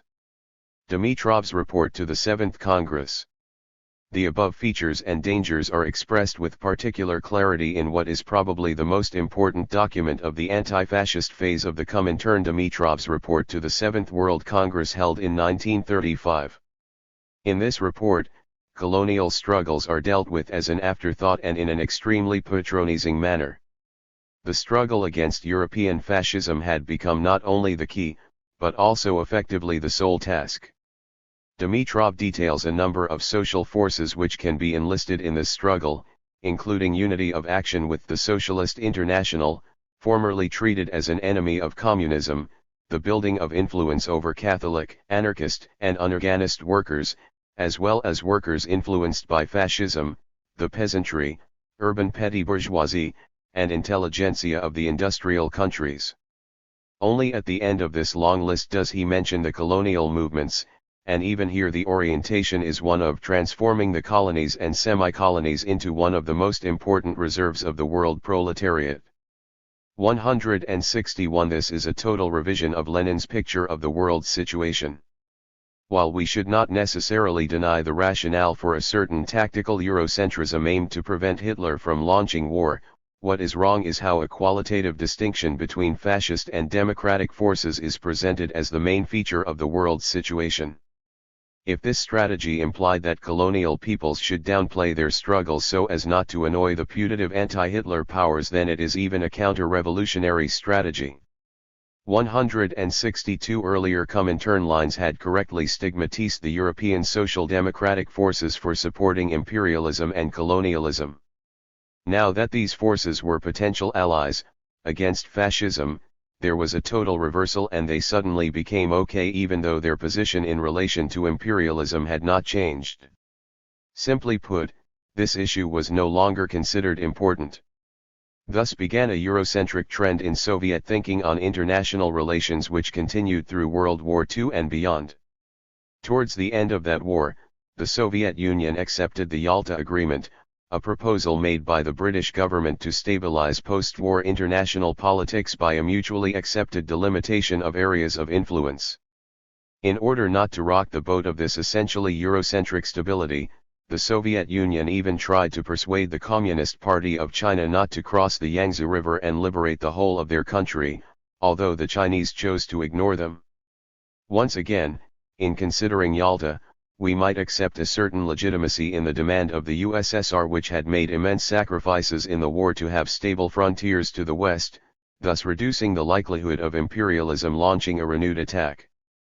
The problem is that this assessment overwhelmed everything else, and the whole of world politics was treated as its function. This Eurocentrism, which we might charitably describe in certain contexts as tactical, was in reality strategic. Take, for example, one of Stalin's last works, Economic Problems of Socialism in the USSR, published in 1952.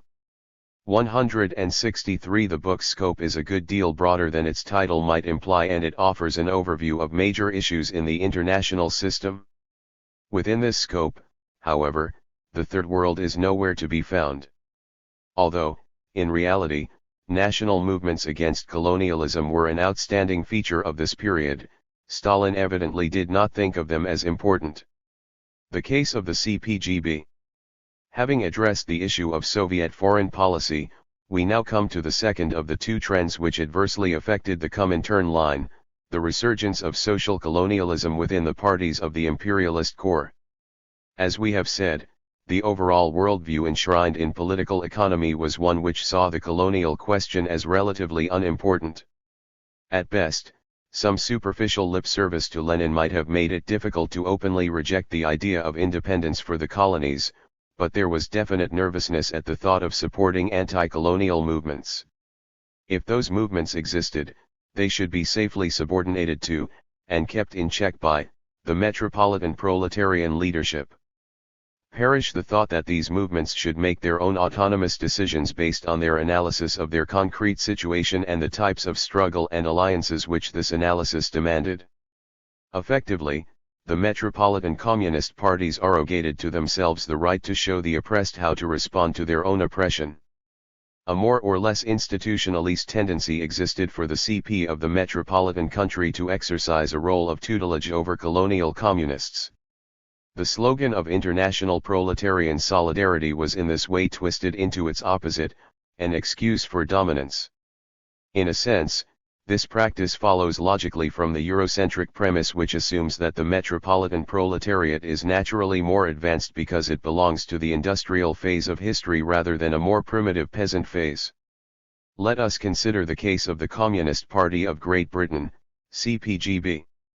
As late as the close of World War II, this party maintained a formally correct position, at least to the extent that it recognized the right of colonial peoples to pursue independence. In practice, however, this position was interpreted in such a way as to forbid any struggle of a type which could effectively further such independence. There was no support for the actually existing movements, everything was made to depend on a gesture of the imperialist center giving independence to the colonized periphery. The process of independence was subordinated to, or in fact was treated as a product of, political processes within the core nations. Moreover, this position was premised on completely false assumptions about what these political processes within the imperial centers really were, in other words the shared assumptions of supremacism and colonial responsibility which tended to govern relations between the ruling class and the mainstream labor movement. For example, in one of its documents, the CPGB argues, allegedly taking the standpoint of British Labour, that, in giving the colonies independence the labour movement will be following the best traditions of the movement from the earliest times to the present day. The trend opposed to this, which the document criticizes, is that of hanging on to empire. This trend, the document alleges, was in the main the standpoint of a relatively small number of leading personalities such as J.H. Thomas, the last Labour Secretary for the colonies. On this basis, the document concludes, there is no question that the former trend in favor of independence is the true expression of a labor outlook and requires only to be developed and put into immediate practical application. 164 It would be very nice if this was true. Indeed, there were moments in the past when it might have been partially true, for instance the stance of the Chartists which was quite progressive on the colonial question, but this analysis wholly neglects the way that the formative period of imperialism had pushed things in the opposite sense, namely a concerted, and to a significant extent successful, drive to recruit mainstream labor into an acceptance of imperial goals. To attribute the chauvinist line to a few rogue individuals is in complete contradiction to Marxism-Leninism, totally subverting the correct point made by Engels to the effect that the workers gaily share in the feast of England's monopoly of the world market and the colonies. 165 Let alone the teachings of Lenin. The CPGB thus not only refused to provide solidarity for the actual struggles of the colonial peoples, it also turned its back on the main form of solidarity which ought to have been built within the metropolis, the only possible basis upon which to recognize and fight the colonial consensus which deeply permeated this labor movement in whose interest the CPGB claimed to speak. The viewpoint which sees the center of the world historical process as being concentrated in the industrial countries obviously cannot recognize the historical importance of the actual struggles of the peoples in the colonies themselves. The doctrine of communist responsibility. Given these flaws, it is not surprising that the formal commitment to colonial independence which still subsisted in the above-quoted documents was easily overthrown in favor of something even worse. This shift found its basis in a certain rightist Eurocentric position, which regards the metropolitan movement as responsible for the colonies and uses this patronizing responsibility as a thin disguise for colonialism. In this way, recognition of the evils of imperial rule can be used as an argument to justify maintaining that rule in order to provide a chance to undo the evil. A Left Book Club publication in 1945 argues that here harm has been done, it must be undone. The problems are so great that for Britain merely to give the colonies their freedom without recognizing any further obligations towards them would be cowardice, not generosity. 166. This line of argument subsequently became the foundation for a shift on the part of the CPGB still further to the right. By 1951, the party went so far as to argue, in its notorious British Road to Socialism, that the enemies of communism declare that the Communist Party, by underhand subversive means, is aiming at the destruction of Britain and the British Empire. This is a lie. On the contrary, it is precisely the Tories and Labour leaders who are doing this by their policy of armed repression and colonial exploitation. 167. The CPGB, for its part, calls for a new, close, voluntary association. 168.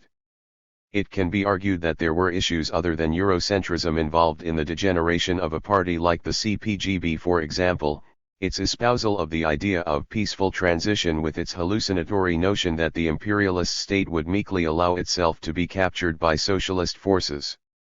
Does our argument imply that these were unimportant?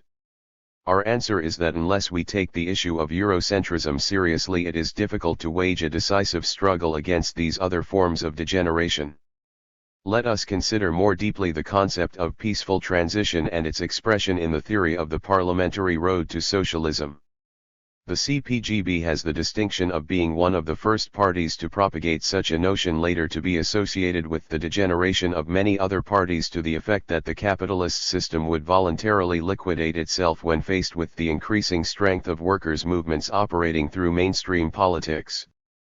This trend was in turn part of a wider picture since, in another form of the argument proceeding from similar premises, the economic rise of the Soviet bloc allegedly left international capitalism too weak or demoralized to prevent a stratum of nationalists in the developing world, with an indeterminate class basis, from embarking, with close Soviet assistance, on a path of non-capitalist development which would imperceptibly grow into socialism. Thus, it was assumed that the increasing relative economic strength of the Soviet Union at the level of the world system would demoralize the capitalists and modify their internal behavior. Taking these two forms of peaceful evolution, international and internal, together, it seems the whole world would one day wake up to find itself socialist without either the capitalists or indeed the workers having noticed. Perhaps this seems like a slight parody of the theory, but it is basically true to its essence.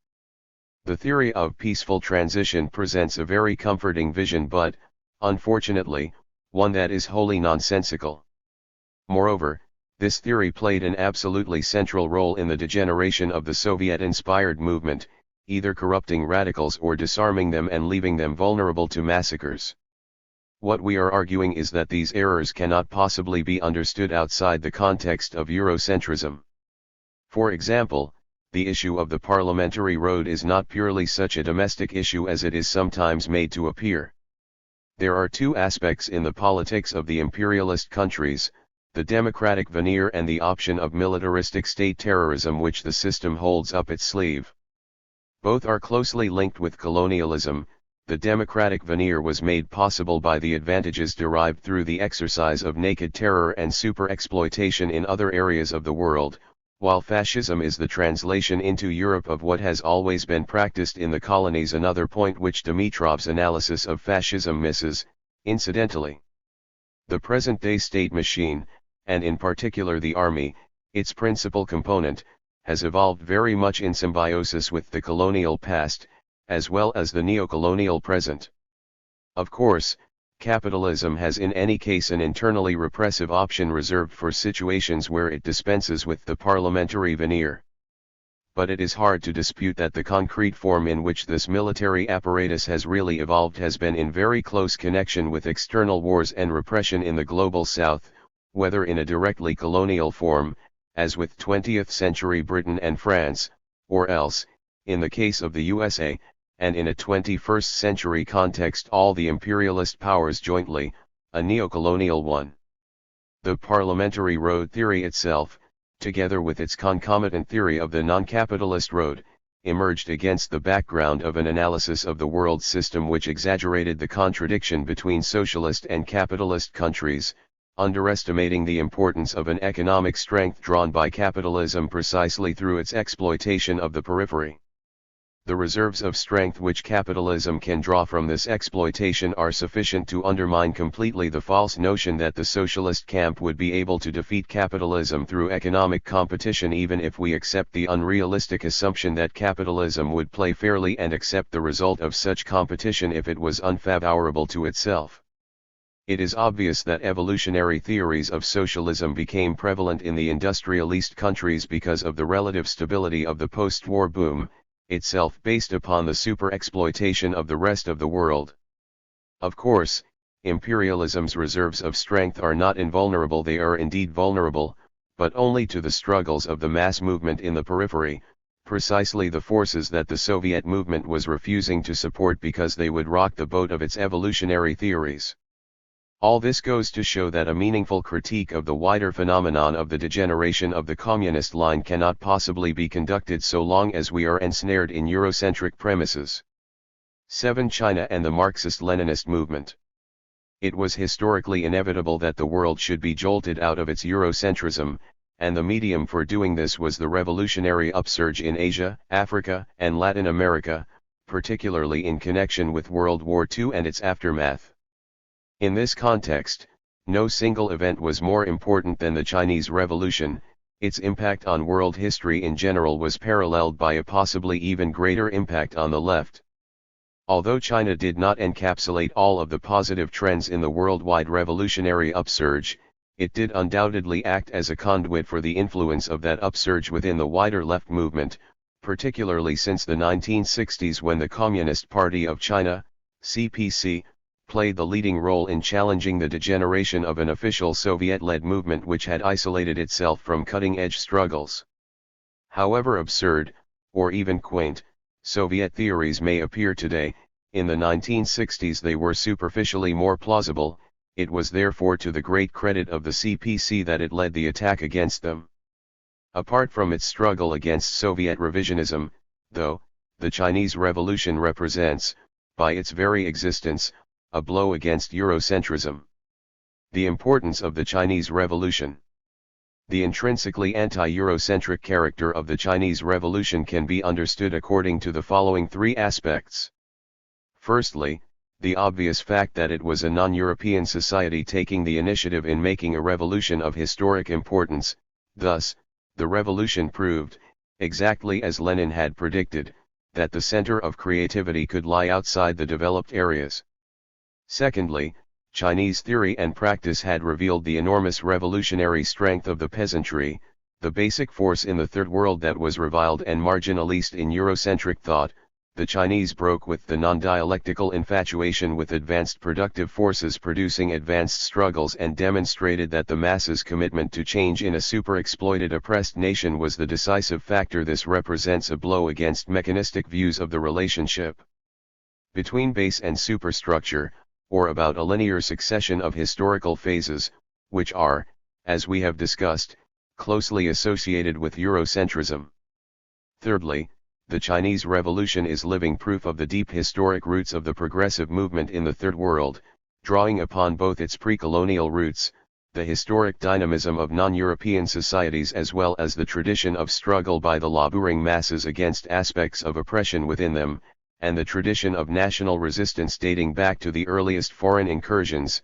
Chinese historiography always stressed the importance of the civilizations and cultures in the non-European areas, as well as the long history of links between them.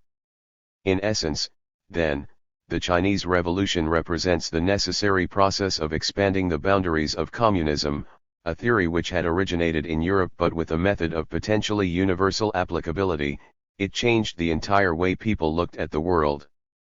Furthermore, from the beginning of the 1960s, the CPC waged a struggle within the heart of the global communist movement by launching its historic polemic against the errors of the Soviet line, which it characterized as revisionist, a term developed in earlier communist history to describe trends which abandon or revise fundamental and correct aspects of Marxism. Hence, the critique of revisionism was updated and given fresh relevance by the Chinese communists. The whole international movement was shaken up, often in a positive manner. There were nevertheless significant secondary weaknesses of sectarianism, and it will be a complex and necessary task for radical research to assess what was right and wrong in terms of the tactical and strategic form in which that necessary anti-revisionist struggle was waged. For example, significant figures like Che Guevara, who essentially agreed with the substance of the Chinese stance, were critical of the manner in which the polemic was conducted. Since it is beyond our scope to address here the question of strategic and tactical form, we will confine ourselves to analyzing only issues of political line. From this angle, it can be argued that probably most of the key propositions advanced by the Chinese were correct, despite significant secondary errors and things left unsaid. Quite soon after the launching of its polemic against revisionism, the Chinese initiated their Cultural Revolution, the first experiment in a very radical mass movement undertaken after the establishment of socialism.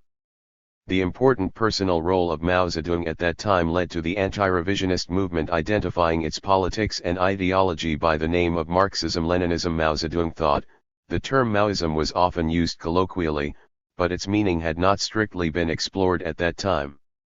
This interpenetration of anti-revisionism with the Cultural Revolution added further complications which will again present an important task for future analysis. There were positive and negative aspects. The big weakness was a dogmatism that blocked precisely some of the creative developments which were required, always a risk when one defends purity of line, as the anti-revisionist struggle tended to do. At the same time there was an overriding positive aspect to this phase of anti-revisionism which, in the long term, will probably outweigh the shortcomings. It is simply the fact that creative developments in theory do not occur in isolation but only on the basis of practice. The strength of Maoism was its assertion that institutional structures, functionaries, intellectuals, etc. must, in the first place, respect the most exploited working masses and thoroughly integrate with them in their life and mode of thinking. If we take this to its logical conclusion, it means seeking out those upon whom the whole structure rests, the most marginalized and exploited. For this reason, it carries with it the potential for the defeat of eurocentrism. In this sense, we can regard Maoism, like Marxism in general, as the property of humanity as a whole, as something bigger than the limitations of the people who developed it. The positive aspect will survive and, in the future, continue to grow. But in the immediate term its impact was limited by certain weaknesses within the Chinese position. In order to have a more concrete idea of the main strengths and limitations of the CPC stance following the outbreak of the anti-revisionist struggle, it is interesting to take a look at three sources, which closely relate to the issues addressed in this book. They are, one of the original documents from the Sino-Soviet polemic, the article Apologists of Neocolonialism, first published in 1963, 2. Mao Zedong's two statements on the African-American struggle, published respectively in August 1963 and April 1968, and 3. The article Long Live the Victory of People's War, first published in September 1965 under the signature of Lin Biao. 169. Apologists of Neocolonialism. In Apologists of Neocolonialism the CPC correctly stated that the storm of the People's Revolution in Asia, Africa, and Latin America requires every political force in the world to take a stand. 170. In general, This article gives an excellent critique of social chauvinism, the trend which supports imperialist oppression under a left guise.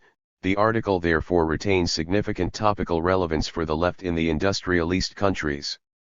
At the same time, though, it is equally meaningful for the situation in the oppressed nations since it penetratingly critiques the Soviet non-capitalist road theory which assumed that change could come without radically struggling against the exploitative order. The article clearly argues that the winning of formal independence by the South, though a significant victory, can easily be subsumed by the global ruling order to form the basis of a new stage of exploitation, neocolonialism. Nevertheless, this position possessed some limitations. Throughout the polemic, the Chinese concentrated on restating basic principles of Leninism from which the Soviet trend had departed. It is perhaps understandable that the Chinese communists saw this as the main front on which the struggle must be waged, and did not want to fight on too many fronts at the same time, but this orientation often detracts from the need to go further, to settle accounts with deeply ingrained weaknesses in the movement which even precedes Soviet degeneration, and to break new ground in the application of dialectical and historical materialism. Thus, the phenomenon really represented by neocolonialism is left rather vague, and in particular is not taken into the realm of political economy. In apologists, the content of the term is therefore extremely weak and, insofar as the Chinese do flesh it out, there is an implication of a purely political definition in opposition to the CPSU's purely economistic conception of the movement's tasks. Therefore, the dialectical unity of political economy is torn apart into two unrelated aspects, a very dangerous mistake. Moreover, the Chinese were committed to upholding Stalin.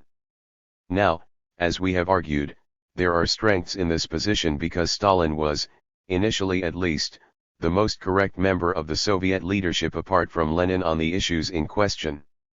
For example, in 1925 he made an important intervention warning against the danger of following the path of nationalism and degeneration if the Soviet Union were to retreat from supporting the liberation movements and instead engage in power politics. These passages are correctly quoted in Apologists 171, forming a very powerful indictment of the then Soviet leadership. On the other hand, there were other and more problematical aspects of Stalin's heritage. In the Stalin period, there was a second, different definition of nationalist degeneration hovering around. By this we understand, initially, the accusation leveled against the ideas of people like Sultan Galtiev as well as something similar that was to surface in Stalin's last years, when Yugoslavia was kicked out of the socialist camp for such a nationalist deviation in 1948. The Chinese had found themselves, at the time of the Yugoslav expulsion, perhaps overly sensitive to a similar accusation and had taken pains to assure Stalin that they were not nationalists like that. The result was, by the time of the polemic against the CPSU in the early 60s, the Chinese had painted themselves into a bit of a corner. They felt vulnerable to accusations of being mere nationalists and uneasy when the argument was conducted on this terrain.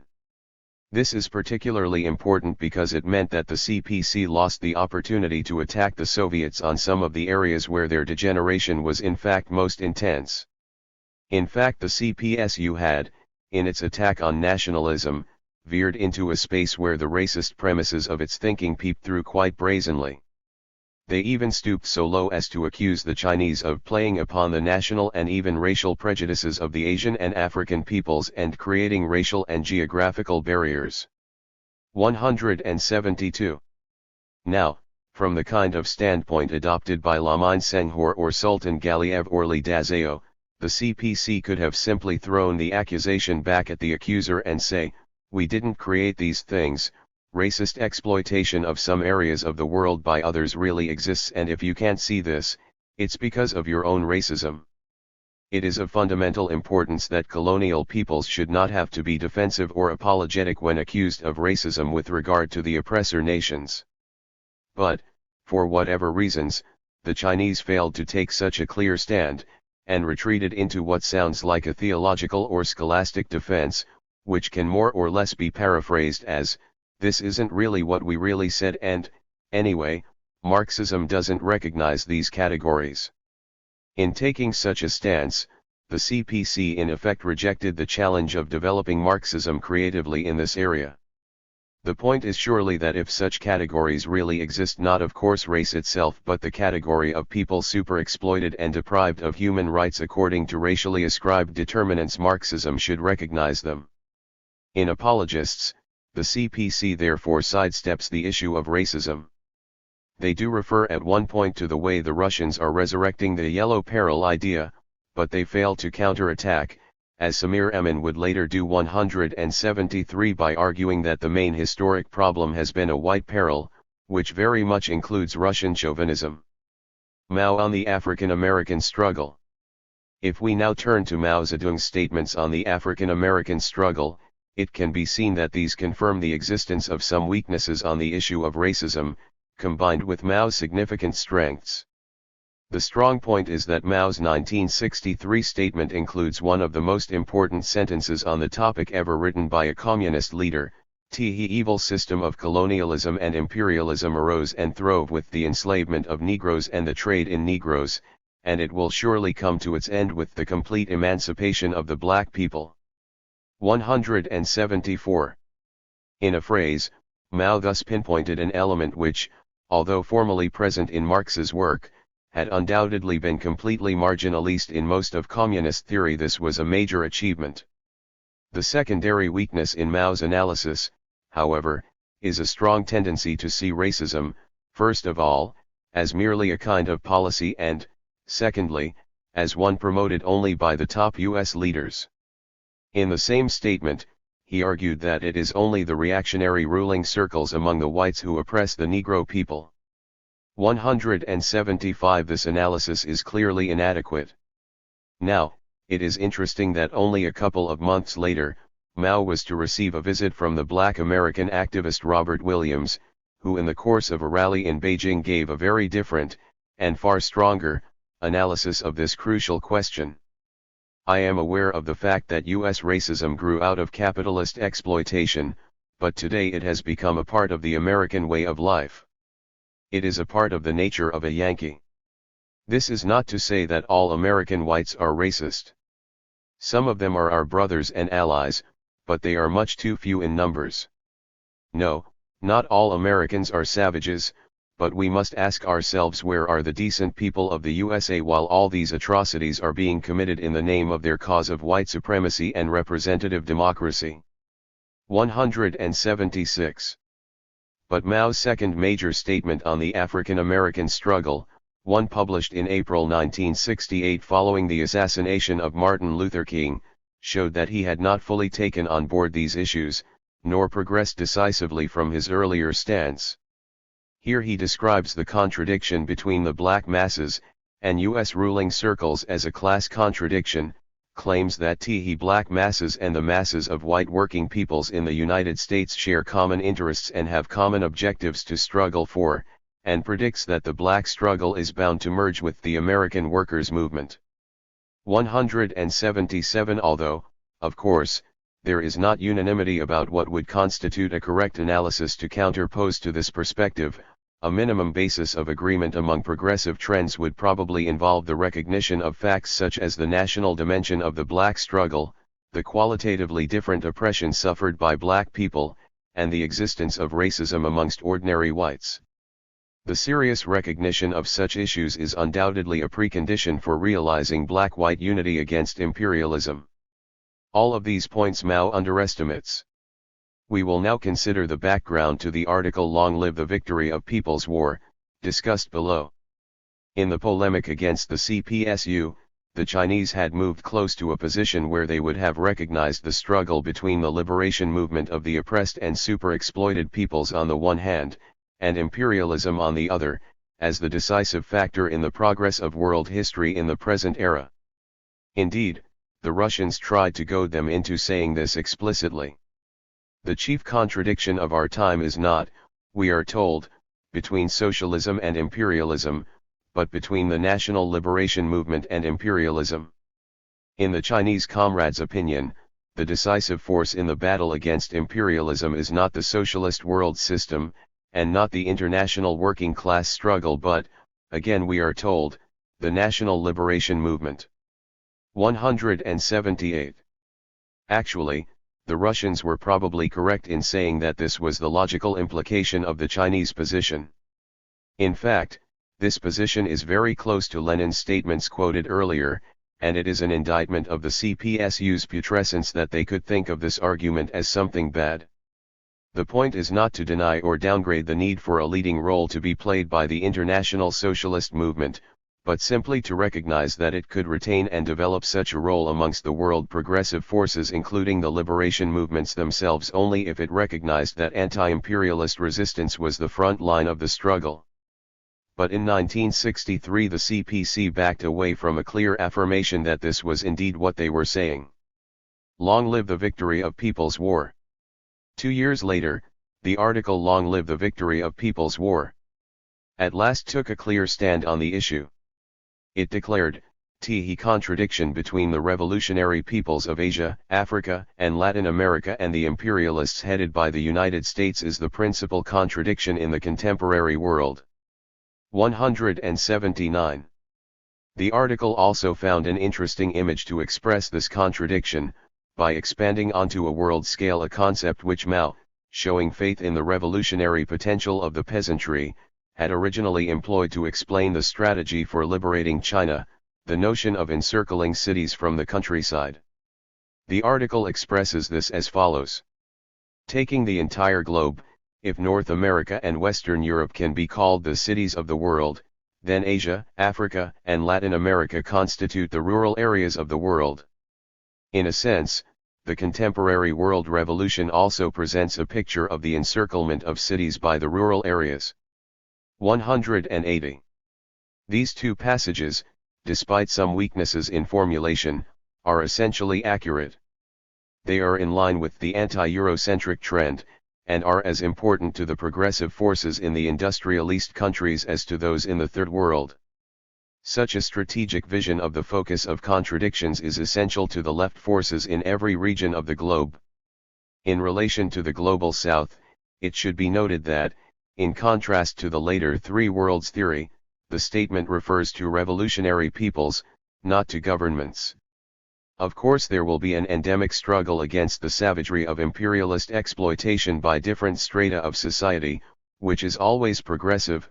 Nevertheless, this document presents the conscious revolutionary forces with the challenge and responsibility to lead this struggle. In relation to the imperialist heartlands, on the other hand, it challenges the revolutionary forces to recognize where the front lines really lie, and to shed any illusions that they can direct the global struggle either ideologically or politically. But this does not of course mean that these forces in oppressor nations should sit back and wait for the oppressed nations to do all the work. On the contrary, the struggle within the heartlands plays an important strategic role, not just in weakening imperialism, but more particularly in terms of the hard work needed to overcome racism/chauvinism and build anti-imperialist solidarity within the working class. This probably represents the highest point reached by the CPC on such questions. It depicts a world imperialist system built on the backs of the peoples of Asia, Africa, and Latin America who, to paraphrase the Communist Manifesto, cannot stir themselves without bringing the whole superincumbent structure crashing down. Interestingly, the CPC quickly retreated from this position. The article Long Live the Victory of People's War was signed by Lin Biao, the number 2 cadre in the Chinese leadership at the height of the Cultural Revolution, and not long after its publication he disappeared, apparently killed in a plane crash while attempting to flee after a failed coup attempt. This affair reflects the abnormal factionalism associated with the Cultural Revolution. In the posthumous critique of Lin Biao which followed, to the best of our knowledge, this article was not significantly implicated and thus probably represented a collective statement of line to which Lin had attached his name. The subsequent retreat cannot therefore be directly attributed to his fall, but the latter did provide the occasion for a general revision of line, and the strong anti-Eurocentric position of Long Live the Victory of People's War was one casualty of this. The line which eventually replaced it was a curious conception called Three Worlds theory. The relationship of this theory to our topic is quite complex. Three worlds theory was apparently non-Eurocentric in the sense that it continued to recognize the South, the Third World, as the main progressive force. It could even be considered a step forward in one sense. Long live the victory of People's War! Had been argued in an idealistic and dogmatic manner.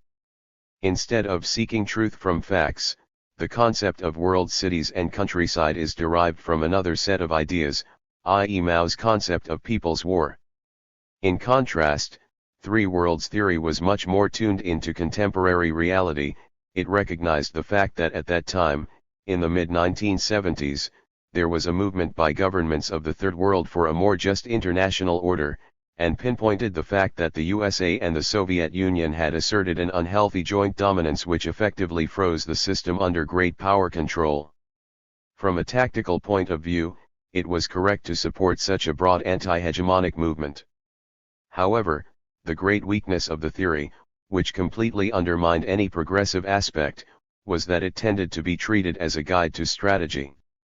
In reality, the strategically progressive force was undoubtedly not the Third World national elites but rather the radical left-wing and liberation movements and the broad popular movement whose aspirations were expressed only in a very partial and temporary form at that time by the movement of governments, but they were absent from Three Worlds theory. From this point onwards, the Chinese line began to lose contact with Leninism. How could such a switch occur in the space of only a few years? Fundamentally, all the Chinese positions even at their most correct were weakened by a lack of creativity in dealing with the basic political economy side of imperialism. At the beginning of the polemic against revisionism there may have been reasons to concentrate on restating Leninist orthodoxy, but as Lenin himself had made abundantly clear, the notion of a frozen and sclerotic correct orthodoxy is a contradiction in terms. The only way to defend Marxism was to develop it, primarily by theorizing the lessons of the Third World Uprising. However, this is just what did not happen. The Cultural Revolution reinforced dogmatism and idealism to the nth degree, making it practically impossible to create the situation Mao envisaged where 100 schools of thought contend. The textbooks on political economy which emerged during that period were depressingly dogmatic and harbored practically no original thought. 181 They were basically no better than the Koskiet textbooks Lenin had fulminated against. This fundamental weakness probably explains why the Chinese position was able to degenerate so suddenly into the Three Worlds theory. The Marxist-Leninist movement. The original Chinese polemic of the 1960s, further intensified by the Cultural Revolution, unleashed a worldwide storm. Although a movement to revitalize socialism was already an objective necessity, it was China's initiative which provided the catalyst. The impact of this impulse of renewal still reverberates, inspiring radical movements in many parts of the world, and is in fact likely to grow and expand its influence in the coming period, for reasons which we will address in the final section.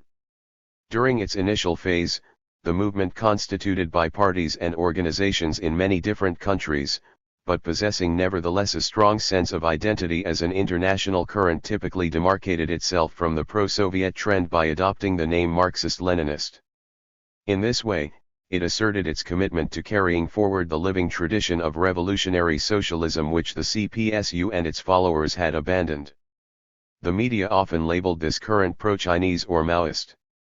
The movement itself would at the time mostly not have considered these terms scientific, although many would undoubtedly be proud to be called Maoist, in the sense that they were following Mao's call to serve the people and dedicate themselves to the cause of the oppressed, while also learning from his matchless ability to apply dialectics in a concrete way, an ability tested by the historic victory of the Chinese Revolution itself.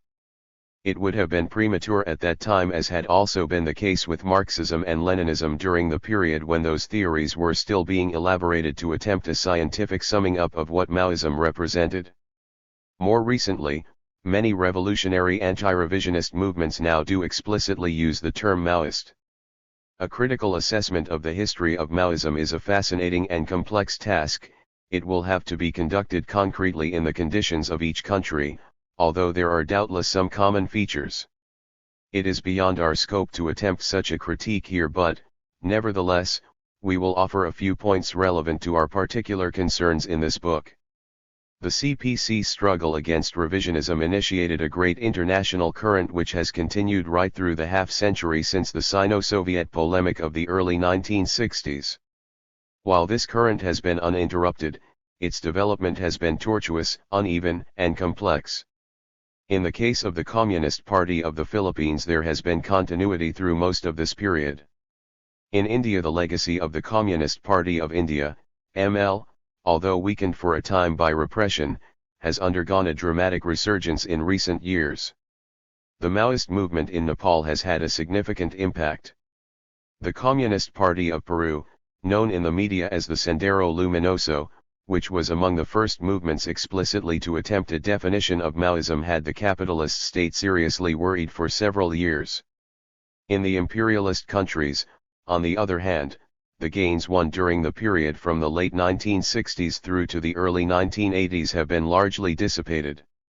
Since this book is written from the standpoint of radicals working in the imperialist countries, a big issue arises.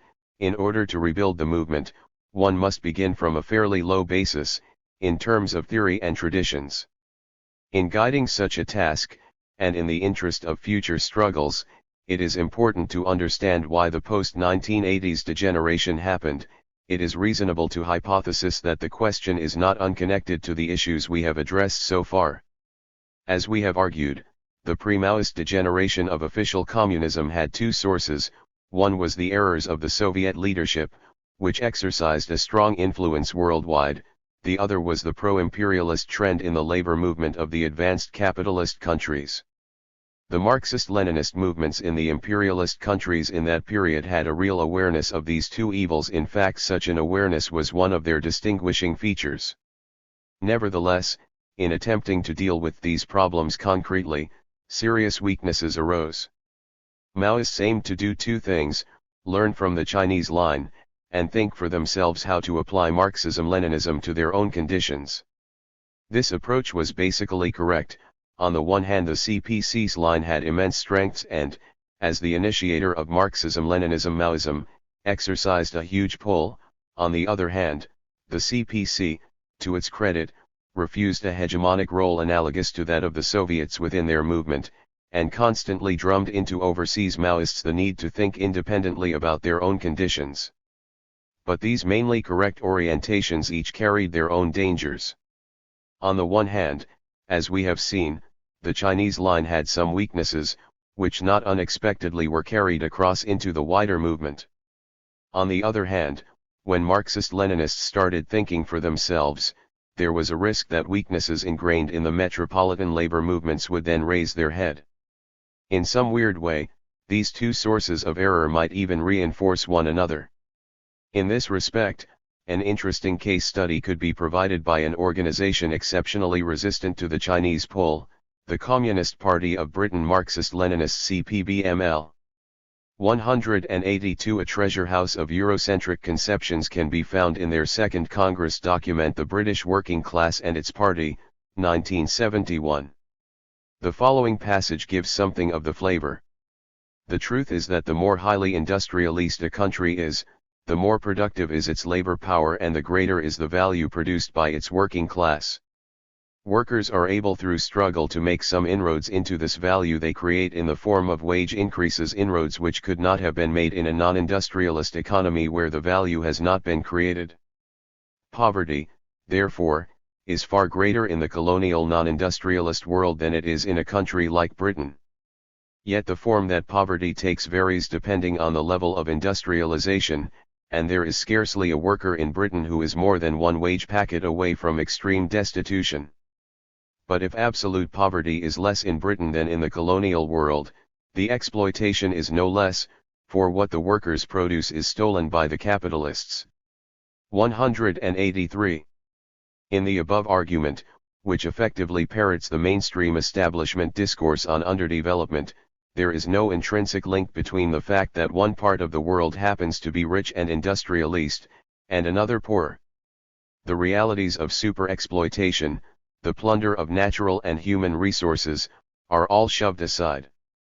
Now, it is true that the Chinese line would not have positively endorsed such rubbish, and in this sense the latter is a direct product of the CPBML's effective decision to distance itself as far as possible from the dependent on China end of the spectrum, the result being that it simply fell off the radar at the other end, into the worst aspects of labor movement degeneracy. But if we ask if the Chinese line was strong enough ideologically to counteract such arguments, we could not give an unequivocal yes. As we have argued, what passed for political economic theory during that period in China was woefully inadequate to analyze the world system underpinning such exploitation. In that sense, they were no better than the CPBML. From that angle, China's line offered no reliable guarantee against the reassertion of social chauvinism in and through the very movement which was meant to fight it. Not that the ML movement was soft on the notion of struggle, quite the opposite. Under the Cultural Revolution's influence, struggle between lines was even exaggerated and fetishized, sometimes to an unhealthy degree. But interesting issues arise when we try to identify the point of reference for such struggle. There was a general feeling of wanting to restore some definition of a pure, untainted Marxism-Leninism, some sense of returning to a golden age which had prevailed before some kind of fall. Such a representation makes no sense in terms of history, politics, or dialectics. There could not ever exist some mythical pure orthodoxy which one can simply lie down and bask in. As we have shown, the progressive trend was always, and necessarily, intertwined with its opposite end, however much Marx and Lenin at times came superhumanly close to the correct line. Even here this is because of their profound grasp of dialectics. What we should really learn from them is the dialectical method rather than the orthodoxy, because then we can apply the method to new conditions. The dangers of a golden age approach, inherently wrong in itself, were further compounded by the simplistic way in which, partly under Chinese influence, it was conceived. Thus, internationally, the fall was usually identified with some fateful watershed like the 20th Party Congress of the Communist Party of the Soviet Union in 1956, when Khrushchev denounced Stalin and promulgated the theory of peaceful transition to socialism. In turn, Marxist-Leninists, seeking to adapt this mindset creatively to their own conditions, sought some similar hiatus in their own countries. In the case of Britain, this was typically the adoption of the revisionist program known as the British Road to Socialism by the Communist Party in the early 1950s. Now, the watershed approach is not wholly wrong, and can indeed be very useful if we view it dialectically as a representation of points where quantity passes into quality. The British road to socialism may arguably indeed have marked such a qualitative step in degeneration. Moreover, the notion of a good communist tradition is also something we should hold onto, and indeed guard as a precious treasure. For example, it should go without saying that we should affirm the progressive character of the struggles waged in the 1920s and 30s and 40s against capitalism, fascism, and, as far as this went, colonialism. This must be emphasized strongly and never forgotten. But it should be obvious that, in the case of the imperialist countries, the social chauvinist line was strongly present and in certain aspects dominant long before the qualitative point of degeneration. Thus, while the watershed idea makes some limited sense, it should not be exaggerated. For example, while it is true that there was a significant change in the 1950s with the abandonment of class struggle, the earlier left phases during which the CPGB strongly upheld class struggle, such as the textbooks of the 1930s we have already analyzed, were marked by a singular failure to comprehend the colonial basis of the cake over which metropolitan workers and bourgeoisie contended. On this basis, the anti-revisionist movement, which in its original form as embodied in the Sino-Soviet polemic could be regarded, with the reservations already outlined, as an authentic and vital two-line struggle, could easily become transformed into a phony two-line struggle, one which failed to draw lines of demarcation with the real target, imperialist colonial exploitation.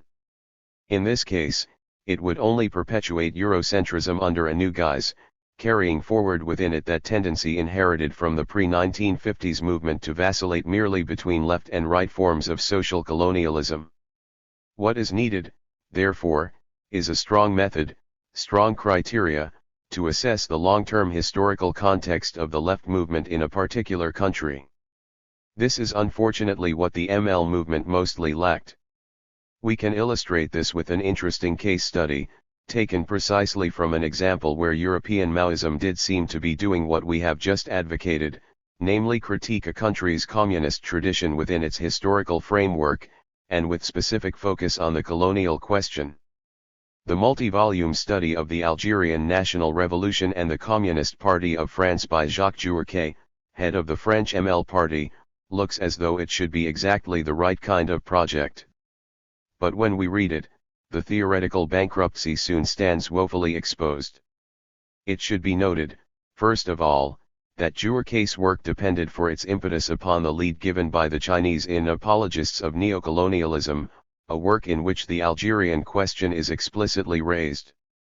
The French MLS therefore cannot claim too much credit for initiating the critique, in comparison, for example, to British ML debates on Ireland, which were much more a case of people thinking for themselves without waiting for Chinese leadership, and where important successes were scored. Nevertheless, since as we have said, Apologists is an excellent document, this at least gave the French what should have been a good starting point. But no sooner does Jourquet venture beyond the bare bones of the Chinese stance, than his analysis becomes erroneous. We will confine ourselves to one instructive example, his treatment of a polemic in the French communist press in the year 1921. 184 Factually, Jourquet's narrative of this exchange is extremely interesting and we can learn a lot from it, but when he tries his hand at analysis, the result lacks clarity.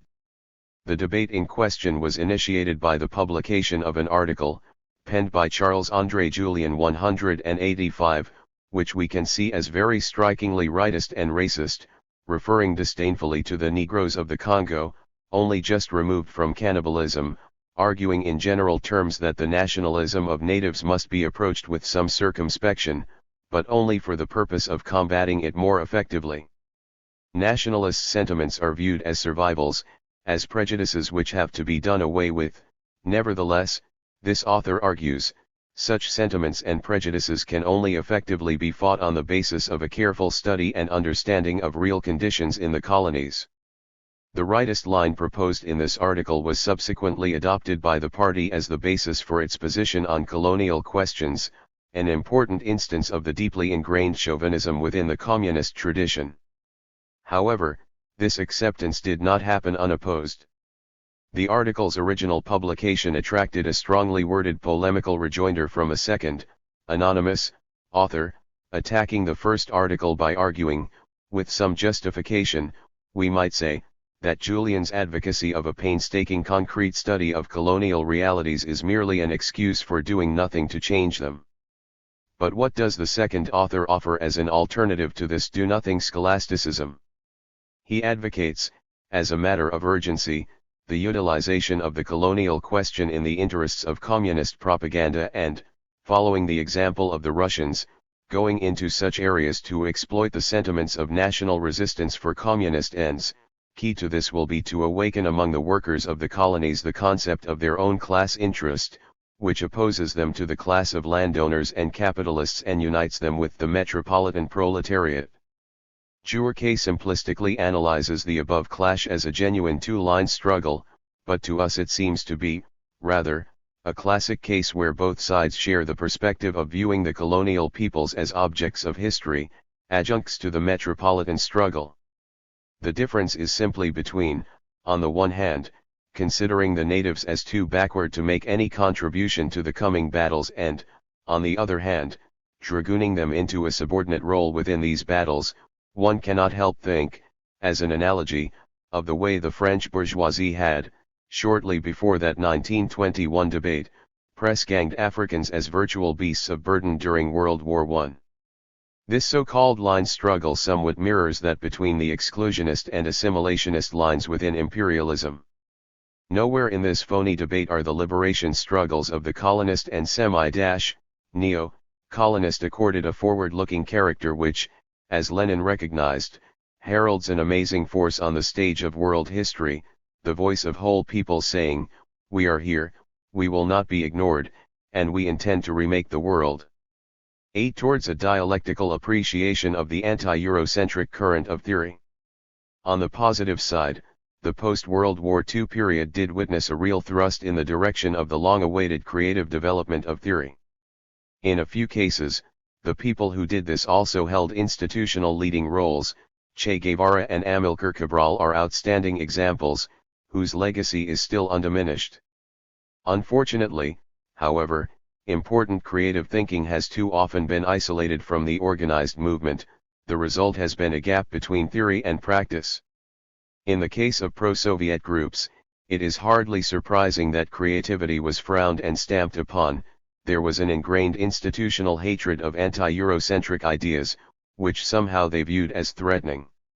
What is more strange, and this is perhaps the thing which, among all the histories we are recounting in this book, an observer from Mars might find most baffling, is that creative thought was also weakly integrated with the pro-Chinese trend, which one might think would be its natural home.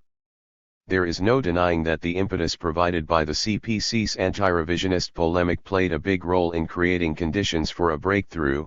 It tore away the icy grip of Soviet dogmatism, and it is no accident that a huge critical movement of ideas developed in its wake.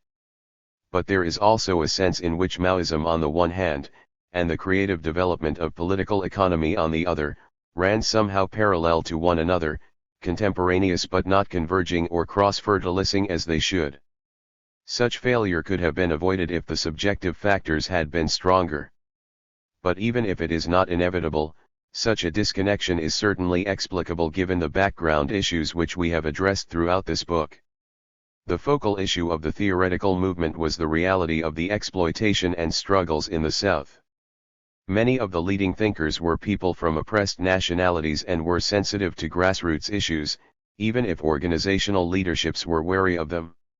Even where the theoretical developments occurred in the North, as in the important contribution of the independent Marxist journal Monthly Review, they were often inspired by a reflection on the reality of exploitation and struggle in the periphery. A certain focus to the development of a non-Eurocentric theory was provided by the trend known as dependency theory, which came into existence from the late 1960s onwards. Such a great theoretical movement was obviously not homogeneous.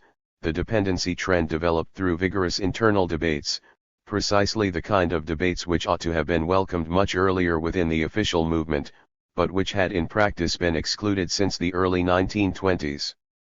It is therefore natural that among the key contributors were people who would disagree with important aspects of our own interpretation, for example André Gunder Frank and his stance on the national question.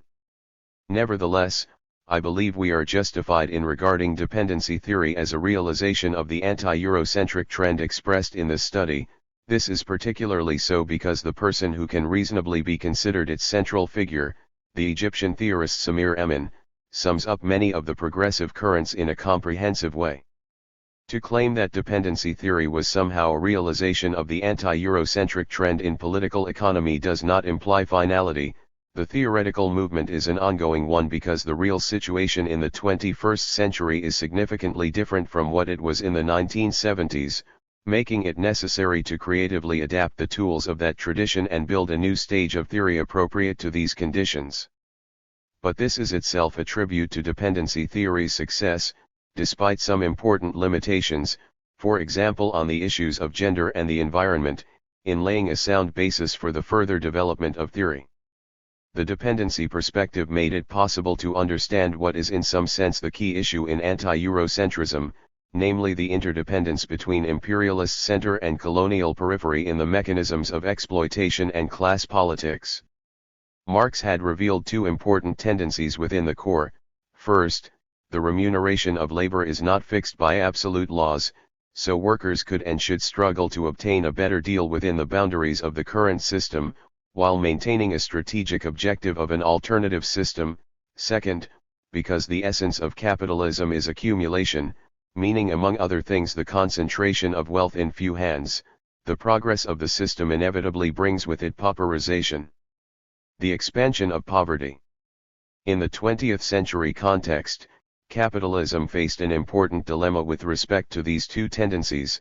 It would have an interest in establishing a dialogue with the co-optable facet of the labor movement, thereby consolidating itself socially, while also creating an indispensable market for the new mass-produced goods by pushing consumerism, but this would restrict the rate of profit too much. The solution was to internationalize the contradiction, permitting the mass market in the core to grow while the poverty-creating aspect, which limited consumerism, was banished to the periphery. It was thus in the periphery that, as Samir Emin expressed it, the absolute pauperization of the producers exploited by capital manifests itself in all its brutality. But it is precisely here that the pro-imperialist tendency within Marxism stops short, because it is from here on that Marxism becomes subversive. 186. This is an extremely important and historic statement. The understanding of these realities is subversive because it brings us closer to the actual situation, stripping away the ideological veils and all the denial. Only by acknowledging the reality of these relations can they be challenged.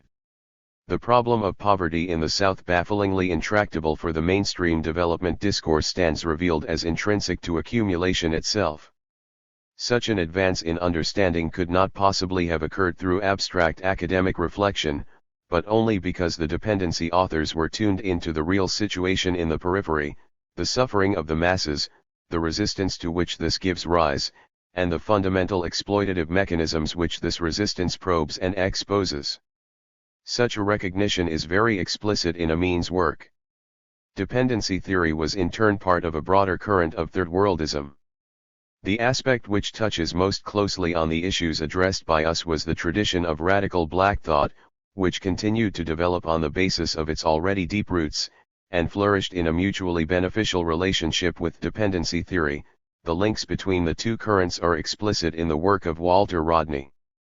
The Marxist core within this current remained as a crucial element, drawing on the traditions of earlier radicals, both representatives within the official movement, like W.E.B.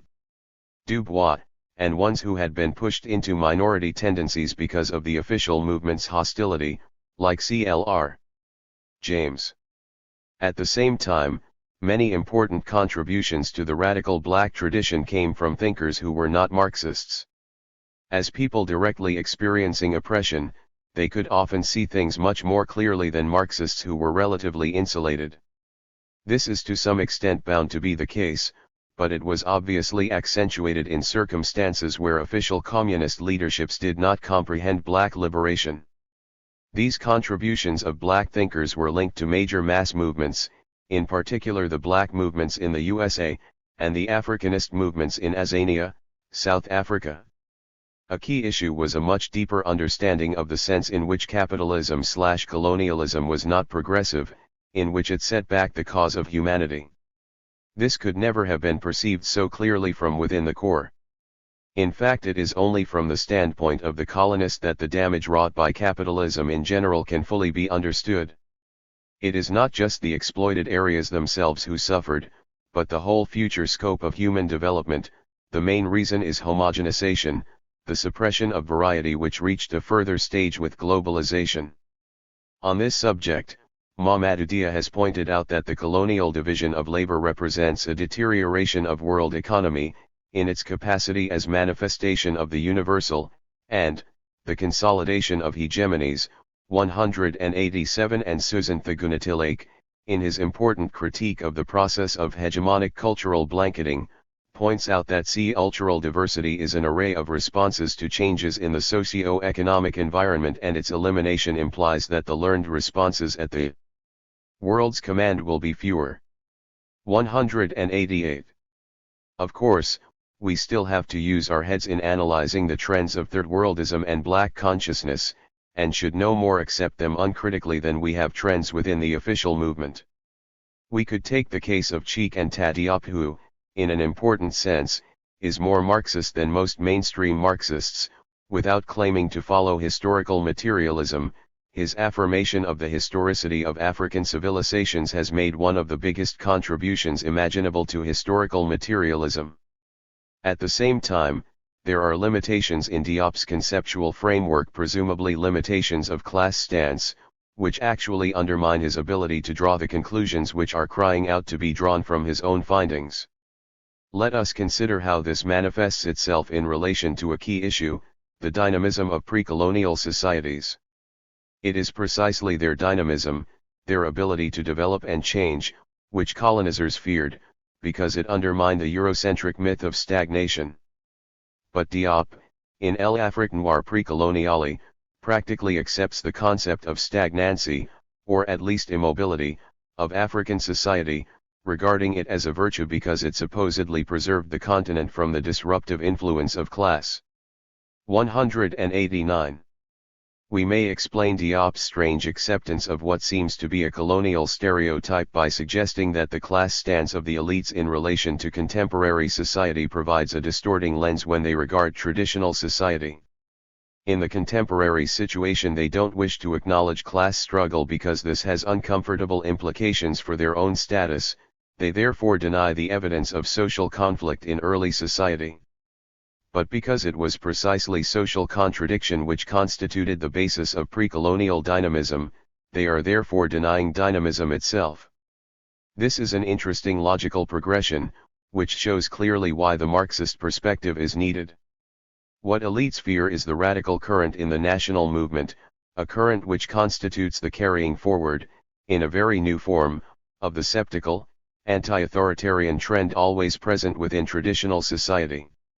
Of course, the strategic target of the mass movement is now foreign domination and exploitation, but its immediate orientation is usually to expose and critique the elite's inadequacies, at best, in leading the national movement against that exploitation, or at worst, very frequently, their sell-out policies and collusion with exploitation. Class politics does not necessarily mean sectarianism or some kind of Trotskyite absolutizing of working class struggle against anything and everything. The elites still have their place within the cause, as it was very well defined by Amin, drawing upon Mao's theory of new democracy, that of forming a progressive bloc of classes in opposition to the hegemonic bloc which sustains the imperialist system. But they would have to accept leadership from the grassroots, and this their ideologues find difficult to contemplate. Ique Armas spills the beans and reveals the Third World bourgeoisie's fear of their own working class when he writes, T. Miner's work in Africa is to assist the invading Western pirate in the robbery of his motherland. This makes the former at best a zombie, at worst a culpable accomplice, the hard-working and perennially short-changed sidekick of the Western mugger. 190. Conveniently, Arma's argument alleges that, in the African context, the worker is reactionary and the bourgeoisie the main force for progress. The attack on eurocentrism is thus twisted into an argument that classes and more broadly, the notion of internal contradictions within society are an artificial import, imposed upon the South and having no place there. According to this line of argument, the goal of anti-Eurocentrism would be to re-establish the healthy values of a society free from internal contradiction, a deceptive discourse which has always served as a tool to bolster oppression. As self-anointed natural leaders of the national movement, the elites would presumably be the interpreters of this allegedly healthy, struggle-free tradition. Distorted and truncated in this way, cultural nationalism is something imperialism would happily accommodate. Such an aversion to working-class struggle typifies the class position underlying the whole trend.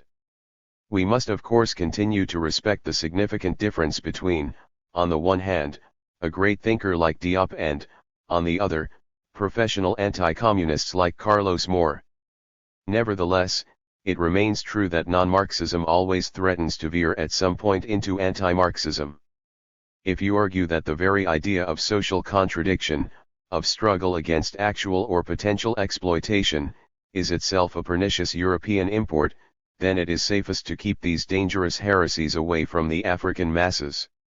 This inevitably carries a reactionary streak, not too distant from the anti-communism which has always been propagated by world capitalism, whether in the 1840s, after 1917, during the Cold War or today.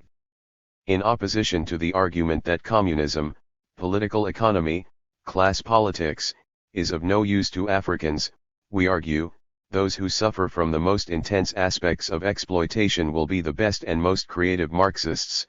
The vocation of communism is to be taken up by the Third World and developed into a truly universal system of thought. In the absence of a historical materialist theory of development, how can one explain development at all? One is inevitably thrown back upon either the unconvincing myth of a completely static world with no contradictions, or upon some disguised variant of what are in fact the Eurocentric distortions which the Africanist trend is supposed to combat. An example of this is social Darwinism. Tahar Kah, in his book Black Manhood, makes a useful contribution by marshalling the evidence to demonstrate the essentially African character of ancient Egyptian civilization, but fails to express any alternative to the Eurocentric concept of the dynamic of social development. This can be seen in his parroting of the most extreme arguments about female inferiority, which hardly differ from the pseudo-scientific evolutionist ideas about the inequality of so-called races. 191 Feminism is here also viewed as a Eurocentric importation. We have argued that a historical materialist perspective is essential, but still need to be more specific about what this means. The non-Marxist, anti-Marxist, critique of the notion of modes of production is rarely honest, and tends to fabricate a distorted and stultified image of the thing it wants to attack. Nevertheless, as our argument has shown, this is complicated by the fact that there are indeed distortions, if not in the basic philosophy of dialectical and historical materialism itself, then at least in the expression imposed on it by the limitations of the geographical historical background against which it concretely developed. The difficulty of disentangling complex situations like this is precisely why it is necessary to push the boundaries of our understanding of Eurocentrism further. In attempting to address this problematic, it is very useful to take as our central issue the role of slavery. Why does something so apparently primitive occur within a modern mode of production like capitalism? What on earth is it doing there? Surely it ought to have been superseded by the onward march of modes of production. Faced with this awkward question, should we retreat into denial or, on the contrary, seize the opportunity to make ourselves ask uncomfortable but ultimately productive questions about the fundamental realities of both capitalism and the dialectics of history in general? In a well-known passage in the first volume of Capital, Marx refers to the process of primitive accumulation through colonialism and the slave trade as the rosy dawn of the capitalist era. 192 more, in a deliberate distortion, pretends to take this passage at face value, as though Marx were being serious, but of course it is really a bitterly ironic expression similar to the term civilizationmongers, used by Marx elsewhere to stigmatize colonialists. In another important passage, Marx says that direct slavery is just as much the pivot of bourgeois industry as machinery, credit, etc. 193 Here again, More twists the sense, implying that Marx meant this is a good thing by pushing forward a unilinear scenario of progress within which capitalism plays an indispensable progressive role. However, that is not at all what Marx meant. In fact, the statement in question is perfectly accurate, and indeed constitutes one of Marx's significant insights. The point, subsequently confirmed by the research of Eric Williams, Walter Rodney, etc., is that slavery was indeed the pivot of bourgeois industry. There is, moreover, an interesting subtext revealed by the specific context in which Marx first articulated the bourgeois industry argument, as part of his polemic against Proudhon. The point for Marx was to draw lines of demarcation with reformism. In opposition to Proudhon's cozy supposition that justice could be won by eliminating the abuses of the present system, Marx argued that the system as a system must be smashed. The atrocities and abuses, including apparently anachronistic forms dredged from the entrails of exploitation's historical recesses, of which slavery is here taken as an example, are an integral and intrinsic part of capitalism qua system. This remains a powerfully correct argument. The global system still thrives on super-exploited labor, of which indentured forms are close to slavery, and all sorts of atrocities are used to keep the masses in order, whether it is death squads, dungeons, or other oppressive measures. The significance of these primitively savage repressive methods has only increased with globalization and outsourcing. In this sense, Marx is absolutely right. Nevertheless, there are still criticisms we can make of his stance which can be summarized under two general categories. Firstly, although we can find these brilliant statements in his work, he did not emphasize such ideas enough. Recognition of the fundamental role of colonialism and the slave trade is sufficiently peripheral in his work that the later Eurocentric trends were able to conveniently ignore it. This is precisely why Du Bois, C.L.R. James, etc. had to fight so hard to re-establish this truth. However, there is also, secondly, the somewhat different problem which surfaces in relation to his critique of Proudhon's reformism. While at a strategic level Marx is right, that you have to get rid of the system itself in order to eliminate its abuses, at the level of day-to-day struggle the issue of reformism has to be assessed differently. Assuming you have a sound strategic vision, i.e. you recognize that ultimately it is the system itself which should be trashed, struggles to limit particular abuses are very much progressive and necessary, and in fact contribute to the strategic goal by building the forces and movements of struggle.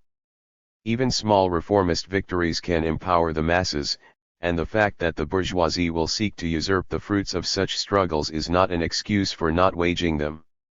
Marx understood this perfectly well when dealing with other causes such as the movement against absolutism or mercantilism, and in a similar spirit he did back the North in the American Civil War.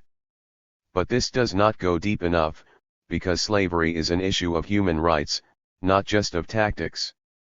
Part of humanity was being excluded from humanity, an issue which Marx might have addressed in relation to his theory of alienation. On this basis, we would then see that the correct way to relate to abolitionism was to build a movement centered not on the bourgeois liberals, though the latter might be an adjunct to it, but on the resistance of the slaves themselves, whereby alienation is overcome and their humanity reasserted. But, as we have seen, this is just what Marx failed to do. It is against this background that we can appreciate the full significance of the contribution of the black Marxist trend. Cedric Robinson provides a superb summing up of Du Bois' thought on this question. No theory of history which conceptualized capitalism as a progressive historical force, qualitatively increasing the mastery of human beings over the material basis of their existence, was adequate to the task of making the experiences of the modern world comprehensible. For Du Bois, America in the first half of the 19th century, a society in which manufacturing and industrial capitalism had been married to slave production, had been a microcosm of the world system. The advanced sectors of the world economy could expand just so long as they could dominate and rationalize by brute force the exploitation of essentially non-industrial and agrarian labor. The expansion of American slavery in the 19th century was not an anachronism but a forewarning. 194. The implications of this brilliant concept need to be reflected upon carefully. Robinson himself, as a non-Marxist conducting a historiography of Marxism, has evidently not done so since he writes, Hegel's dialectic of Aufhebung, Marx's dialectic of class struggle and the contradictions between the mode and relations of production, Darwin's evolution of the species and Spencer's survival of the fittest are all forged from the same metaphysical conventions. 195. The fundamental error here is that, for reasons of class stance, Robinson assumes the notion of mode of production to be inherently Eurocentric. This is not at all true to the spirit of black Marxism. Far from throwing the baby of historical materialism out with the bathwater of Eurocentrism, the contribution of black Marxism was to restore the true potential to the theory by stripping away its Eurocentric distortions. While there were limitations in Marx and Engels' understanding of non-European modes of production, and of the interaction between different modes internationally during the period of the growth of capitalism, the basic Marxist standpoint was mainly consistent with dialectics. The same cannot be said for subsequent developments of official communist theory. Here, we find a strong tendency towards a dogmatic and mechanical model where in all circumstances there must be a rigid succession of the following 5 distinct modes, viz. Primitive communism, slave society, feudalism, capitalism, and communism, with the proviso that societies at more primitive stages could, under the aegis of the USSR, skip a stage or two on the road to socialism. On the one hand, the above understanding of history is pure Eurocentrism, and constitutes a blatant revision of Marx, who was fully aware that whatever he could say about specific modes of production was limited by the European context of his theories. 196. Most astonishingly, the notion of an Asiatic mode of production, quite an important element in Marx's thinking which, although incorrect in some respects, reflects at least a consciousness of the need to think in specific ways about non-European societies, was banished from the rigid orthodoxy.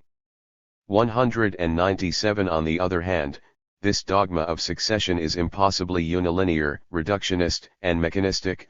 Although it is correct to recognize some succession of modes of production, Marx would never have dreamed of anything so dogmatic. In fact, these two critiques of the mode of production dogma are intrinsically related. Insofar as something we have already noted at many points of the study, there is a necessary connection between Eurocentrism and the distortion of dialectics. Eurocentrism inherently implies mechanical and non-dialectical attitudes to history, development, world politics, etc., simply because it depicts the core, the West/North, as the sole source of dynamism, and the capitalist and imperialistic dominance of that core as justified, or at least inevitable. The Africanists, in liberating themselves, can contribute immensely to liberating the whole of humanity from these dual distortions of dialectics. This works in the following way: the starting point is the history of slavery, but this in turn says something broader about the whole notion of progress. Whatever progression has occurred through the succession of modes of production not only negates, but at the same time subsumes, earlier forms of exploitation. While there may indeed be progressive aspects in this developmental process, such as the assertion of human rights through the destruction of feudalism, there was always a tendency for these to be accompanied by a resurgence of more savage, primitive forms of exploitation.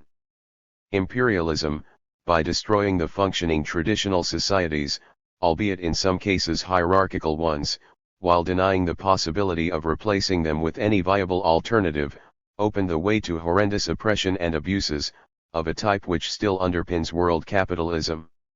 In this sense, what Du Bois is saying is fully in accord with dialectics, and in fact constitutes an excellent example of the Hegelian concept of the negation of the negation. This has implications beyond even the issue of the slave trade, which was our starting point. For example, European feudalism negated classical autocracy in favor of a diffuse, hierarchical power structure. When capitalism in turn negated this, the somewhat progressive aspect of bourgeois democracy was accompanied by a resurgence of the suppressed absolutist power of the state, which carried with it the potential for far greater oppression and militarism.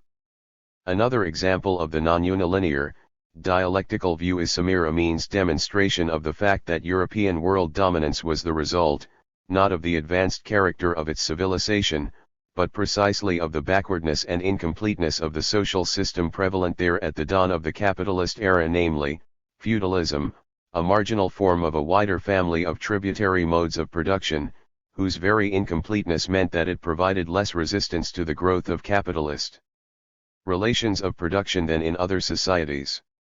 The Marxist Africanist perspective provides the starting point not only for a non-unilinear view of development, but also for appreciating the inherent dualism within capitalism, whereby modern forms of exploitation coexist with primitive ones.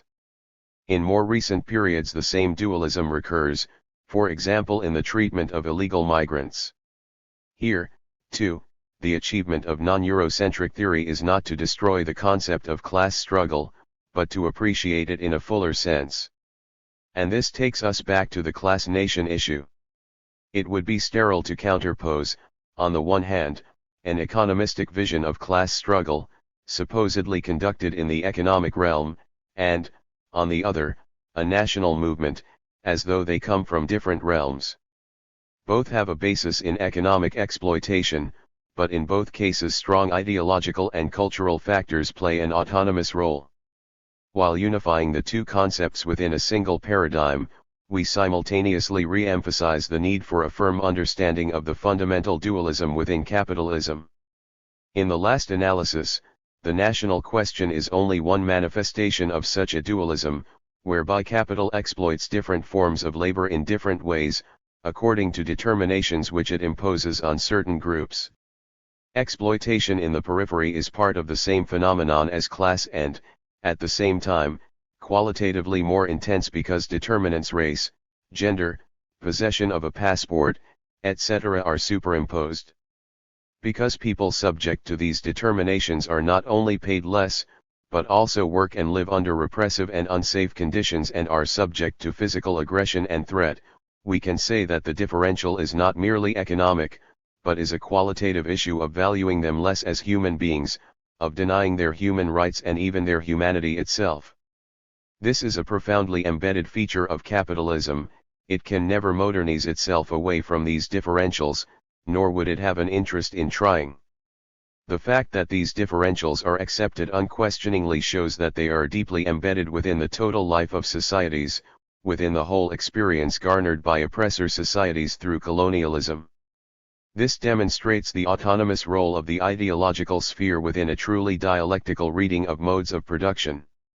Capitalism exploits in ways that are not purely capitalist. This was a crucial realization which builds from the black Marxist position on colonialism and slavery.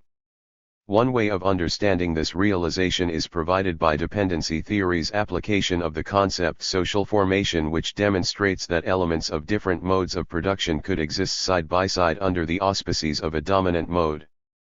This theory builds on the mode of production idea but provides a bridge to its real-world application, both in terms of theoretical breakthroughs and in guiding practice, showing in concrete situations how capitalism maintains dualism, special forms of exploitation salvaged from the worst aspects of earlier modes. As the dominant mode on a world scale, capitalism writes the rules even and especially for those not admitted to the sphere of its pure relations or even accorded recognition by those rules. In a way, the more general phenomenon of which eurocentrism is an expression signifies the existence of a center which sets the rules of an order for its own benefit and imposes it upon those on the margins. It does so not just globally but within the imperialist states themselves, for example in the very important non-remunerated or under-remunerated labor performed by women and racially determined oppressed groups. This relationship is the general basis of the national question, but the national contradiction also expresses itself under an immediate, and in fact somewhat superficial, form, the frustrations of the local bourgeoisie who, although partly co-opted by the global order and receiving certain crumbs from it, even in some cases significant enough agglomerations of crumbs to add up to a sizable slice of cake, nevertheless chafe under their exclusion from effective decision-making. A major weakness in the mainstream communist approach has been to mistake this form as the essence of the national question. This could be seen, for example, in the 20s and 30s when all the intense debates on the national question tended to reduce it to this particular aspect of bourgeois campaign which, depending on the international circumstances, or whether a leftist or rightist line prevailed at a particular time, communism was supposed either to support or not support. The reality was always different.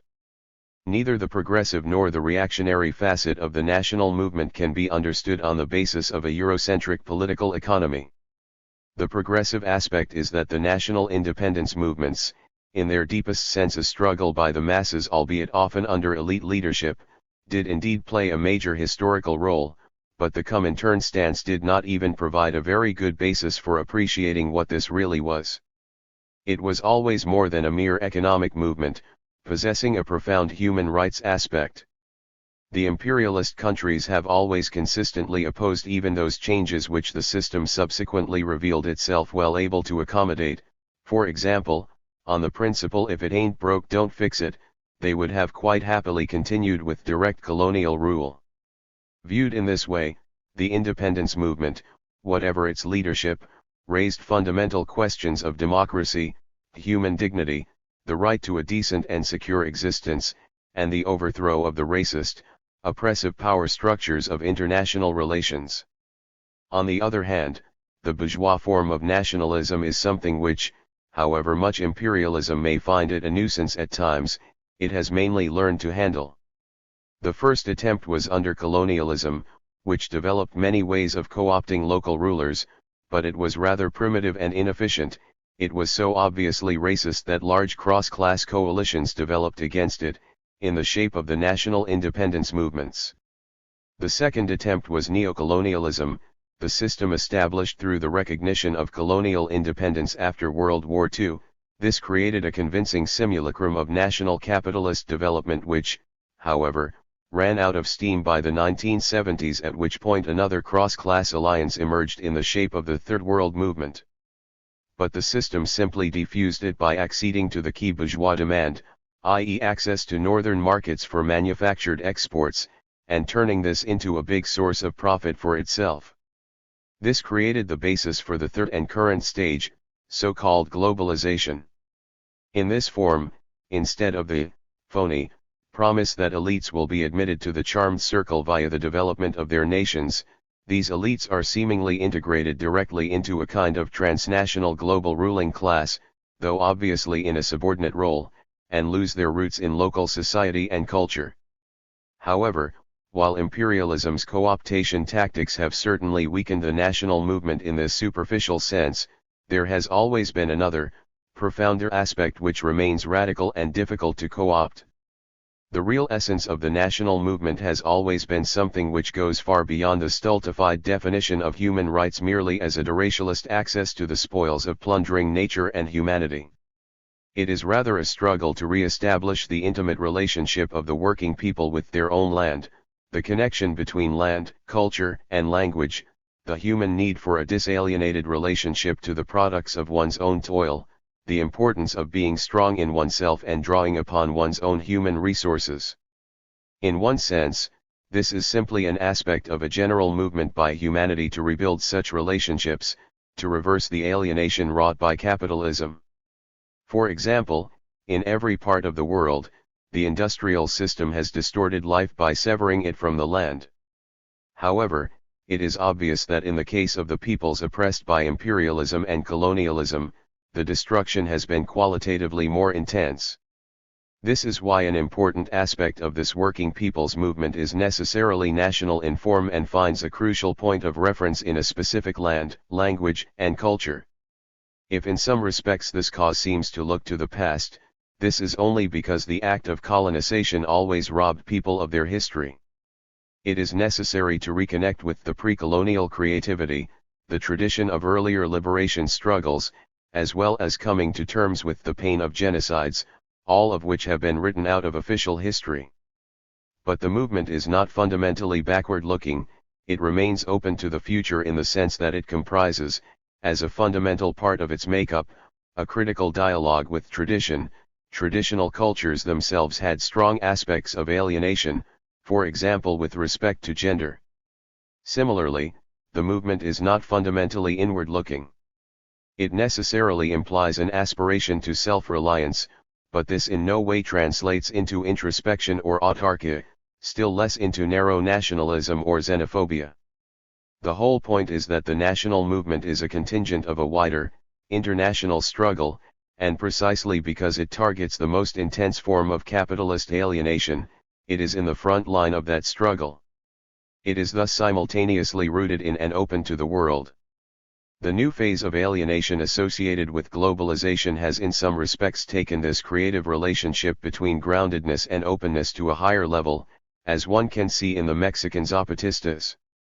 Migration and the constitution of diasporas, though a product of oppression, are also a source of strength, and this again acts in the sense of openness. The national movement necessarily faces new tasks. These can be faced by the liberation movement in the sense in which we have defined it, as something forward-looking and outward-looking.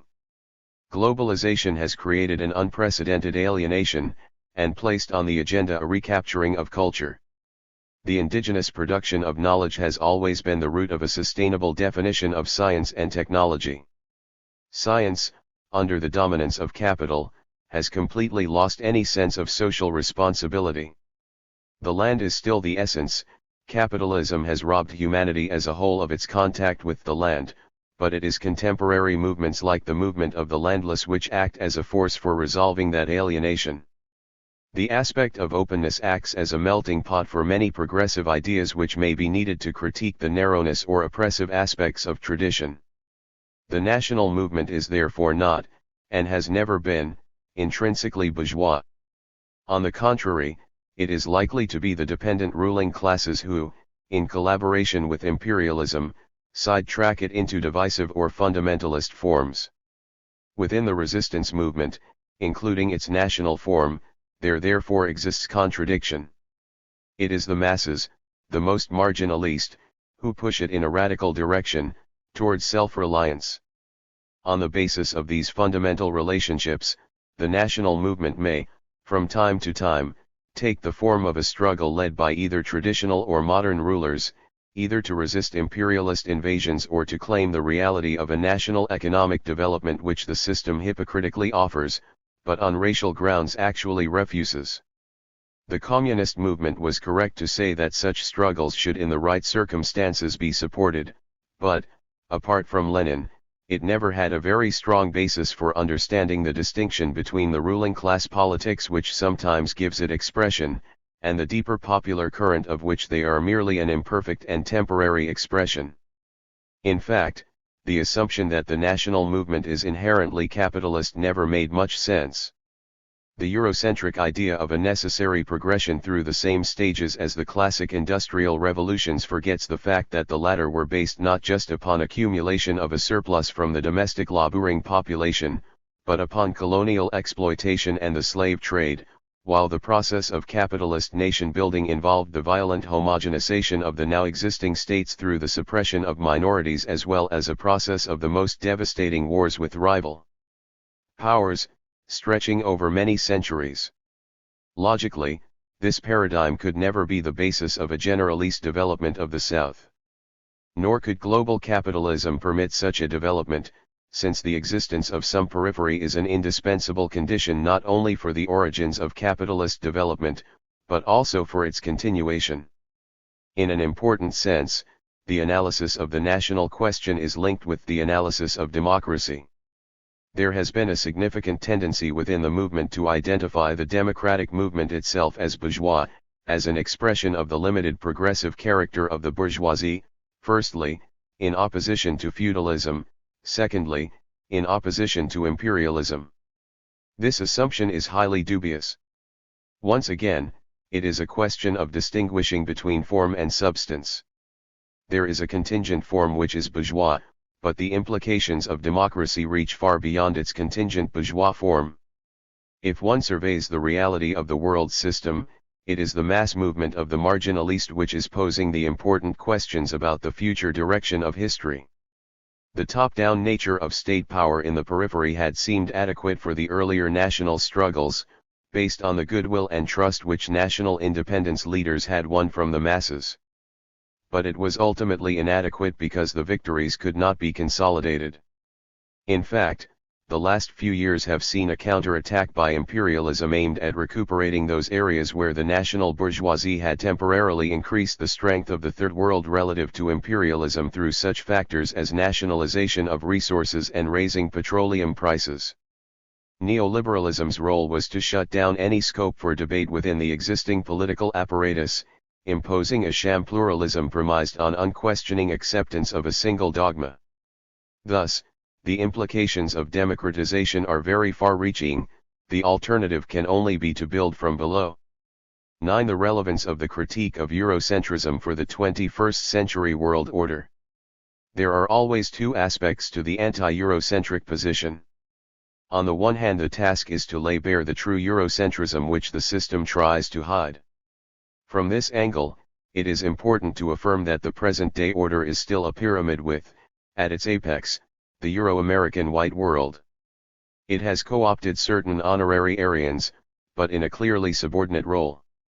Through its institutions, G7, 8, the Organization for Economic Cooperation and Development, OECD, and NATO, it makes all the meaningful decisions.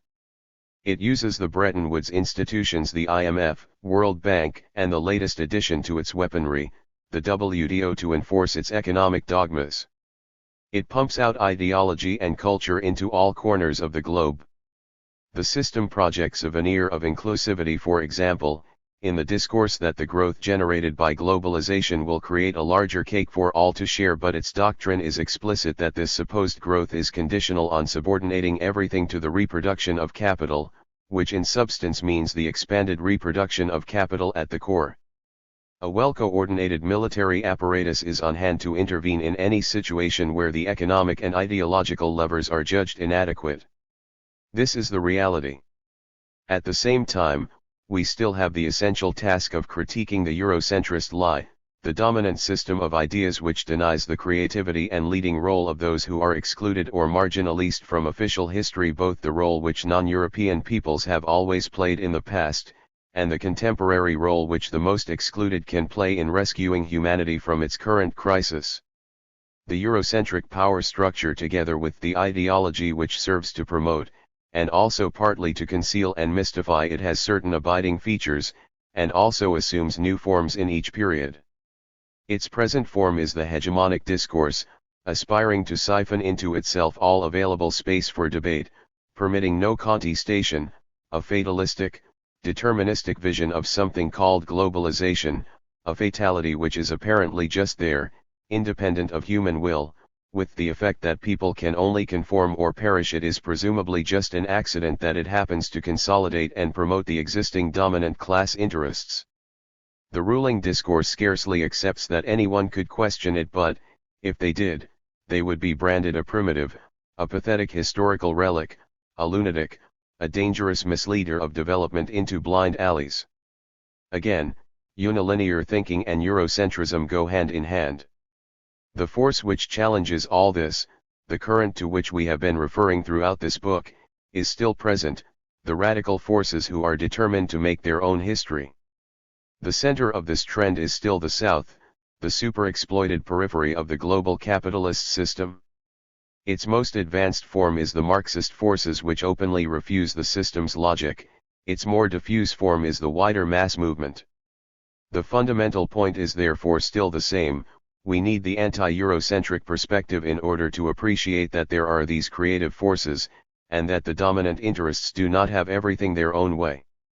The Eurocentric perspective within the left was falsely optimistic in the sense of failing to sense the resilience or adaptability of the oppressor system, based upon its ability to intensify the exploitation of the periphery while diffusing class struggle within the core. And this false optimism naturally, and quite suddenly, as is the way with tipping points, tipped over into its opposite, an unjustified pessimism and liquidation.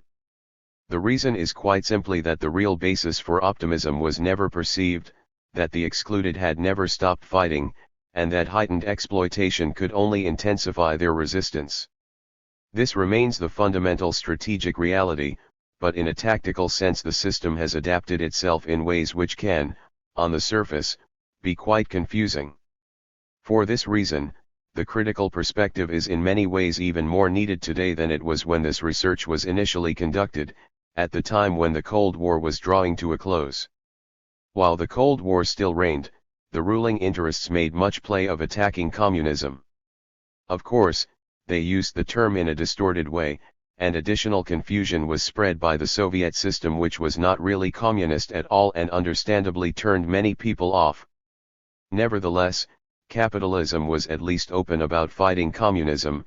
This had the result that the masses suffering under imperialism tended to gravitate towards communist leadership. Moreover, the manner in which imperialism ruled the periphery was exclusively top-down, typically through local henchmen who ran militaristic dictatorships with little pretense even of democratic trappings. It therefore had little scope for engaging with social movements in order to stop them moving to the left. In the more recent period, the notion of the end of history has been employed to freeze out communism by denying its existence. At the same time, the ruling order has experimented with important ways of operating within the social movement. It is now able to co-opt not just the elites as before, but also parts of the mass movement. Employing a discourse of governance and civil society, it disperses pittances of aid to subservient campaigns or pressure groups, baptizing them as NGOs and community-based organizations. This serves a dual purpose: firstly, to erect a barrier between the political left and the wider movement; secondly, to use people's grassroots survival strategies through such mechanisms as microcredit to generate more value for accumulation, and as low-cost means of social control. In these ways, the real lines of demarcation and the reality of dominance have been somewhat obscured. But two issues must be made clear. First of all, there is absolutely no doubt that beneath the surface the fundamental contradictions are stronger than ever. All the adaptations of global capitalism are essentially means of intensifying exploitation, and the surface forms which may for a time appear to attenuate that exploitation are wholly illusory. Secondly, these surface forms, the more indirect and diffuse forms of dominance which undoubtedly did help to consolidate global capitalism for a while following the Cold War's end, are increasingly wearing thin. This is the reason why the system suddenly engaged, in the last years of the 1990s, in a decisive shift into repression and militarism. Our purpose in this chapter is to address contemporary realities, and contemporary must be understood in a dual sense. The general sense refers to the whole period associated with the end of the Cold War. The second and more precise sense refers to the subphase beginning around 1997. Marxist forces must adapt themselves to this rapidly evolving reality, which is why theoretical tools such as a critique of eurocentrism are so important. The consolidation of the 1980s and the crisis of the 2000s are part of the same phenomenon, simply because that consolidation was premised on heightened exploitation, and a heightened crisis was always the inevitable result. But it is impossible to properly understand the crisis without understanding the consolidation which preceded it. We therefore need to consider the characteristics of this complex period. Let us first recapitulate some of the key perspectives which have been developed in this book. The point about the critique of eurocentrism is certainly not to undermine the significance of class. The key issue is still and has always been that the system is founded on the exploitation of those who perform labor. The point is that you need to delve below the surface in order to appreciate the reality of that exploitation, of who performs the labor, and under what conditions. Capitalism has developed a dualism within the laboring masses, with some groups more exploited than others. If we were to view this in a purely economic sense, it might seem to be a difference in degree. But the dialectical aspect of Marxism is that, while in one sense we say that things are based in economics, in another sense the superstructure, ideas, culture, politics, plays the key role, both in the maintenance and adaptation of systems, and in challenging them. Considering this wider context, the issue in dualism is in fact not merely the degree of exploitation, because the political, ideological, cultural dimension deprives the super-oppressed group of their human rights. When we describe capitalism as a system, we mean that it has acquired a momentum of its own, one which is not predetermined and not entirely predictable. It is a product of human social development which has got out of control and threatens to devour the human species which made it. The fruits of people's labor turn into a force which oppresses and limits them. This takes the form not just of capital itself, but of ideological and cultural structures. The latter in some sense reflect reality, but in a distorted way. With racism, the fundamental basis is not real, inasmuch as race itself has no sense as a scientific category, but the oppressive categories are real in terms of deeply rooted social practices and attitudes. We can call this the structural factor within capitalism. Capitalists themselves do not fully control these processes, though they manipulate them to their own advantage. In this sense, conspiracy theories have their place, but we should beware of exaggerating their scope. It is actually the extreme right which uses conspiracy theories to cover up the structural element in capitalism.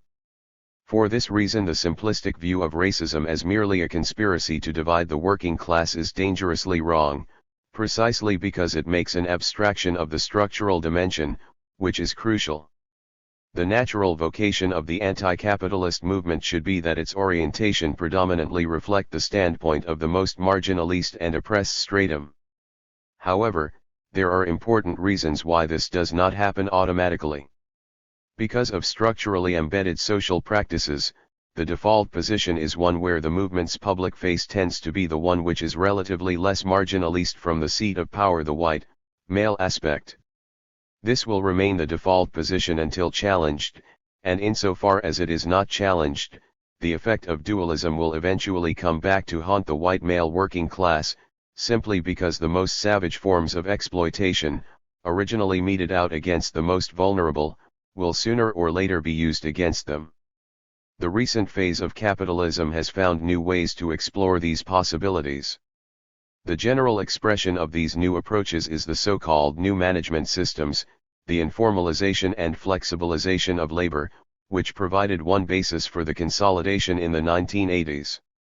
This partly signifies that the determinants of the exploitation of the most oppressed segments, which were not adequately challenged by the majority movement, are suddenly foisted upon the wider working class who wake up to the truth when it is too late. The labor of women and of groups oppressed through racial determinants was always treated as informal and flexible. Now all workers are vulnerable to being treated the same way. But the fact that certain determinants of exploitation have spread to a wider group does not signify a weakening of dualism, quite the contrary, it has instead been shifted into new dimensions, and in fact accentuated. The global industrial economy is now organized through production chains, bound together by subcontracting relationships.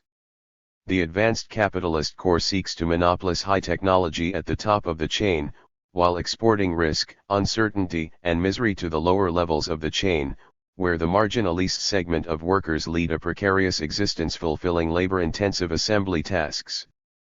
The technology which could be used to reduce labor is thus in fact increasing it. Through the new public management and other tactics, these systems also become the pattern for all economic sectors, including the service sector where many of the most heavily exploited are concentrated. And alongside all this there are the unemployed who are forced to work in the most informal and menial way. The essential issues of racism which we identified in our historical study are still at work, only in new, and possibly expanded ways. Racism has always taken two interdependent forms, assimilation and exclusion. The globalization discourse is the contemporary form of the assimilationist aspect, which at first sight appears to predominate. Anyone who totally internalizes and uncritically articulates the discourse can seemingly gain acceptance. But, as with all forms of assimilation, this is a kind of equality where the very act of fulfilling its requirements is a demonstration of your inferiority. Your acceptance must be slavish, and that brands you as a slave. Moreover, the promise of equality is obviously false. Only a very small minority can enjoy the benefits of such inclusion/co-optation. The rest must parrot the discourse without enjoying its fruits, or, if they question it, the full weight of the exclusionary aspect then falls upon them, in the shape of outright repression. Alongside the co-optation of selected segments in selected regions of the South into the accumulation process of globalist capital, the relative poverty of the masses continues to get worse. It cannot be otherwise if Southern capital frantically competes for the benefits of an export promotion model essentially premised on cheap labor. One of the most important effects of this increasing poverty is migration. As capital becomes ever more mobile, the boundaries of the mobility of labor are more and more savagely policed. These boundaries reflect the unequal value of life in core and periphery, which must at all costs be maintained. Nevertheless, their concrete function is not actually to stop migration, but to ensure that when it happens, as it inevitably does, the oppressed group remains in servitude. The North does not actually want to exclude migrants from its frontiers, it wants to exclude them within its frontiers. In the process, global capitalism has created a new supermarginalist group with no status, illegal workers, people without papers, maintained in a precarious status so that the system can super-exploit them. This is the most important contemporary form of the issues of dualism and exclusion addressed in this book. Against this social and economic background, we should now consider the reasons for the new political and military situation. For a while, from the 1980s on, the system could adapt itself, and rule partly through disguised, indirect methods. For many years before that, people across the world had been disgusted by the repressive, dictatorial forms of neocolonial rule which characterized the Cold War. Therefore, a mass movement for democratization developed in many countries. Of course, imperialism was the real puppet master of the old repressive setups, and should have been the target of democratization movements. However, imperialism managed to reposition itself by infiltrating this movement, presenting itself as a champion of good governance against corruption, and creating new, pseudo-democratic forms of indirect rule which were more efficient than the old dictatorships. As part of this change, the new agenda of reduced trade barriers claims to open up opportunity. International capitalism suddenly woke up to the fact that it could accede to the long-term demand of the southern bourgeoisie for access for their exports to northern markets because the new system of production chains provides a great mechanism to recoup the profit generated by cheap southern labor in manufacturing these products. But the weaknesses in this setup were soon exposed. Although some segments of the elite could be co-opted in this way, their integration only accentuates the relative poverty of those marginalized by globalization. Moreover, the semblance of opportunity even for the capitalists of the South is hard to maintain. For example, the intellectual property issue is used rigidly to police the core's monopoly of knowledge. Even the elites may become disgruntled, and although there is of course no chance that they could lead anti-imperialist struggles, the possibility certainly surfaces of assembling broad coalitions under working-class leadership. With the indirect control mechanisms becoming increasingly unreliable, international capitalism took a fateful step at the close of the 1990s, towards a total strategy of open aggression, militarization, and war. As with other developments of capitalism, this took the immediate form of a conspiracy, in this case on the part of the clique figure headed by George W. Bush, but at a deeper level it expresses profound objective tendencies in capitalism which have continued and even intensified post-Bush. The militaristic repressive option is primarily directed at the recalcitrant aspect of the mass movements and national movements, and more specifically against revolutionary forces. It was a preemptive move. A mass revolt did not yet exist, but the system was positioning itself in anticipation of this. The purpose of adopting terrorism as a slogan for this new phase is to fight the radical movement, while continuing to deny that it exists. Undoubtedly, this policy shift will produce the result it fears: heightened struggle. However, it poses new, complex tasks for the Marxist forces, and here again issues addressed in the critique of eurocentrism are centrally relevant. In practice, it seems likely that the core of resistance will be Maoism. The basic Maoist position, derived from the Chinese stance against revisionism, was that imperialism will never give up power without defending its interests by violence. The CPC understood this because, being part of the oppressed periphery, it possessed first-hand knowledge of how conflict, temporarily eliminated in the Euro-Atlantic world by the Cold War stabilization, was exported to the South. The most recent situation, writing in the 2010s, amply confirms what Maoism has always maintained: imperialism now turns the clock back to a situation of extreme militarism directed against the masses worldwide. It will have to be seen whether the subjective forces are able to respond to this challenge. The whole key will be the relationship between the organized radical contingent and the wider movement. The generalist, endemic level of struggle never ceases, and it still very strongly encompasses the kind of forces we have been speaking of in this book, those marginalized not only just through racist oppression but in other, often superposed ways, particularly gender and all the forms of super-exclusion characteristic of the globalization era: informality, various forms of indentured service, lack of status, lack of papers. Here, too, the Maoist tradition fully retains its relevance. It always critiqued the labor movement tendency to perceive only those segments of the working population who fall under the limelight of official recognition. The creativity of the wider mass movement can supply resources not just for the struggle against the current order, but for the building of a new one: popular initiative, grassroots innovation in production, indigenous know-how in agriculture, all the ways of generating an endogenous value which does not depend on the northern-dominated circuits of global capital. This approach is also relevant from an organizational angle.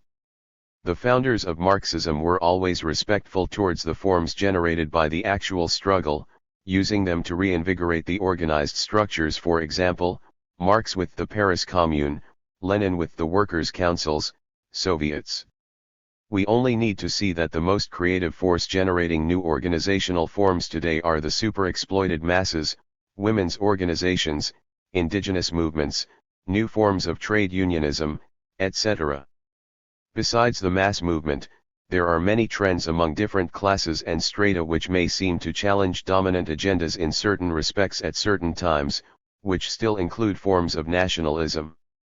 How to assess these forces? There is a very clear answer to this problem, which was spelled out in Lenin's important book Left-Wing Communism, An Infantile Disorder, and is still exactly as relevant as when he first advanced it. Such trends are either progressive or reactionary according to circumstances, and nothing can replace a concrete analysis of the precise conditions in a particular country, and of the precise juncture within the historical progression of the world movement. The issues addressed in relation to Eurocentrism have a major role in making such judgments. One of the key issues in our historiography was to consider the adaptation of Marxism to take account of the reality of non-European cultures. This must be approached in a context highly specific to today's contradictions. One of the main ways capitalism has survived has been by capturing rebellion from within, emphasizing co-optable forms, or even inventing them where they do not exist. With respect to the issue of culture, the dominant order has adapted in a complex way. Importantly, it has learned how to infiltrate contradictory trends, which seem to wage a shadow war against one another, but with ruling interest pulling the strings. A striking example lies in the system's way of relating to multiculturalism and fundamentalism. One of the remarkable adaptations of ruling ideology is to have itself parasitized the critique of Eurocentrism, sidetracking it into a postmodern form. Whereas the globalization discourse is frankly the same as the old unilinear developmental theories, the postmodern approach aims to colonize the critique against that theory, replacing the old assimilationist, homogenizing discourse with one emphasizing cultural relativism and the separateness of cultures, with the result that it would be impossible to make generalizations about exploitation and the resistance to it. This is the opposite to the way the term Eurocentrism has been used in our book. Our historiography has highlighted a trend towards unity, within a coherent radical political movement, while emphasizing that this unity will be totally false if it is premised upon perpetuating the dominance of the cultural system forged by colonialism. The radical anti-Eurocentric movement will remain diverse, closely integrated with the social characteristics, the natural world, and the traditions of each country and region, and in this sense it is important that the homogenizing tendency of globalism will not be replaced by any other homogenization. But on this basis, the Marxist aspiration towards internationalism will fully continue to apply. We can generalize about exploitation and aspire to unify the current of resistance against it. The creation of a phony war between assimilationism and postmodern multiculturalism is therefore one aspect of adaptation in the capitalist superstructure. But parallel to this, multiculturalism erects also another phony war, enlisting a phenomenon seeming to stand outside and oppose both these trends: fundamentalism. Fundamentalism now plays a big role in supplying phony targets for the ultramilitaristic turn. We could say that, in conducting this adaptation, the system is, in a sense, parasitical on the symptoms of its own decay. As Marx understood, the basis of alienation under capitalism is that everything becomes commodified. Relations of people to one another, and between people and nature, are reduced to commodity relations. This undermines the spirituality which is inherent in humanity, the sense of being one with the natural world, as well as the sense of unity with the products of one's own labor. Social relations within the core are already totally screwed up by this alienation, but what is worse is that the system increasingly, in the era of globalization, foists this alienation aggressively upon the rest of the world. Only, in this case, the system does not even confer the development it promises. The periphery gets to experience the alienation associated with commodification without enjoying the commodities themselves. On this basis there inevitably develops a diffuse movement of disillusionment with the soullessness of the current order, and such currents quite naturally find a certain point of reference in the moral and spiritual dimensions of traditional culture. In substance, this should be a movement against capitalism, but the system's adaptation has been to convert this alienation into distorted forms which bolster its own power, thereby artificially delaying its demise. The headquarters of this distorted tendency is found in the weird fundamentalist movements centered in the USA, which acquired a certain ascendancy under the presidency of George W. Bush. Here the sophistications of postmodernism are cast aside, turning the clock back beyond the cold rationalism of the Enlightenment to a more primitive, twisted form of obscurantism reminiscent of the witch hunts and inquisitions of decayed European feudalism. At an international level, it reverts to the heavily normative, crusading vision characteristic of atavistic eurocentrism. Indeed, it openly refers back to the old Crusades. Just as the old racists presented world history as a clash between so-called races, history is now pushed into the mold of a clash between rival fundamentalisms. By manufacturing an enemy in its own mirror image, imperialism seeks to divert oppositional currents into similarly fundamentalist forms, thereby removing them from the leadership of the left. This presents a difficult challenge. Here we see what is perhaps the most important single contribution which can be made by the issues addressed in this book to the contemporary world. The historic anti-Eurocentric current had begun to hint at a way of making Marxism relevant to issues not just of cultural tradition in the oppressed nations, but more broadly of the collapse of human beings' relations with each other and with nature of the spiritual dimension of the human experience under conditions of rampant global capitalism. Because mainstream Marxism never explored the potential of that insight, it was left to the ruling order to do so in a distorted way, and in its own interest. But that can be challenged. The system is now entering a profound crisis, and it is important to be clear that the repressive and ultra-reactionary trend is not the outcome of a clever conspiracy, but rather of desperation. This is the positive aspect. However, the negative side is that the crisis is one which threatens to drag humanity down with it. Capitalism is not just capable, in an instrumental sense, of sacrificing the future of humanity as a whole to the short-term prolongation of the capitalist mode of production, it is set on a course where it is objectively bound to do so. Our book has taken the form of a historiography, which naturally seems to relate to the past, but its point is of course to see how, on the basis of an understanding of existing trends, we can create the future. The notion of a historiography of the future is contradictory in a dialectical sense, but not absurd. Simply, we must understand that it describes a development which is just a possibility, not a certainty. Capitalism could destroy the legacy of human history, or it could be prevented from doing so. Disorder can be expected to grow, and the established norms of capitalist society weaken. As these bonds loosen, new phenomena arise. Some of these emergent things are good and encouraging, popular survival strategies which hold within them the seeds of a new social order. Others are highly dangerous and chaotic. The way the system looks to be going at present seems designed to suppress the creative aspects and give free rein to all the unhealthy manifestations of a decaying order. Declining capitalism seems locked in a death embrace with the symptoms of its own decay. While going to its own grave, it is determined to drag humanity down with it. To reverse this tendency is the task now facing the left. If capitalism prides itself on having maneuvered the left into a place where it is hard to engage with these issues, it could do so only because of the left's internal weakness.